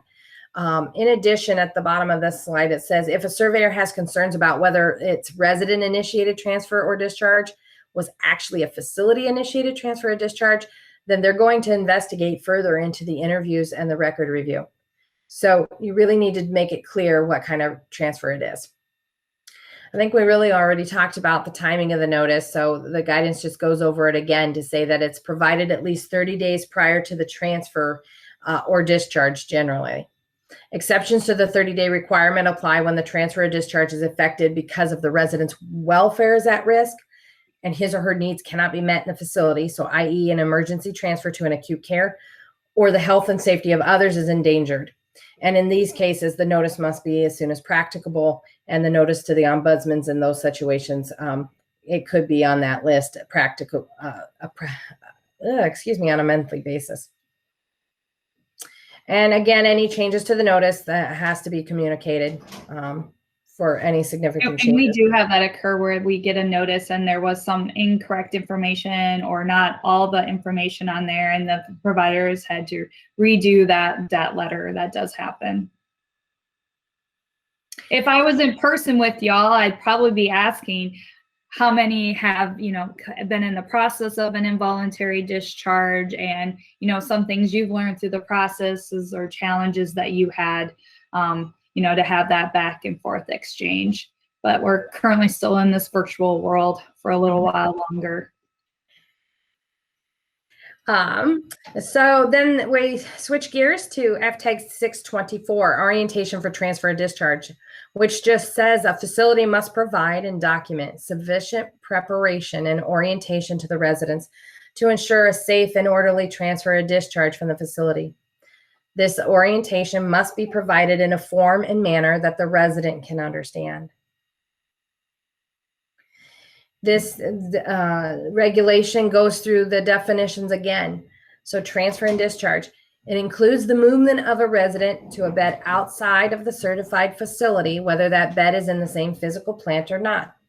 Transfer and discharge does not refer to the movement of a resident to a bed within the same certified facility. Specifically, transfers refer to the movement of a resident from a bed in one certified facility to a bed in another when the resident expects to return to the original facility. Discharge refers to the movement of the resident from a bed in one certified to a bed in another certified or another location in the community when the return to the original facility is not expected. And I feel like we put this in here just to show that a lot of these regulations kind of overlap, but there's some things that the CMS just repeatedly put in there. So it's important to understand those definitions.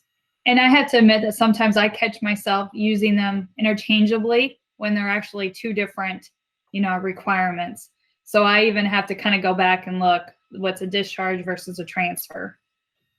And sometimes what's happened is too, when you read the regs, they have that same general definitions and verbiage, but when you get down into the guidance and the intent, it kind of breaks it out on what they're really looking for specifically in those individual tags. Just like we just got done talking about 623, FTAG 623 is really where we want to see that ombudsman notifications, the notifications to the resident and the representatives.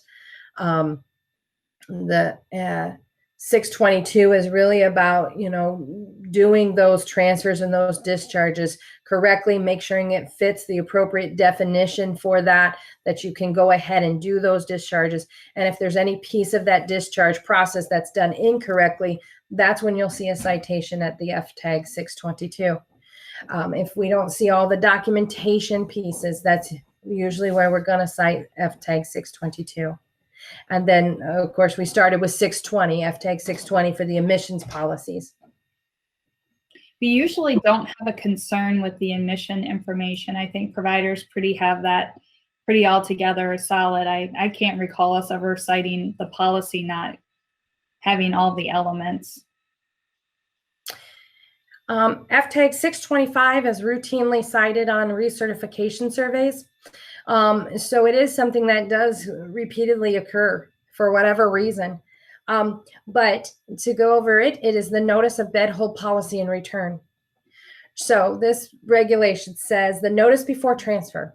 Before a nursing facility transfers a resident to a hospital or the resident goes on therapeutic leave, the nursing facility must provide written information to the resident or the resident representative. And that has to specify the duration of the state bed hold policy, if any, during which the resident is permitted to return and resume residence in the nursing facility. The reserve bed payment policy in the state plan under 447.40 of this chapter, if any. The nursing facility's policies regarding bed hold periods, which must be consistent with paragraph E, parens 1 of this section, permitting a resident to return, and the information specified in paragraph E1 of this section. Bed hold notice upon transfer. At the time of transfer of a resident for hospitalization or therapeutic leave, a nursing facility must provide to the resident and the resident representative written notice, which specifies the duration of the bed hold policy described in paragraph D, parens 1 of this section. So the definition, a bed hold, holding or reserving a resident's bed while the resident is absent from the facility for the therapeutic leave or hospitalization. Reserve bed payment, payments made by a state to the facility to hold a bed during a resident's temporary absence from a nursing facility. And therapeutic leave is absences for purposes other than the required hospitalization. So in the guidance of the regulations, it says that the notice for bed hold policy, all facilities must have policies that address holding a resident's bed during periods of absence, such as during hospitalizations or therapeutic leave.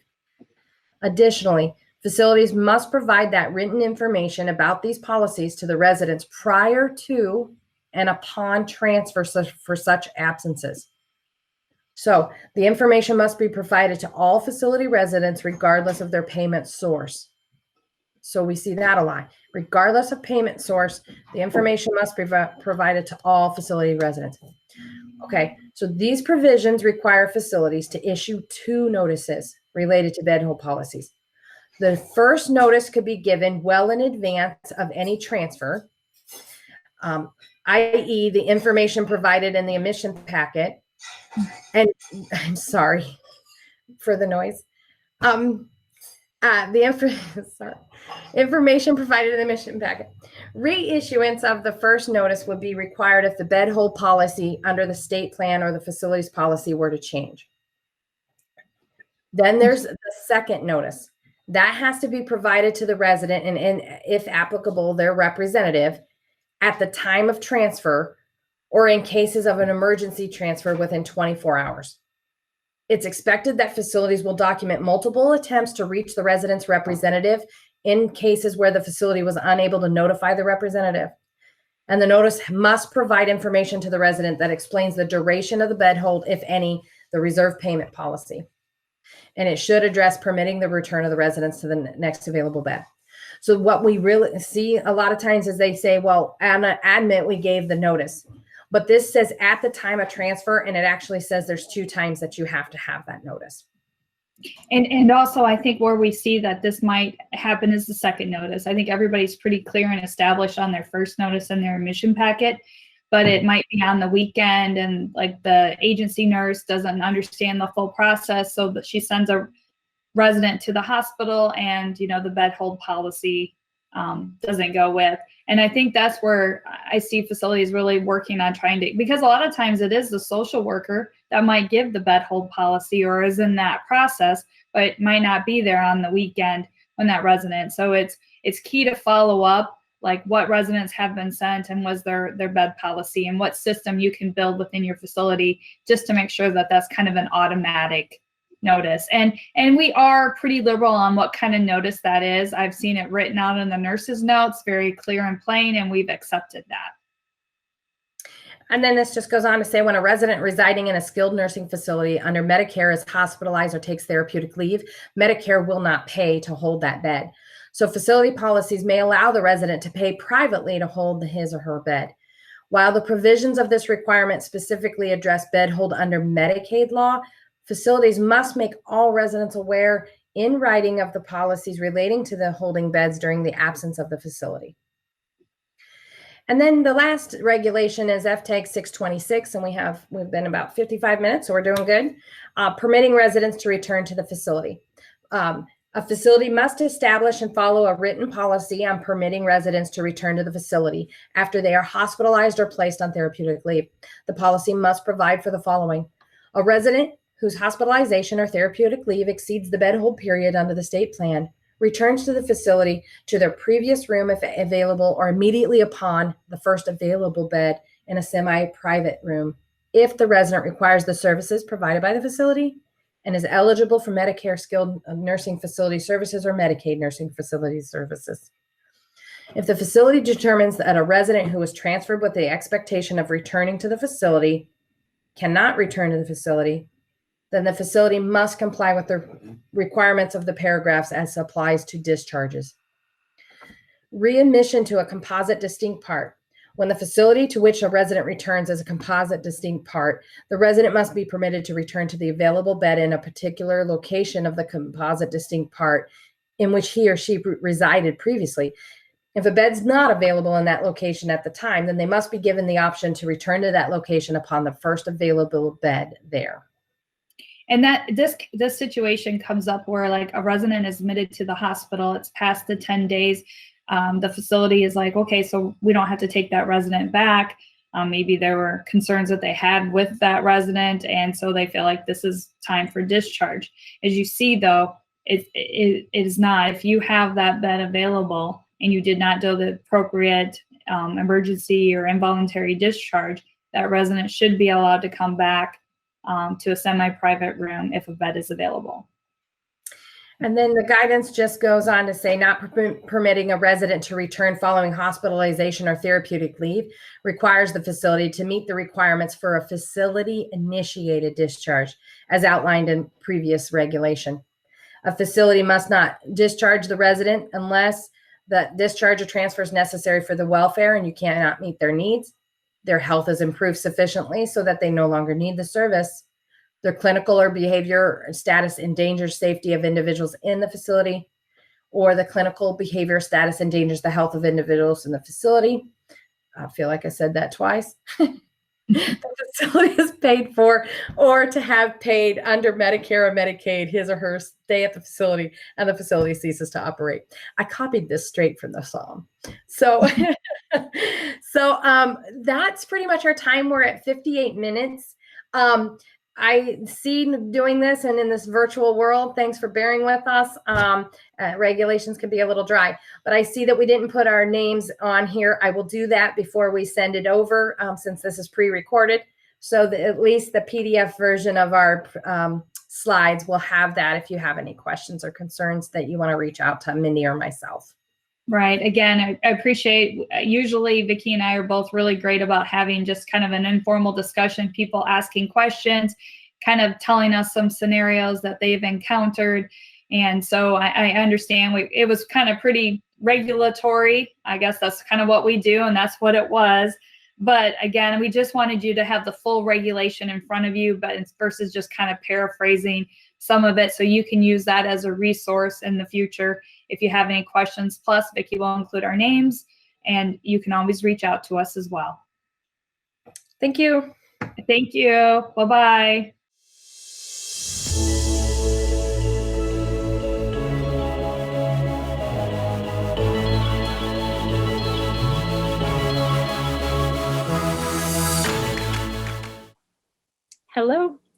My name is Cassie Cummings-Peterson, and I am the owner and instructor at Northwoods Pilates in Ankeny, Iowa. And I am so privileged and grateful that you invited me here to speak today on movement as self-care.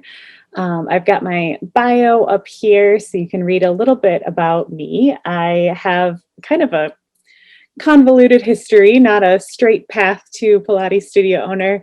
After undergrad, I went to law school, and then I followed up law school with a master's degree in political science. And then I went and worked at a victim advocacy center for a while as their assistant director.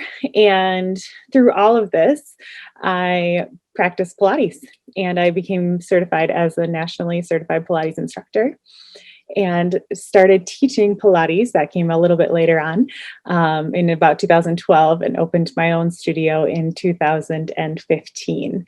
But I think the takeaway that I want you to have from all of that is that I've been practicing Pilates for over a decade. And the reason that I keep coming back to it is that during stressful times, personally and professionally, Pilates has really helped me maintain my physical health, but also maintain my mental health. It's a great de-stressor, calms me down, helps me kind of, if the world feels very frazzled and crazy, it helps me kind of come back into my body and mellow out a little bit. And I don't think that's unique to Pilates. I think that's a gift of movement. So today I'm obviously a Pilates teacher, and I'm going to be presenting on Pilates and talking about Pilates. However, I think that the best kind of movement, the best kind of exercise is whatever exercise you will do regularly and consistently, and whatever exercise you enjoy. So please don't think that the benefits that I'm talking about only come from Pilates, because that's just not true. If you are someone who enjoys pickleball or Tai Chi or walking, swimming, biking, high intensity interval training, you name it, you pick whatever it is, gardening, you pick whatever it is that you enjoy doing, as long as you are willing to engage in that exercise with, some regularity and some consistency, you are going to see the health benefits that we'll talk about a little while later on in the presentation. So yes, that is the key takeaway that I want you to get from that. So let's take a look at some of our objectives from today's presentation. So the first objective is that you will recognize how COVID-19 has increased stress levels and feelings of burnout. My guess is that for all of you, you already know kind of on a personal level how it maybe has increased your own stress, your own feelings of burnout. You maybe see this in your coworkers and with the individuals that you work with as well. But we'll kind of look at it as a big picture. Learn how movement works as a self-care tool, including why exercise boosts our mood, improves our sleep, and reduces anxiety. And we'll talk specifically about the brain and some of the benefits, some of the science behind the brain when you exercise and the benefits that come. Identify ways to incorporate movement for residents in a long-term care facility. So the first half of my presentation is going to be talking. The second half, we really wanted it to be movement-based, because there's nothing worse than listening to someone talk about movement and not being able to move. And so the first half is talking, but the second half is going to be broken into two pieces. 10 minutes is a chair-based Pilates workout, and it is very, very gentle, very slow, small, easy movements. And these are meant to be, this video is meant to be something that you could use, you could share you could take with you to the long-term care facilities and share with, if there's an activities director or whomever your point of contact is, and give it as an idea of something that they could use with their residents. That's one way that you could use the video. Another way, because it is a chair-based video, and I'm just talking like a normal chair that you would sit in, is if you are spending a lot of time in front of your computer doing paperwork, it's going to be very gentle, movements that you could potentially do if you need a break.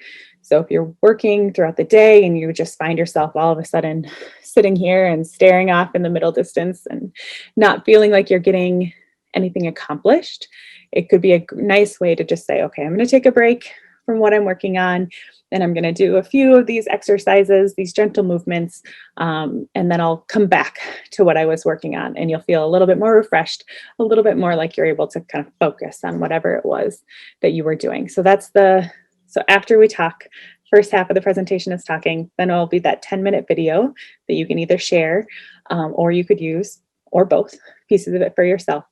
And then after that will be a 20-minute video. And that one is specifically for you. So it's for you guys. And it is 20 minutes of gentle Pilates. Some of it will be in a chair, some of it will be standing, some of it will be on a mat. And it is meant as a way that you can try Pilates. And again, it's not going to be anything crazy, anything intense, but just something that can give you a little break. I know that you're all dealing with stress, you're dealing with burnout, and we thought this would be a good way for you to potentially incorporate some movement into your day if that's something that you're looking for. And it's something that you can revisit and come back to if it's something that you find enjoyable, because you have access to it and you can come back to it at any point. So that is our plan for today. Those are our objectives. So let's get started. So COVID-19 and burnout. So I did a quick Google search for stress, burnout, and fatigue related to COVID-19. And I came up with some headlines. These are news outlets from across the globe, really. Different things related to COVID-19.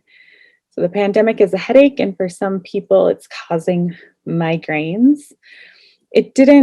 None of what I found was surprising. It reinforced a lot of what I think we already know about COVID, not in terms of symptoms or anything like that, but more, I should say, not in terms of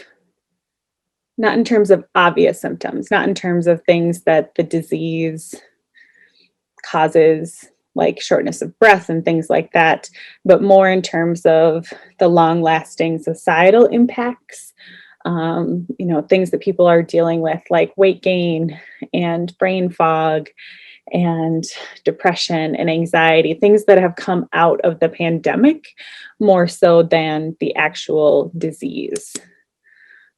So this headline says how coronavirus stress may scramble our brains. So we're so stressed out from constantly reading the news and trying to juggle all of the changes in our lives that it's actually rewiring the pathways in our brains. Things can feel very unfair. They can feel very overwhelming. Little things can trigger us, can trigger tears or anger and just make us feel very irrational, even if normally we're very rational, functioning members of society. So as a society, we are sleeping less, we are exercising less, and we are feeling very, very burned out. So this one is a dentist who is seeing more teeth grinding and jaw clenching as a result of the pandemic. Some of us have lost jobs. Some of us have lost loved ones. Those of us who haven't lost jobs or loved ones many of us feel this intangible sense of loss, of grief, and yet being able to pinpoint exactly what that is or exactly where it stems from is sometimes hard. And then there's kind of this overlying guilt of, well, I shouldn't feel so badly because I haven't lost my job and I haven't lost a loved one. And yet this last year has been pretty bad. Individually, for many of us, it's probably the worst year that we've ever lived through.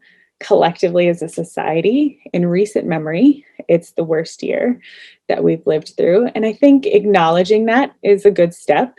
Many of us, at least I find this when I interact with people, we want to kind of put on this, it's not so bad. we've been through worse, brave face, and that's fine if that's the approach that you take. But it is bad, and it's okay to say that it's bad, and it's okay to acknowledge that, you know what, it has been a rough year. Pandemic-related stress leads to less employee engagement. So if you find that you're working or you're physically present at work, but being able to focus on the task at hand is really hard, that's understandable because there's just so much going on. Time doesn't seem to make as much sense as it used to. It's really hard to remember, okay, was that a week ago? Was that a month ago? When was the last time that I did that thing? It's hard. Our brains are not firing quite the way that they used to. We're also in this limbo stage of maybe we're coming out of the pandemic, but there's no real clear end point. We're kind of existing in this stage of gray and how to know exactly what's safe and when it's safe. And yeah, chew on this. Comfort food is our answer to coronavirus stress. So we're we're finding ways to cope, which is natural. We're human beings. We need to cope with the stress that's flying at us. Some of us might be eating, some of us might be drinking, some of us might be who knows what, but just maybe not always choosing the healthiest outlets for our stress. And then this is a very recent piece out of the New York Times. We have all hit a wall. This was talking about the potential of a fourth wave in the pandemic and debate about whether or not there is a fourth wave coming, and just how hard it has been for us to live through what we've lived through and then to have it keep going on, and how we're still here and we're in this late stage pandemic burnout, and how do we keep going as a society when we're dealing with how do we cope. And here it talks about edibles to exodus. And so it was listing, they asked a whole bunch of people, basically, what are you doing to cope? And it was everything from drugs to religion that different individuals were using to cope with the stress that they were dealing with. So a year of uncertainty, of being whipsawed between anxiety and depression, of seeing expert predictions wither away and goalposts shift, has left many people feeling that they are existing in a kind of fog, the world shaded in gray. So MetLife is a really big insurer, and they did a study, an employee benefits trends study, where they interviewed 2,651 employees, and this was in that article cited in the New York Times. And in total, 34% of respondents reported feeling burned out. That was up from 27% last April. 22% said they were feeling depressed, which was up from 17% last April. And 37% said they felt stressed, which was up from 34%. So in general, more burnout, more depression, and more stress. So what can we do about it? Unless you are made of superhuman stuff, which maybe you are, you've probably been feeling some of the malaise, some of the burnout, some of the depression, and the stress from the past year. And while exercise, especially on the tough days, may not feel like the thing that you want to do, there are a lot of benefits that make it worth the effort. So let's take a look at some of those benefits. Your brain on exercise. So there are studies being done about the brain and exercise all of the time. Some of the really well-known benefits are that exercise releases endorphins, which make you feel better and help you sleep better. Exercise also boosts dopamine production and serotonin production, and those are sometimes called your happy hormones. So exercising makes you feel happier. A more recent area of study for exercise and brain science or neuroscience is whether or how how exercise affects neuroplasticity in your brain. And basically, they're finding that it increases the neuroplasticity in your brain, which means that we're better able to learn new things, including if you are an individual who has had a stroke or has a degenerative brain disease, something like Parkinson's, or has had brain trauma. Increasing exercise is able to increase that neuroplasticity to be able to relearn things like movement patterns or speech patterns. So really cool stuff that exercise can help do with your brain. In addition to that, all of these things that are listed here on the slide. So increases short-term euphoria, short-term happiness. So sometimes if you're a runner, you've maybe heard of that runner's high that people get. That's that short-term euphoria, slows down aging, improves memory, decreases brain fog. So that brain fog is something that we've heard a lot about during COVID-19. And so exercise is one way to get out of that brain fog. Increases energy, focus, and attention, decreases stress, and improves emotional processing. So especially if you are having those really hard days, maybe work was very stressful, being able to put a barrier between work and home by putting exercise in between the two might be a really good way to kind of turn off work and not take it home with you. So, and we'll talk a little bit about how to do that with some tips that I have later on. So that's just your brain. Those are some brain benefits. Let's talk about some other benefits. So these are additional benefits to exercise. Keep and improve your strength. Keep and improve your balance. So all of you work with in long-term care facilities. So you've seen what happens as we age, and you know these firsthand. You know how important these are. Keeping up your strength, keeping up your balance. Building strong bones is another one. Manage and prevent some diseases, including things like arthritis, heart disease, stroke, type 2 diabetes, osteoporosis, and cancer. And sleeping better, which, just in and of itself, being able to sleep better is worth a lot. And like I mentioned earlier, during COVID, we as a society are not sleeping as well. And so exercise is one way to potentially regain some of that lost sleep.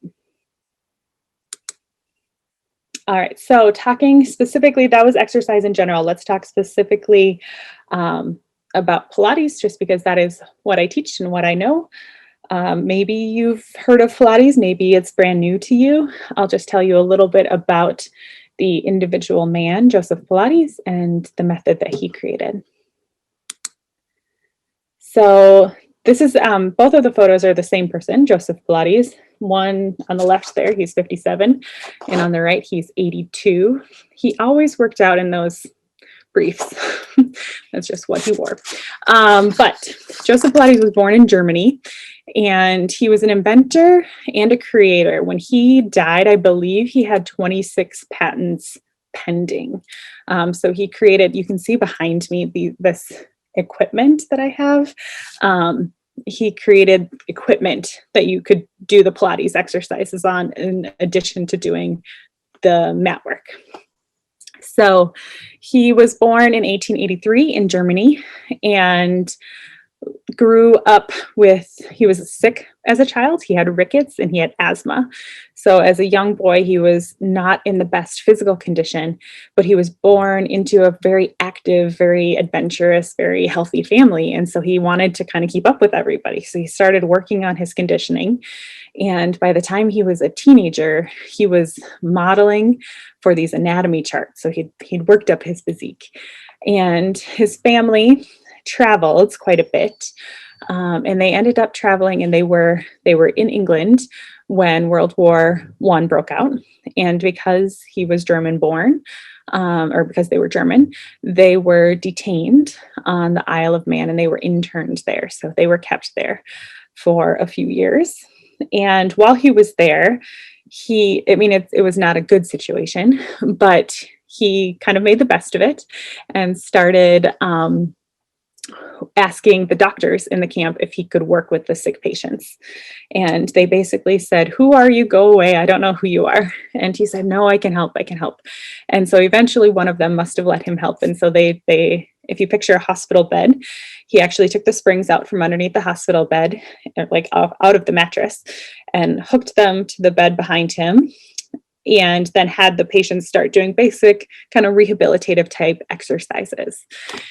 And that was part of how he started his method. So you can actually see the springs behind me kind of hanging right here. That's the modern version of what his equipment was. And so he started developing his method while he was in England. And then after the war, he immigrated to the United States and met his wife, Clara, on the boat on the way over. And they opened a gymnasium in New York City and taught his method. He never called it Pilates, he called it contrology. So he was all about controlling your body. And it ended up that his gym was very close to the New York City Ballet. And so he worked with a lot of injured ballerinas and gained a reputation and a following in the dance community as someone who could heal ballet dancers. And so he would help them recover from their injuries, and then they would go back and dance. But dancers have these very short careers, they're done in their early 20s. And so when they were done dancing, they would come to him and say, "Train me to do what you do." And he said, I don't know how to train anyone, but eventually he trained a few of them. And those individuals became the Pilates elders, a few of whom are still alive today. And then they passed down their method. And so that is how people become trained in Pilates today. So that is a brief history of Pilates. The benefits of Pilates are better posture, control over your body's movements. Core strength is probably the biggest, the thing that Pilates is best known for. Less back pain, better flexibility, injury prevention, better athletic performance, enhanced mindfulness, more relaxed state, better mood, and less stress. Okay. Change happens through movement, and movement heals. So just like I said before, this quote is not specific to Pilates. The movements that we're going to do in a little while here are Pilates-based movements, but I strongly believe the benefits of movement for combating some of this stress and this burnout and this depression that have come out of COVID and out of this year that we've all been dealing with are not limited to Pilates. It could be walking, it could be gardening, it could be really any type of activity that gets you moving on a regular basis. So here are some strategies that you can employ. This is the one that I've already been saying multiple times, but choose exercise you enjoy. All of the research, all of the science says that the best exercise, the absolute best, is whatever you will do that you enjoy, because it is the thing that you will keep coming back to. Everything else, whether it gets your heart rate up to a maximum, who knows what, or whether it's, 40 reps per minute, it doesn't matter. None of that matters if you're not going to do it consistently. The only thing that matters is that it's something that you will enjoy and that you'll practice. Exercise with a friend. So obviously this was harder in the early months of the pandemic, and it might still be hard now depending on your situation, where you're at and how comfortable you are with vaccines and all of that. But technology is a beautiful thing. We're here together virtually, even though we're not here together. So exercising with a friend, having that accountability, just knowing that, okay, I'm going to log into this virtual group class, and I know that my friend is also going to log into this virtual group class, and we're both going to be there at the same time. That will make a huge difference. Or in the real world, in the non-virtual setting, my friend and I are going to meet at 6 o'clock when work is done, and we're going to walk for half an hour together. That is huge, being able to know that someone is there waiting for you vastly increases the likelihood that you are going to actually go and do your workout because you're not going to quit on someone else. Use movement breaks when you're feeling frazzled. So we talked a little bit about this earlier, and I hope that these 2 videos that I'm going to include here in this presentation are things that you could take pieces of and use for your movement breaks. But there are times when you might just feel like you're spinning, right? You've been working 1,000 miles an hour, 1,000 miles a minute, and you just feel like you're just spinning and things are going so fast that you're not actually getting things done. You're just whipping yourself into a stress ball. That's a good time to take a movement break, or even just I'm going to sit here and breathe break, and maybe I'll take my hand to my chest and actually physically feel myself breathe break. That is a good time to use movement to bring yourself back. The other time that's a good time for a movement break is kind of the opposite of that, when you are just catatonic. You know, you've been sitting at your desk and you've been staring at the same Excel spreadsheet for 10 minutes, and you're pretty sure that you did something a while ago, but you don't remember exactly what it is. That's time to get up and move. That's time to just step away from the screen and maybe go, stretch up against the wall or do something to give yourself a disconnect from the work so that you can then reconnect later on and be more present. That's going to give you so much more care, so much more self-care. Okay. Use exercise as a signal to end your workday.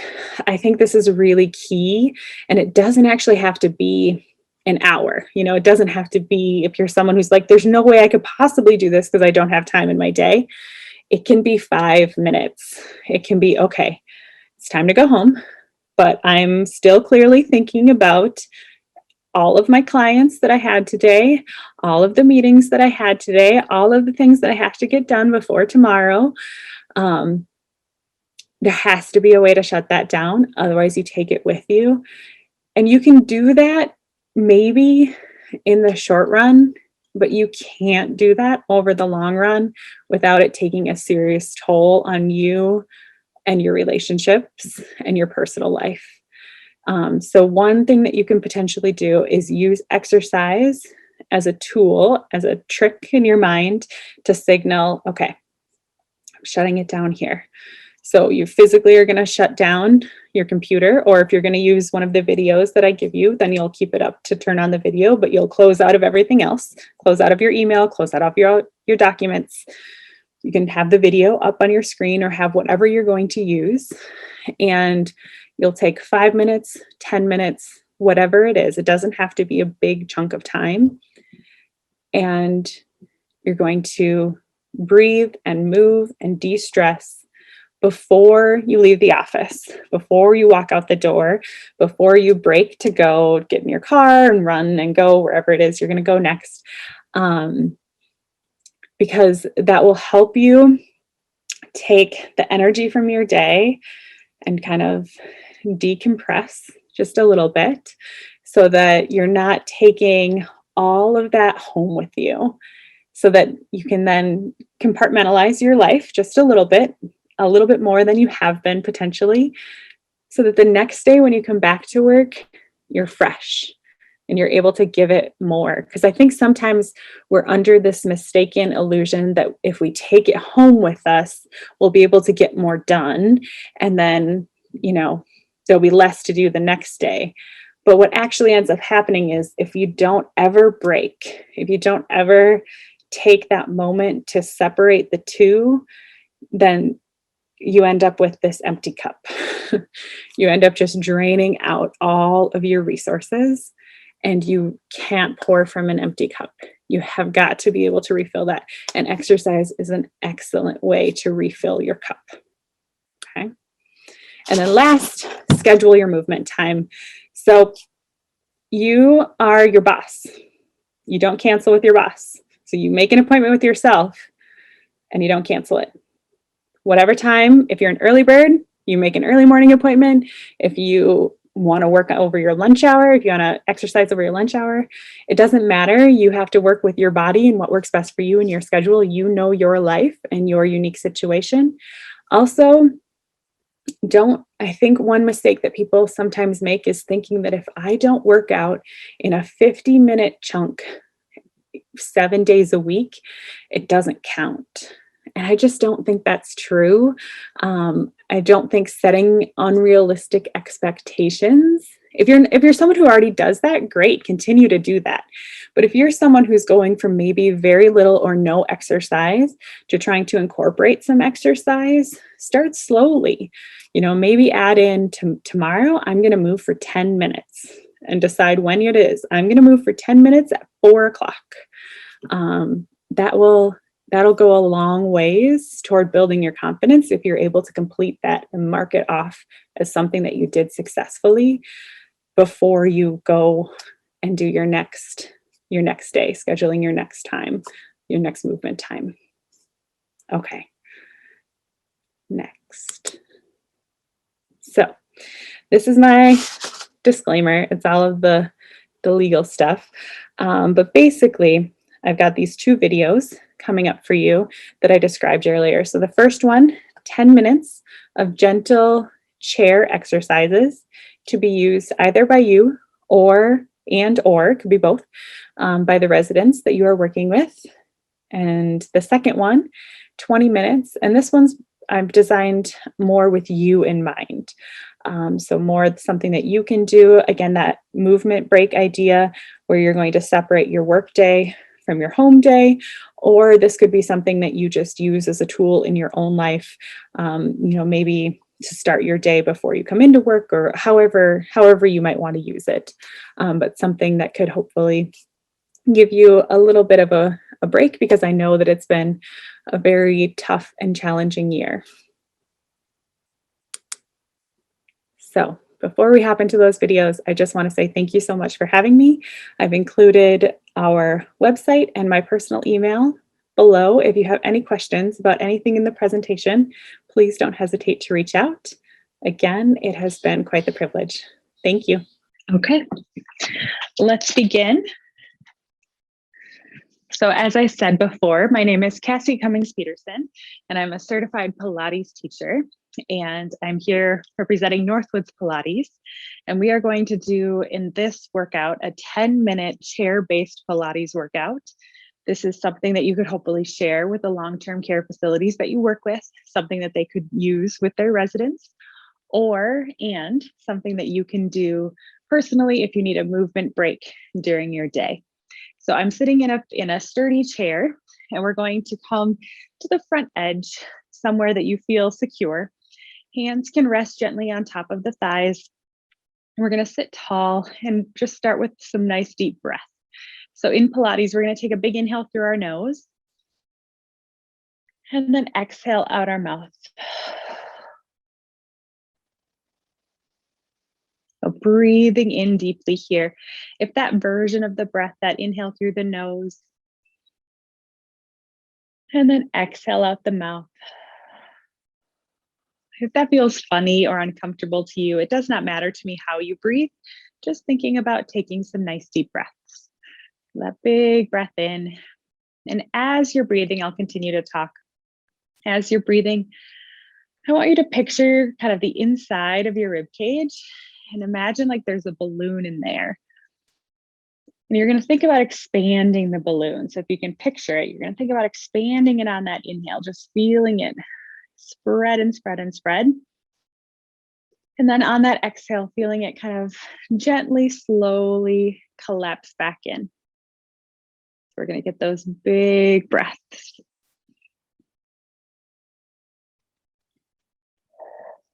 And this deep breath, it's serving many functions. One is it's a great stress reliever, right? So it's helping us already start to calm down. But it's also helping our lungs. It's helping them expand and get as much room in there as possible. Good. 2 more big breaths here.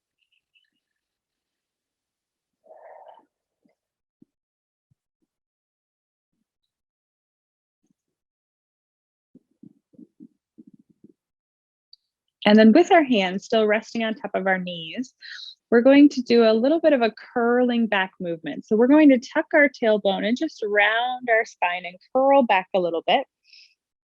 And then on an exhale, we're going to press down with the hands, lift the head and chest, and lift up toward the ceiling. So you can continue to do that. I'll just show it from this side. So we're going to inhale, tuck the tail and curl back. And then exhale, press down, lift the head and chest. So this movement is for our spines. We're trying to get that rounding movement in our low back, and then lift and extend. And it's really kind of wherever you're at. If you don't feel like you have a ton of range of motion in your spine, that's okay. You're just going to move however feels okay for your body.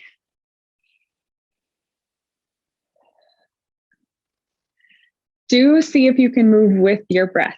So see if you can get that curling back on an inhale, lifting up on an exhale. And that just draws our focus into what we're doing and keeps our focus off of the rest of the world and other things that might be floating around inside of our brains. One more here.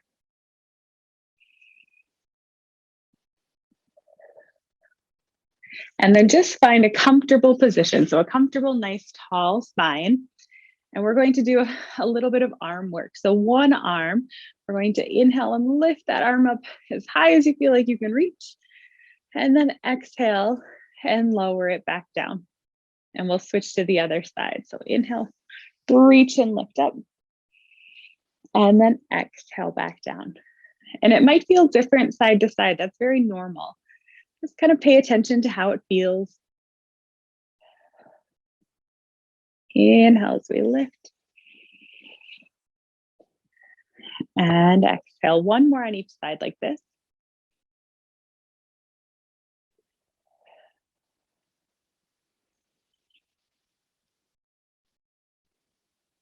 And then the same idea, we're going to move from the hip bones, from the hip muscles, and lift our knees. So we're going to inhale and bring one knee up, and then exhale back down and switch sides.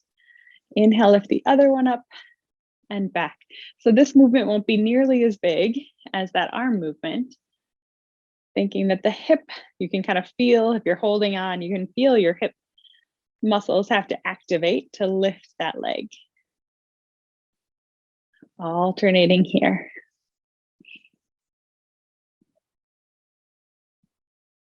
Good, and then if that felt okay, we're gonna try doing both together. So you're gonna lift up one arm and the other leg.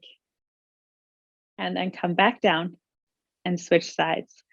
So now here we're adding in a whole new element, which is we're asking our brain to tell our body to do two things across the midline of our body, which requires extra brain work.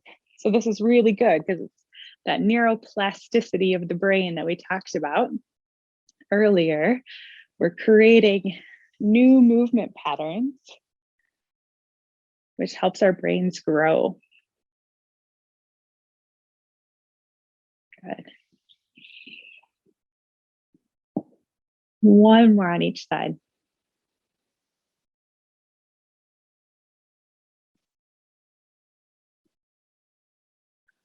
Wonderful work. All right, let's take our hands in front of us. You're going to interlace the fingers and then just bring the arms kind of a comfortable distance in front of you. And we're going to draw circles with the wrists.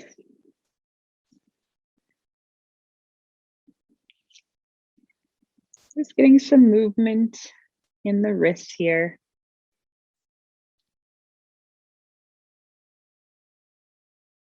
And then try a few circles the other way. You might hear some noises here as your joints move around.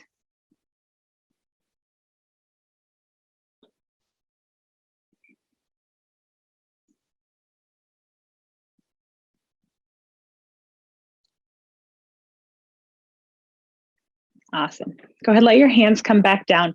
So we're going to add in some neck circles. And I'm going to show the full version, but if that doesn't feel good, I'll show the half version first. So the half version, you would take your head and go from shoulder, chin down to shoulder. So that's one option. If that feels good, you can stay there. Or the full version, if you wanted to take your head all the way back and go all the way around, that's an option too. Just listening to your body here as far as what feels good. Necks are one of those places where a lot of us hold our stress and hold our tension. So if you are feeling a particularly tight spot, sometimes it can feel good to kind of find that spot wherever it might be and stay there for a little bit, as long as it feels okay. Take a few deep breaths. Let your body kind of naturally start to release that tension that you're feeling.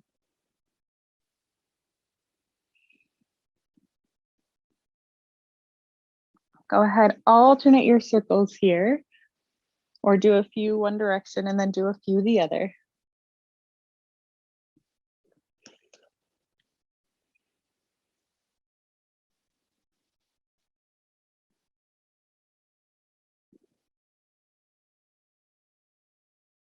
And then just carefully make your way back up.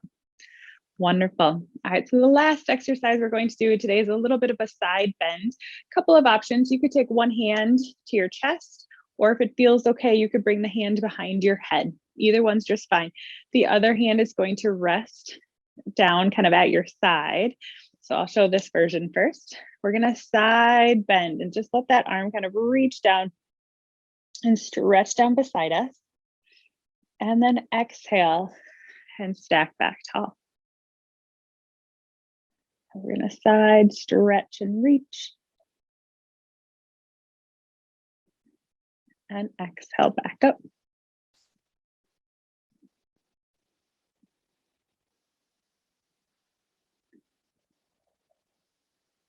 One more time.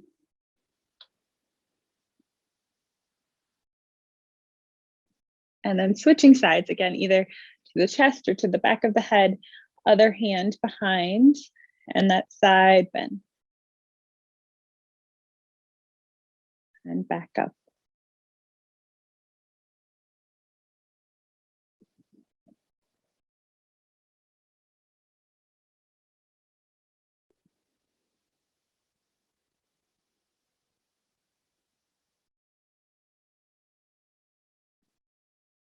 And then go ahead, bring those arms back down.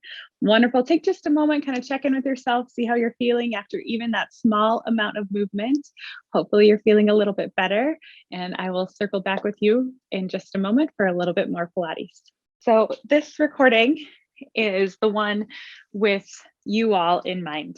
So a couple of different options. This might be your transition from work mode. You want to put a break in your day. This is one of your strategies to add more movement and to have that mental health break where you're going to separate the workday from the home life. So this might be some of the movement strategies that you see here might be something that you incorporate into your day. Or maybe these are things that you are going to do just on your own time, something that you find useful that you want to incorporate into your life. I hope that that could be an option for you as well. So we're going to start seated. I chose some seated things and some mat things, not knowing quite exactly what your work setting might look like. So we'll do a little bit of both. So starting seated, we're going to straighten out one leg and take the other leg and cross it over. And depending on your body, if this feels like a stretch already for this upper hip, you can leave the legs just like this. If you're not feeling a stretch with that bottom leg, you can lift it up a little bit. And we're looking for a stretch in the upper hip. So here, go ahead and just lean into it enough that you feel the beginnings of a stretch here. And we're just going to hang out and breathe. So this is what I call a figure 4 stretch. This is a good thing to add throughout your day while you're working, if you have a lot of seated work to do, or if you're driving quite a bit, because it helps loosen up tight hips. It's a good stretch for tight hips. We'll stay here for another breath or two. That good Pilates breath, inhaling through your nose and exhaling out your mouth. One more big breath.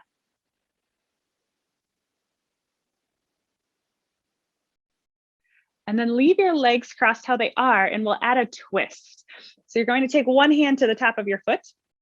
Your other hand's going to reach to the back of your chair and do a gentle twist, and you can look over that shoulder. And then you can come back to the center. So you're going to gently press with one hand, pull on the back of your chair, and then back to the center. One more here.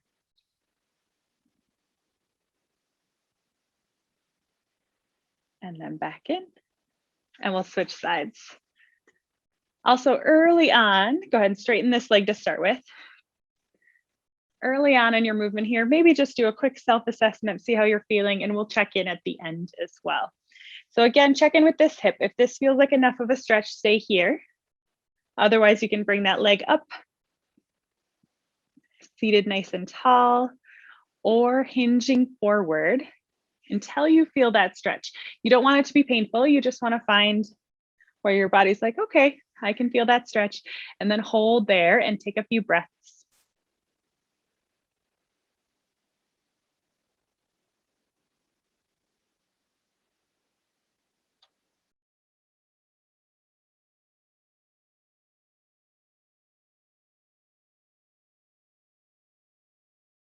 And then stack nice and tall. We'll take the hand to the top of your foot. The other hand's going to reach the back of the chair and do that gentle twist. And then back in. 3 times.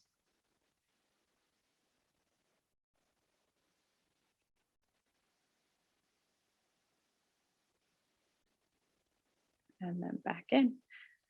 Awesome job. And then just untwist yourself. So we'll come to standing, and we're going to stand and face toward the seat of our chair. And you're going to have just your hands on the seat of the chair here so that you've got kind of even weight between your feet and your hands. And we're going to do a little bit of a rounded spine. So you're going to round your spine, look back toward your belly, toward your legs, and then lift your head and stick your tailbone out. So in yoga, this is a cat and a cow. In Pilates, we just call it rounding and extension, but it's the same idea. Moving through our spine. So on this one, we don't want to be pressing and bending the elbows. As much as possible, we want all of this movement to stay in those spine vertebrae.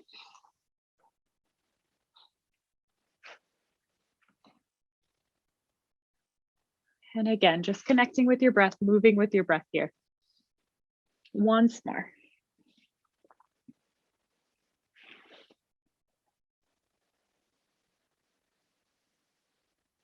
And then neutral spine, so just kind of a flattish back. And here we're going to look over one hip toward, or over one shoulder toward one hip, and then over the other shoulder toward the other hip.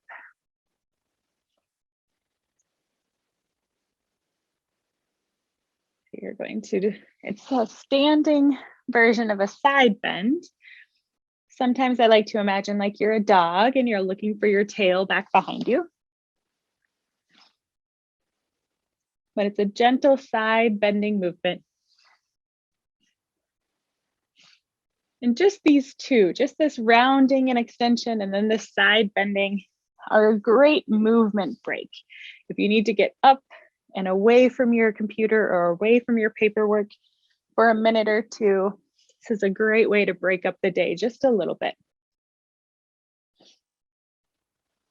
One more on each side.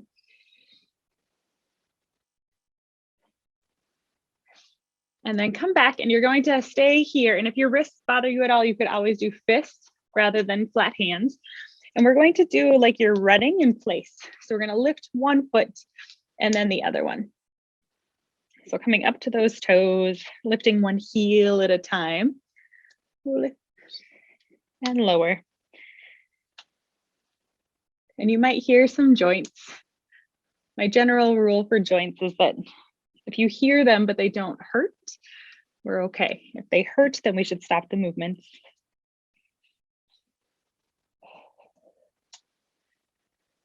A few more there.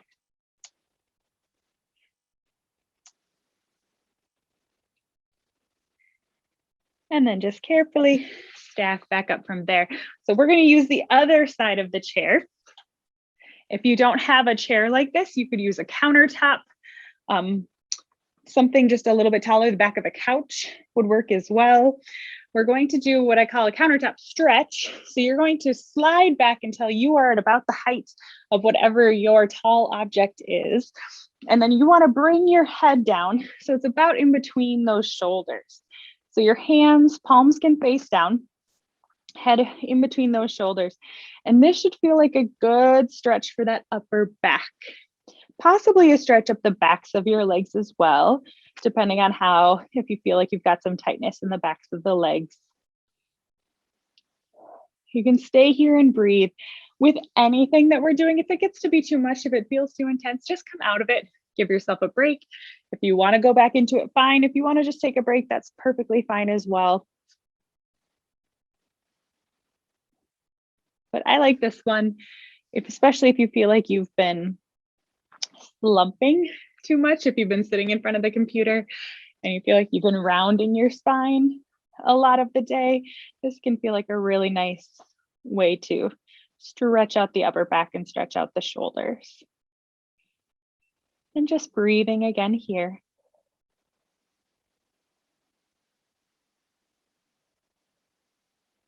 Stack back tall. So we're going to do the same exact stretch. All I want you to change is your palms.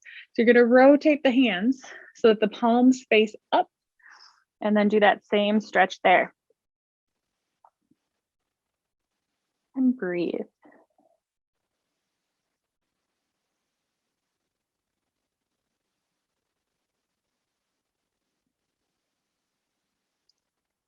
And then go ahead, stack all the way back tall. You can step in a little closer, and then we're going to do an upper back extension.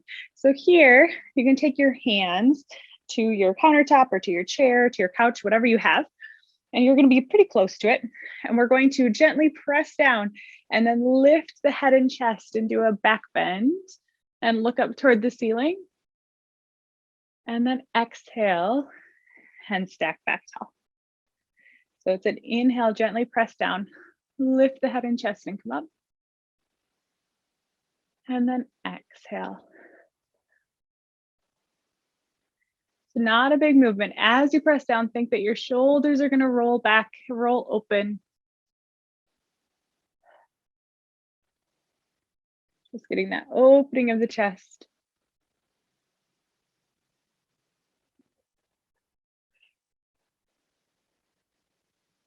Two more here.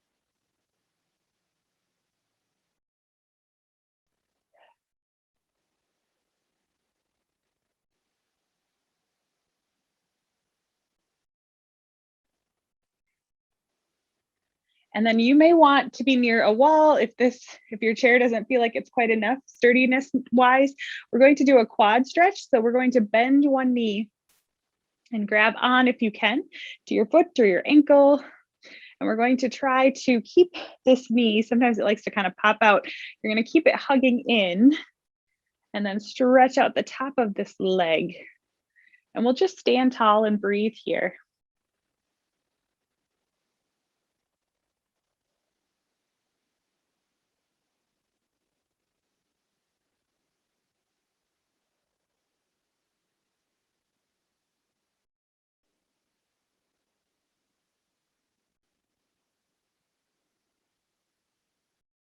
One more big breath. And then same thing on the other side. So you can bend that knee. Grab onto that other leg. Check in with your body. Try to keep that knee from wanting to pop out. See if you can keep it hugging in. And then see if you can stand nice and tall.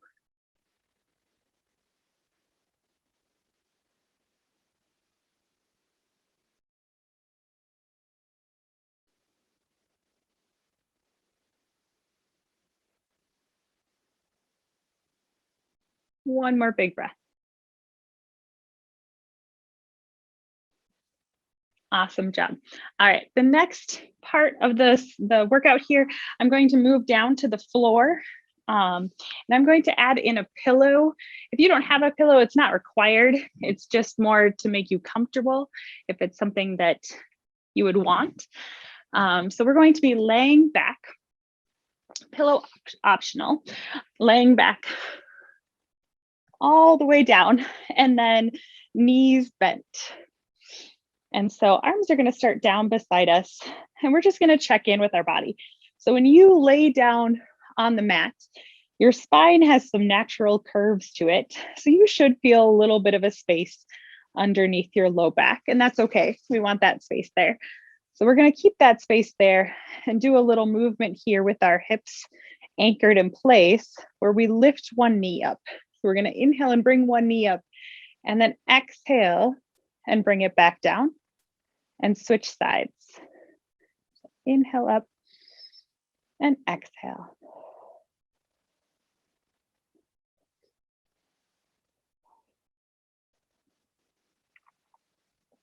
Alternating sides here. Now, obviously, I don't know each of you in your workspaces and whether you would feel comfortable getting on the floor in your office and doing some movements. But if you would, these are some gentle movements that would feel good as a break in your day. Inhaling on one, exhale back down and then switch. And then a little bit like we did in the first chair video, let's add in an opposite arm. So we're going to lift up one knee, the opposite arm is going to reach back, and then exhale and bring them down together. And then switch. Inhale, one knee, opposite arm reaches back, and then exhale, back down. So that brain work to focus on the cross-body movement, and then focusing on our breath at the same time. That big inhale, reach and lengthen, and exhale back down. Once more on each side here.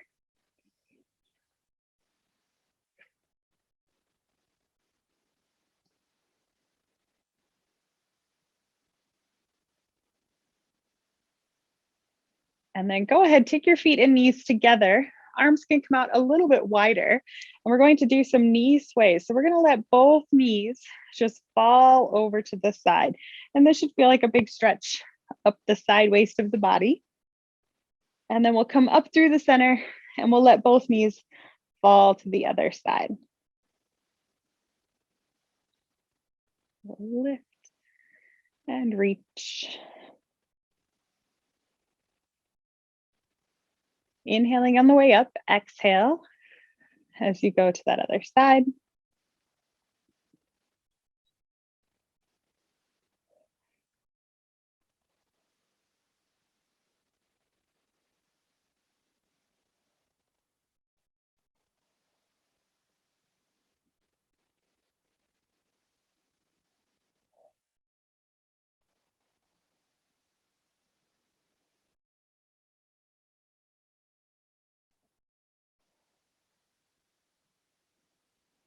Once more here on each side.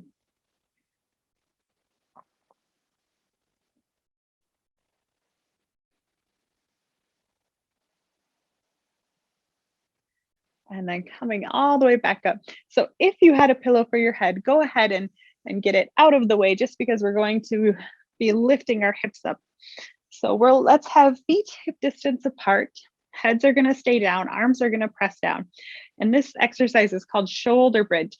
So in Pilates for shoulder bridge, we try to lift up through the spine one piece at a time. So that little bit of space that you have under your hips, we're going to close that space first by doing a tiny little movement called the pelvic tilt. So we're going to tilt the hips back to close that space. And then we'll keep going and lift the hips up and come up into our bridge. And then roll back down and untuck the hips at the bottom. So arms can press down. A small movement, tilting the hips back, rolling up, coming up, and then exhale, rolling back down and untuck the hips.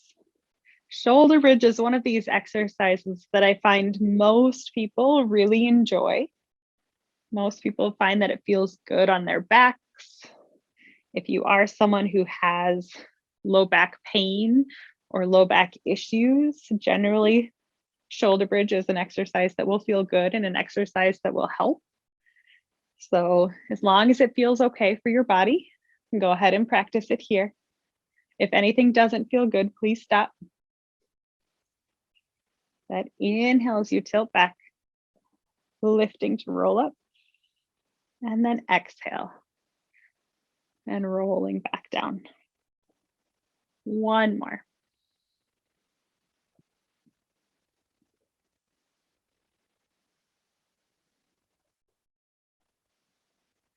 Wonderful work. All right. The last one we're going to do down on the mat here, we're going to turn on our side, and then you can either lay on your arm if that feels okay on your shoulder, or you could try to support your head up on that elbow, or if you have your pillow nearby, you could lay on your pillow. Any of those options would be just fine. We're going to bend the knees and stack the feet, one right on top of the other, and then this top hand is just going to come down in front. And so the movement is going to be to open up the top knee and then close back down. So this is another hip strengthener. Inhale as you open the top knee, exhale as you come back down.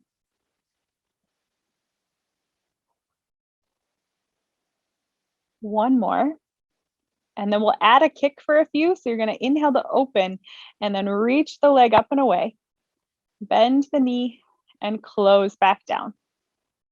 Inhale, reach, bend, and close.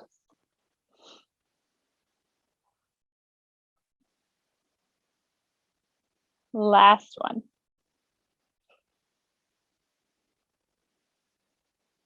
Nice work. And then we'll switch sides.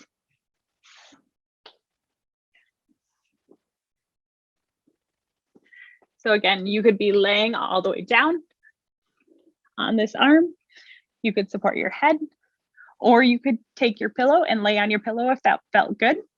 Feet are lined up with your backside, edges of those feet stacked, and then the top knee is going to rotate open and rotate back closed. This should feel like work in this outer hip area. Once more, and then add your kick. So you're going to open, kick up, close, and bend.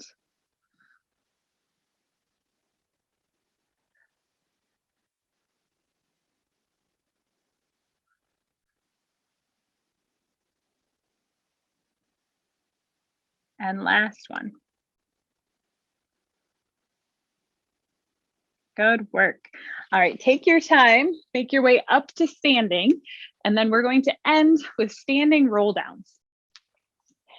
So like I said at the beginning, I think this entire thing would be a great transition piece between workday and home life. However, if you don't have that time, standing roll downs are something that would be a great mini, I only have a tiny bit of time transition, a mental break between work and home. So you can do these anywhere that you have a wall. You're going to slide your feet in front of the wall so they're at least 1 foot's distance, maybe more like 1.5 foot distance in front. Bring your head back and let your ribs relax. So your goal is you've got the backs of your hips are connected to the wall, your rib cage is connected to the wall, shoulders, and if you can, your head is connected as well. And then when you come forward, you're going to peel your body off of the wall, one piece at a time. So you're going to tuck the chin and curl forward and roll down like a rag doll. And you're just going to stretch and lengthen and hang down here and let go of any tension you have. So you're going to let your head hang, let your shoulders be loose, let your neck be loose, let those arms just dangle. Take a couple of breaths here.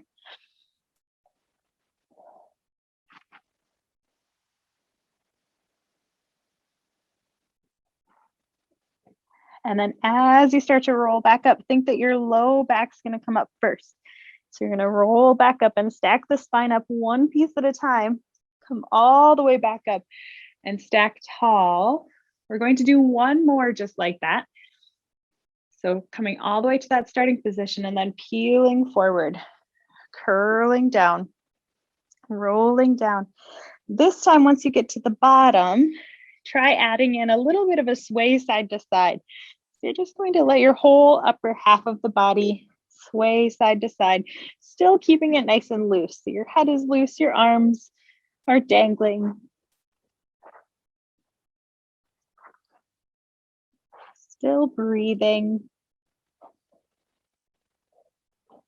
Letting go of any stress. And then coming back to the center, taking your time, you're going to roll back up. Stacking the spine, coming all the way tall. Bring those shoulder blades back. Excellent job. Check in with your body. Just do a little assessment, see how you're feeling now. Compare it to how you were feeling at the beginning. Hopefully you're feeling a little bit more relaxed, a little bit more ready to go and conquer whatever comes next. Those are some of the benefits that exercise can bring. That is movement as self-care in action. So again, thank you so much for inviting me for this presentation, and hopefully I will see you soon. Bye.